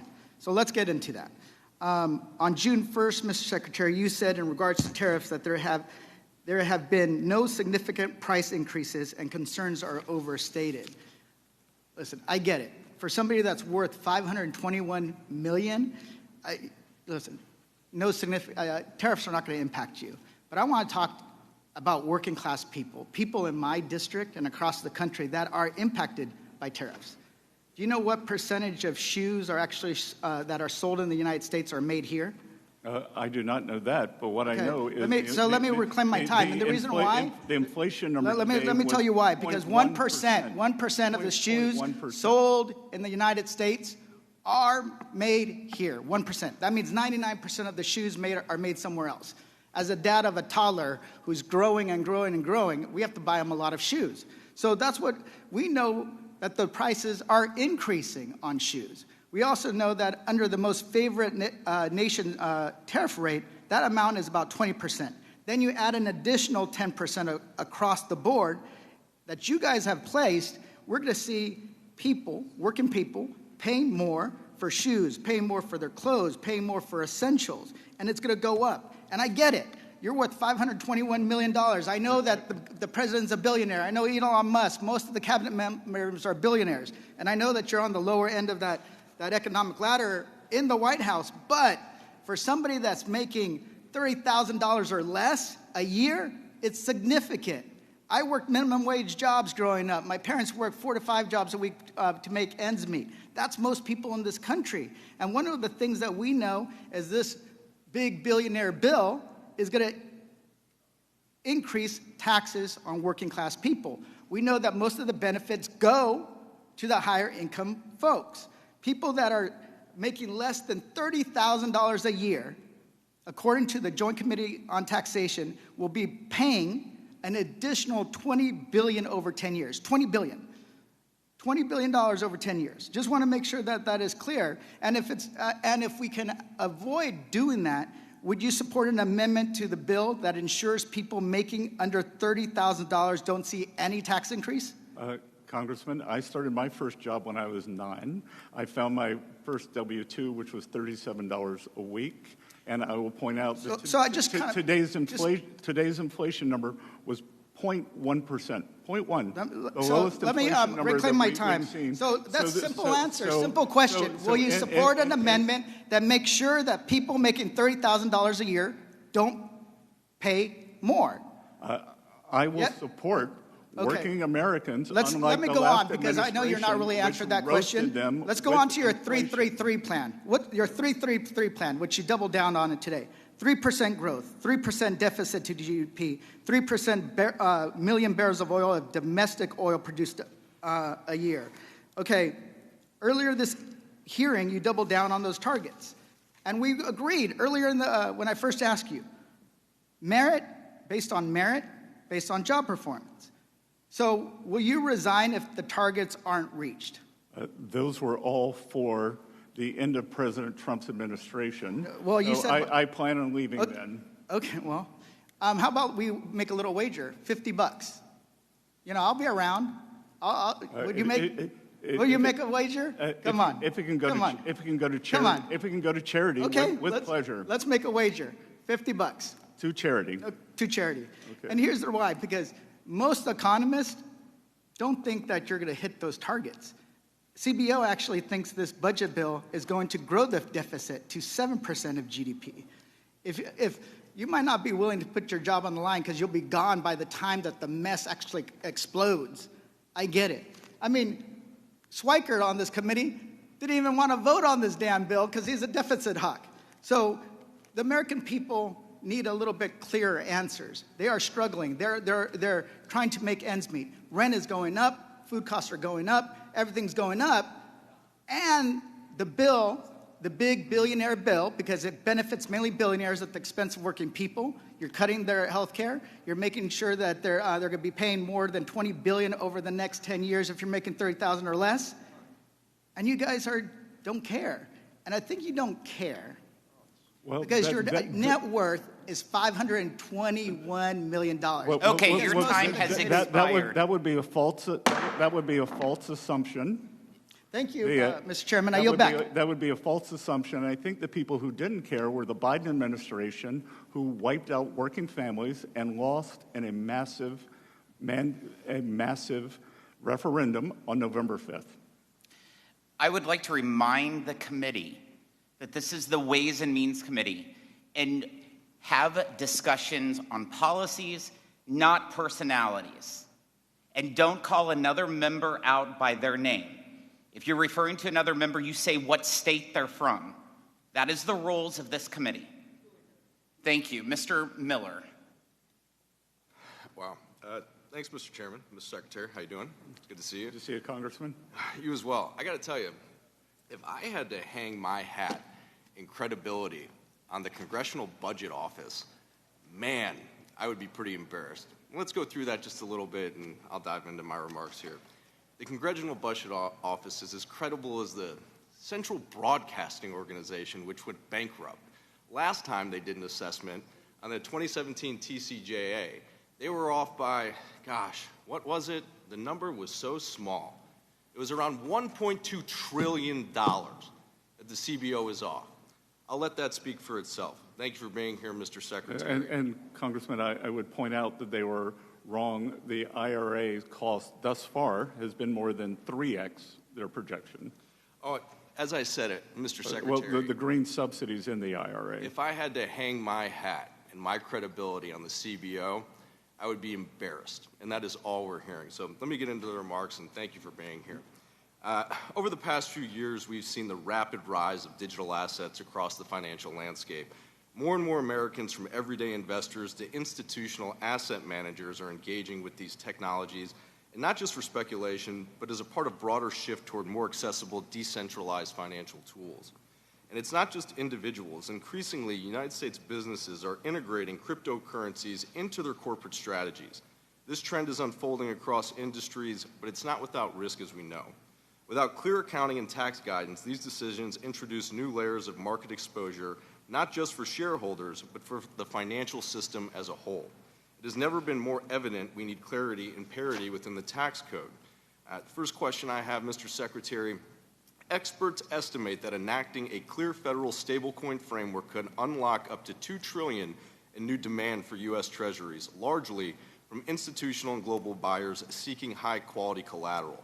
How do you view the potential benefits of stablecoin legislation in strengthening domestic demand for treasuries and supporting broader access to credit products such as mortgages that Americans rely on? Congressman Miller, that is a fantastic question. And I have been in touch, a lot of discussions with your colleagues in the Senate from London over the weekend as they push through their stablecoin legislation, urging them to get it to a vote as quickly as possible, because I believe that U.S. dollar-backed stablecoins, as you said, collateralized with Treasury bills, could be a substantial portion or create a substantial new buyer for U.S. Treasury bills. And I think equally as important, it can lock in dollar dominance. Over history, there's been a series of events that have kept the U.S. as a reserve currency, and I think passing this important stablecoin legislation could be that event for the 2020s. I could not agree more with you. That's why I'm excited to see the push for it. Would you agree, Mr. Secretary, that pairing that type of stablecoin legislation with clear, modernized tax guidance for digital assets would offer the greatest chance of encouraging responsible investment, giving both individuals and institutions the confidence and certainty they would need? Yes, sir. Yeah, I feel as well. I want to shift to our one big beautiful bill, Mr. Secretary. As we look toward the expiration of key provisions of the Tax Cuts and Jobs Act, I'd appreciate your thoughts on how extending the expanded standard deduction would improve middle-class families and how Treasury is evaluating the trade-offs associated with that policy. Well, we've seen the numbers, and the largest tax increase in history would add the great distress to working families due to the economic distress and to many of the provisions, as we just discussed, the child tax credit dropping from $2,000 to $1,000. And I don't even like to think about the havoc that it would wreak within the economy, especially within small businesses. And, we hear a lot about, how this is only, a tax cut for a certain, demographic or socioeconomic class within our society. The average American, if this were to not go through, would receive the largest tax hike in our country's history. That goes from the person who has $0 in their checking account to the most wealthiest individual that we have in the world. I just want to make that abundantly clear. This piece of legislation, without its support in getting through, will give the American people the largest tax hike in government history, and that is what we are preventing with this legislation. Thank you, Mr. Secretary, and I yield back. Good. Thank you. Mr. Bean. Thank you very much, Mr. Chairman. A happy birthday to you and a very good afternoon, Ways and Means Committee. Mr. Secretary, welcome. I'm sorry you have to put up with this, including the profane language that we listen to a lot of folks up here. I don't know, their mom must not have taught them any manners. You, sir, could be anywhere. You don't have to do this. The only thing I can imagine is love of country. And so I want to say thank you. A grateful nation says thank you for your service. It's an honor. And thank you for trying. I know it bothers you as a financial guy, and I was a former banker. It bothers you that this country continues to go in the wrong direction financially. So thank you for trying to turn the wheel as little as we possibly can. And I think we're all finding out that wheel can get sticky at times. So thank you for putting some extra muscle in it. And part of turning that wheel is the one big beautiful bill, which, again, thank you for your service. There's so many great things in it. I'm going to ask you that, what's your favorite in just a bit. But first of all, I've talked to some restaurant owners that have confusion and angst over the tax on tips. And so once this legislation is enacted, Treasury will need to update its administrative guidance regarding the treatment of tips, particularly regarding the adjustable gratuities. When the bill is already pre-filled out of tips and will you and Treasury, I know you're going to head this direction anyway, commit that Treasury will clarify its guidance so recommended gratuities such as those added to the bills of large parties where the customer retains the ability to adjust the amount are treated as tips rather than service charges, so the intended target that Congress wants to do it is you don't pay tax on tips. Mr. Secretary, what say you?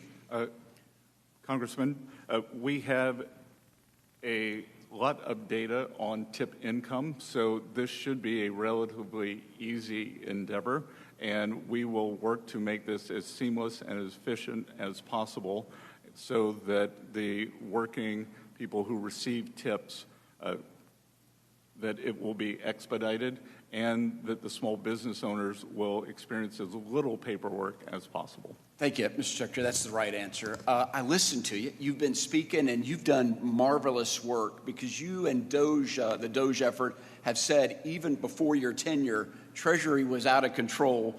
not even the most essential information in its computer disbursement systems, which has led to over $165 billion in improper payments just last year. We double paid things, and then once we paid them, we couldn't figure out why we paid them. I listened to you of what's needed, and guess what? I've got great news, Mr. Secretary.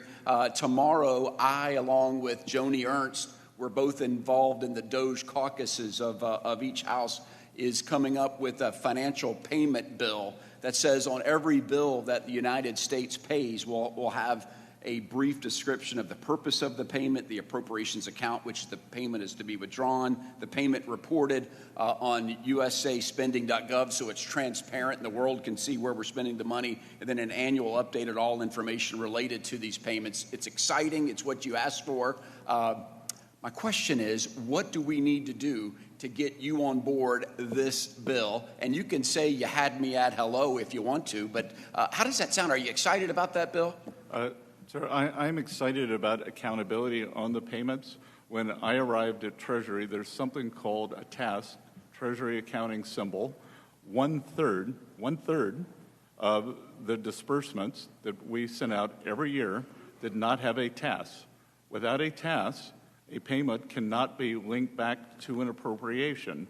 So there are approximately, imagine Treasury, the TGA is the checking account for the United States of America. Above that sits approximately 450 entities, whether it's agencies, that they just send down payment requests and they'd automatically been sent out. For the first time, we asked that it act like a commercially viable enterprise and that task numbers be assigned. And eventually, the goal should be, perhaps you and Senator Ernst, once you pass this, your second goal could be that these entities that sit above Treasury could all pass an audit. No, amen. We're working with your team now to make sure that everything that you want in that bill is set. So thank you very much. It sounds like we're going to make a great team. Last thing, anything else we need to know in the one big beautiful bill? Is there any misinformation you want to clear up, Mr. Secretary? Well, I don't think I have the time to clear up the misinformation, but I will say that I believe that the economic impetus, the certainty, because there is a duality between the critics of this administration. All I hear is tariffs.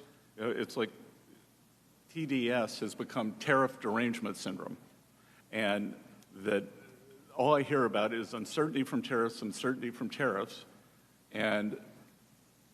but then the same side wants to give us uncertainty on taxes. So let's get this bill done and get the certainty on taxes. We will have certainty on tariffs within some window over the coming quarters. Amen, and Mr. Secretary. Then the U.S. economy can realize its full potential. Thank you, Mr. Secretary. I yield back. Thank you for being here today. Ms. Plaskett. Thank you very much, Mr. Chairman. Thank you to the witness for being here this afternoon with us. And making yourself available and answering questions and engaging with the members of this committee. I first wanted to share that, I think back on the last administration, this administration, the transition. There's always going to be changes, ideas and changes, mechanisms in which we're done. But I think we need to talk truth about what the numbers were in each one of those. Now, we know that at the time of President Trump's inauguration, unemployment was at less than 4%. Inflation was below 3%. And the numbers that have been put out about where inflation is now has not really changed month to month. When we look at CPI, the Bureau of Labor statistics, those numbers have not changed significantly from the downward trajectory that happened from 2020. We have continually gone down in inflation. Economic growth at the time of inauguration was at 2.8% in real terms. And that was, according to World Analysis, one of the fastest growing economies in the world. The bottom 20% of workers saw the largest real wage gains during the Biden administration. We're going to give Jacket's jacket here in this committee. Additionally, we have seen since January 20th that the stock market overall has gone down 1.3%, and gas has gone up. Ma'am, that's incorrect. Excuse me. Let me get something straight with you first here. I've seen you interrupt everyone. When you come to someone's house, you respect their rules. And in this house, we don't interrupt individuals. And you're not going to interrupt my time. I'm going to give you time to respond. You may want to jot down some notes about things that you don't agree with me on so that you can respond to them at that time.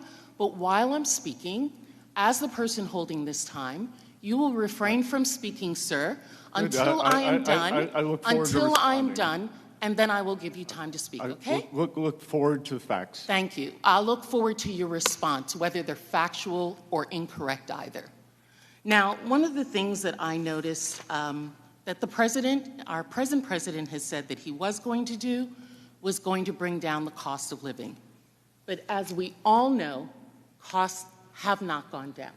Whether they have remained stagnant at the amount that they were at the time of the inauguration or before, or they have gone up, real costs have not gone down for the American individuals. I know that my colleagues want to talk about in this bill what is happening in terms of their support for the American worker. There's a discussion I hear from several colleagues that if this legislation is not passed, it will then trigger the largest tax hike. That's because you made the largest tax cut in 2017 with this bill. And it's not to say that we cannot negotiate, as Congress has used to do, something in between there. It does not have to be this bill. It could, in fact, be something in between there. But that's not what we're doing here in this Congress at this time. Additionally, we have seen that, there's discussion about overtime taxes, overtime, the credit that's going. We know that only 12% of hourly workers receive overtime. And then the discussion about tips, which is only going to affect 2.5% of American workers, and only 40% of tip earners actually file federal taxes. So we are not going to affect everyone that we need to affect.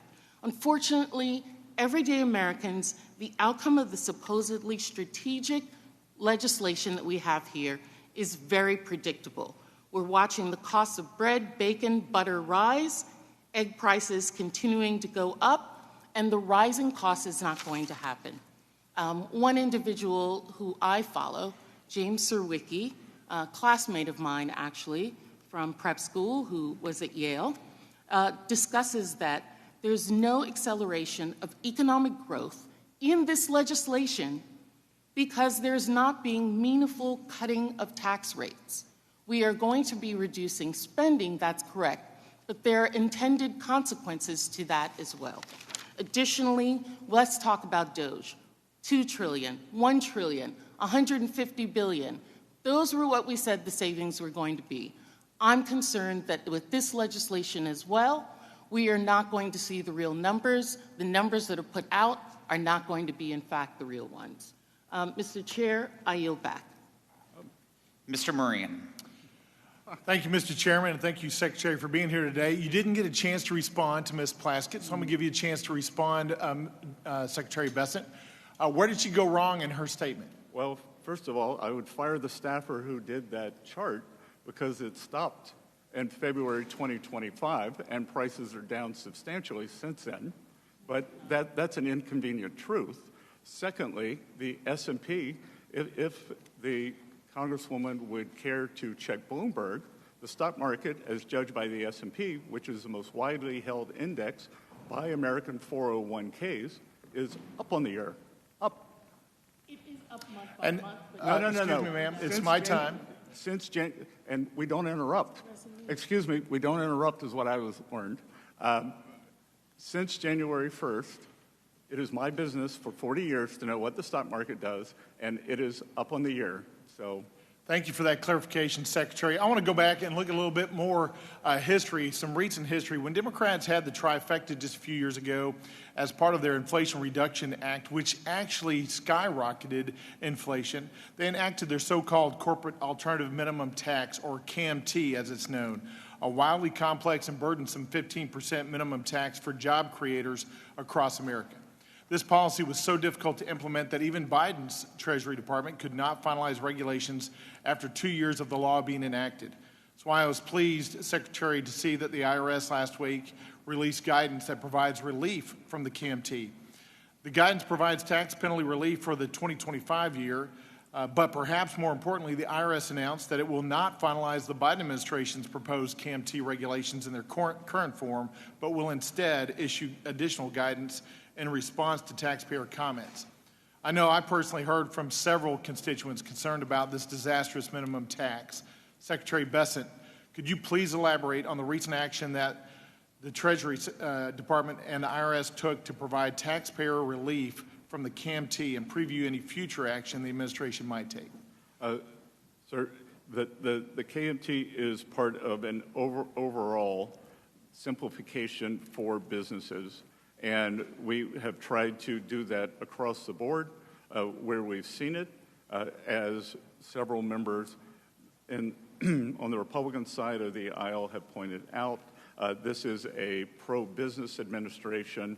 I would categorize the previous administration as few business people, academics, career politicians. Secretary, let's go back even further in history. In 1963, President John F. Kennedy faced a critical economic situation due to years of excessively high tax rates, wasteful government spending, and undulating unemployment rates. His proposed solution at the time, what was it? It was lowering taxes, both for individuals and for corporations. And by doing this, and in doing this, this is what he said. He said, quote, "This will restore an idea that has helped make our country great, that a person who devotes his efforts to increasing his income, thereby adding to the nation's income and wealth, should be able to retain a reasonable share of the results." I happen to believe that more hardworking Americans need to retain more and more of what they earn, and the more of that they retain, the better. It brings liberty to their lives. This is the idea precisely that I think President Trump is trying to get to through his Tax Cuts and Jobs Act in 2017, and then once again in the One Big Beautiful Bill. If you want to increase innovation, spur economic growth, and raise overall revenues, you lower taxes for everybody and put more money in the hands of hardworking Americans, small businesses, and farmers.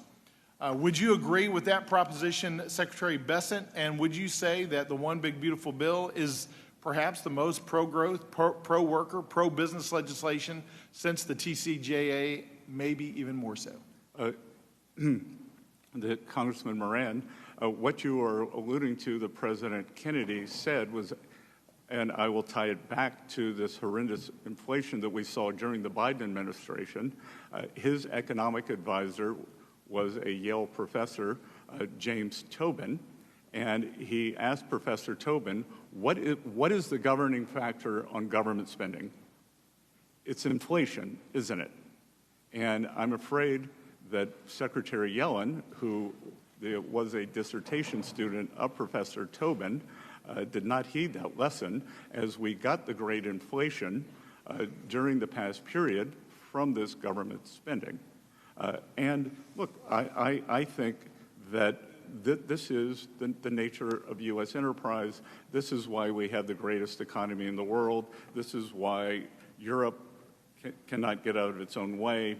China has a command and control economy, that we push for Americans to be able to keep more of their own money, to simplify starting businesses, and that is what we are trying to do. And that's why, as I said, trade, tax, but deregulation is going to be very important here, because what we are finding is that it is very difficult.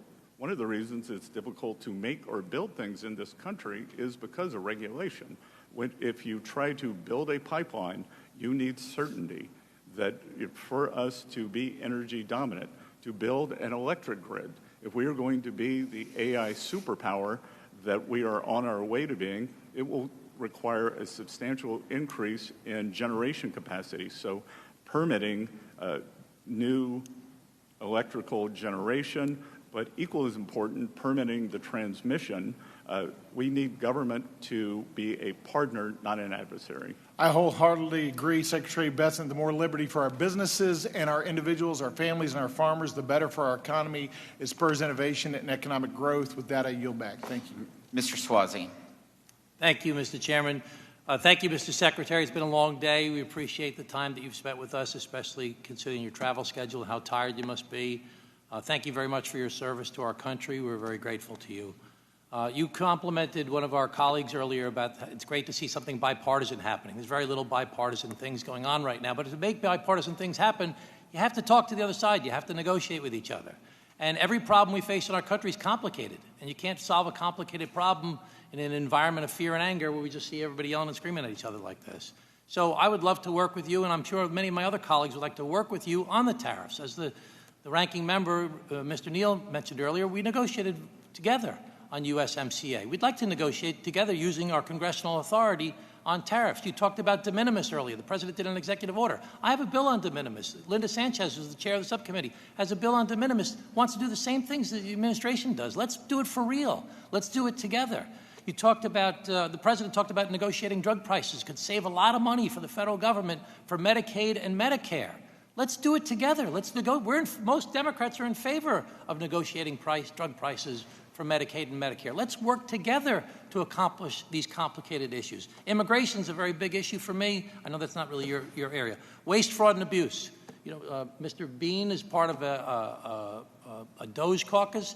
I'd love to work on going after waste, fraud, and abuse, but I think the DOGE caucus, the DOGE operation under Elon Musk did a terrible job. They cut the people overseeing the nuclear stockpile. They said we have to hire them back. They cut the people overseeing the avian flu. They had to hire them back. They cut the people overseeing the measles outbreak. They had to hire them back. They started at $2 trillion, and they said $1 trillion we're going to cut. Then they said $150 billion we're going to cut, and it's going to cost that much in lawsuits and all the inefficiencies that were created. Do you think that DOGE under Mr. Musk did a good job? I think that DOGE under Mr. Musk has set in motion an ethos that no, I understand the ethos, but under Mr. Musk, do you think they did a good job? That I hope we can continue throughout the government. But not the ethos of cutting people from the nuclear stockpile. That wasn't a good ethos, was it? As I say at Treasury, we move deliberately and fix things. Right, so they didn't move very deliberately, did they? They moved kind of scattershot. The Congressman, I have the benefit of the DOGE people who are full Treasury employees who either I understand that, and I appreciate that. I want to ask you about Mr. Musk's overseeing of DOGE. But my senior staff interviewed these DOGE people who are not DOGE people, they are Treasury people, have been incredibly And I believe you, Mr. Secretary. Do you think that Mr. Musk did a good job overseeing DOGE?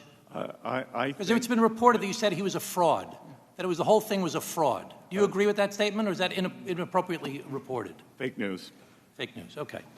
So, Mr. Secretary, I agree with 75% of the stuff that's in the big bill that you guys talk about. We call it the big ugly bill, not the big beautiful bill. But there's three things that I really don't like about it a lot. I don't like that we're continuing the cuts in tax breaks that we're giving to the wealthiest Americans from 39.6 down to 37. I think that's a deficit-producing, unnecessary tax cut that's going to just increase the deficit and not do anything to increase economic productivity in our country. The second thing I don't like is that we're cutting so much Medicaid for so many people in need, and we're cutting the food assistance program for so many people in need. And the third thing I don't like is this whole thing we've been hearing a lot about today, the deficits that have been created. Now, you don't agree with the CBO. We've heard that several times. You also disagree with the Committee for Responsible Budget, who said that there's going to be a $3 trillion deficit from this. You disagree with that also, right? Yes. And you disagree with the Yale Budget Lab. You went to Yale. You don't agree with the Yale Budget Lab. They say there's going to be a $3 trillion deficit from this. Do you disagree with them also?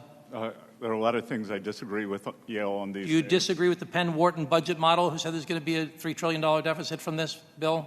Yes. You disagree with Elon Musk, who you supposedly do get along with now. It will massively increase the already gigantic deficit to $2.5 trillion and burden American citizens with crushingly unsustainable debt. Do you disagree with Mr. Musk on that issue? Yes. Do you disagree with Ray Dalio, who said that this is unsustainable? I agree with Ray Dalio that we need to get our fiscal house in order. Do you disagree with Jamie Dimon, who says it's going to cause a crack in the bond markets? I met with Mr. Dimon the other day, and he wasn't necessarily referring to government finances. Well, he said there's going to be a crack that's going to take place in either 6 months or 6 years. And let's ask you, when do you think that's going to happen? I believe he was referring to market structure. Do you think that do you disagree with Mr. Fink from BlackRock, who said this is going to be an unsustainable problem as well? I believe that we have to get our fiscal house in order. Let me just ask one more question, if I can. Do you think the interest rates right now are too high, too low, or just right? When I came into office as Treasury Secretary, I said that I would not discuss interest rates or Federal Reserve policy. I would not talk about the mistakes they're going to make, only the mistakes they've made. But you said earlier that a good economy made the interest rates go up under the last tax bill. So you're proposing that this current tax bill will be good for the economy, make the economy stronger. Will that cause the interest rates to go up? As I'm not commenting on Federal Reserve policy, but I'm talking about the inflationary effects of what you say would be a good economy. Well, I think you're conflating a good economy with strong growth. Under President Trump, we had strong growth. And interest rates went up, you said. You just said in your previous testimony that caused interest rates to go up. That the Fed raises rates because growth is strong. So do you think interest rates are going to go up under this bill? If we have strong non-inflationary growth, perhaps we are already, Congressman, the market lives in the future. Perhaps we have already priced in the growth and the passage of this bill, so we will see. Well, I've already taken too much time, but let me just say I'm very concerned that the increasing deficits, the tariffs, and the reduction of the workforce happening from some of the deportations that are happening are all going to be inflationary. And they're all going to cause inflation. They're going to cause interest rates to stay high or get higher. And it's something that we all need to be concerned about. And these complicated problems that we face require us to work together to try the debate of lively minds to try and figure out how we can make our country better and stronger. And this one-way issue of it's my way or the highway, and we're not going to work together, Swazi, it's not going to work for our country. Over. I was very reliant, but a minute 52 is a lot. Thank you, Mr. Chairman. Secretary, thank you for spending almost 5 hours in taking questions from this committee. I know some of the questions were out of line and unacceptable, and I appreciate how you handled it, and I appreciate how you represented the administration. Please be advised that members have 2 weeks to submit written questions to be answered later in writing. Those questions and your answers will be made part of the formal hearing record. With that, the committee stands adjourned.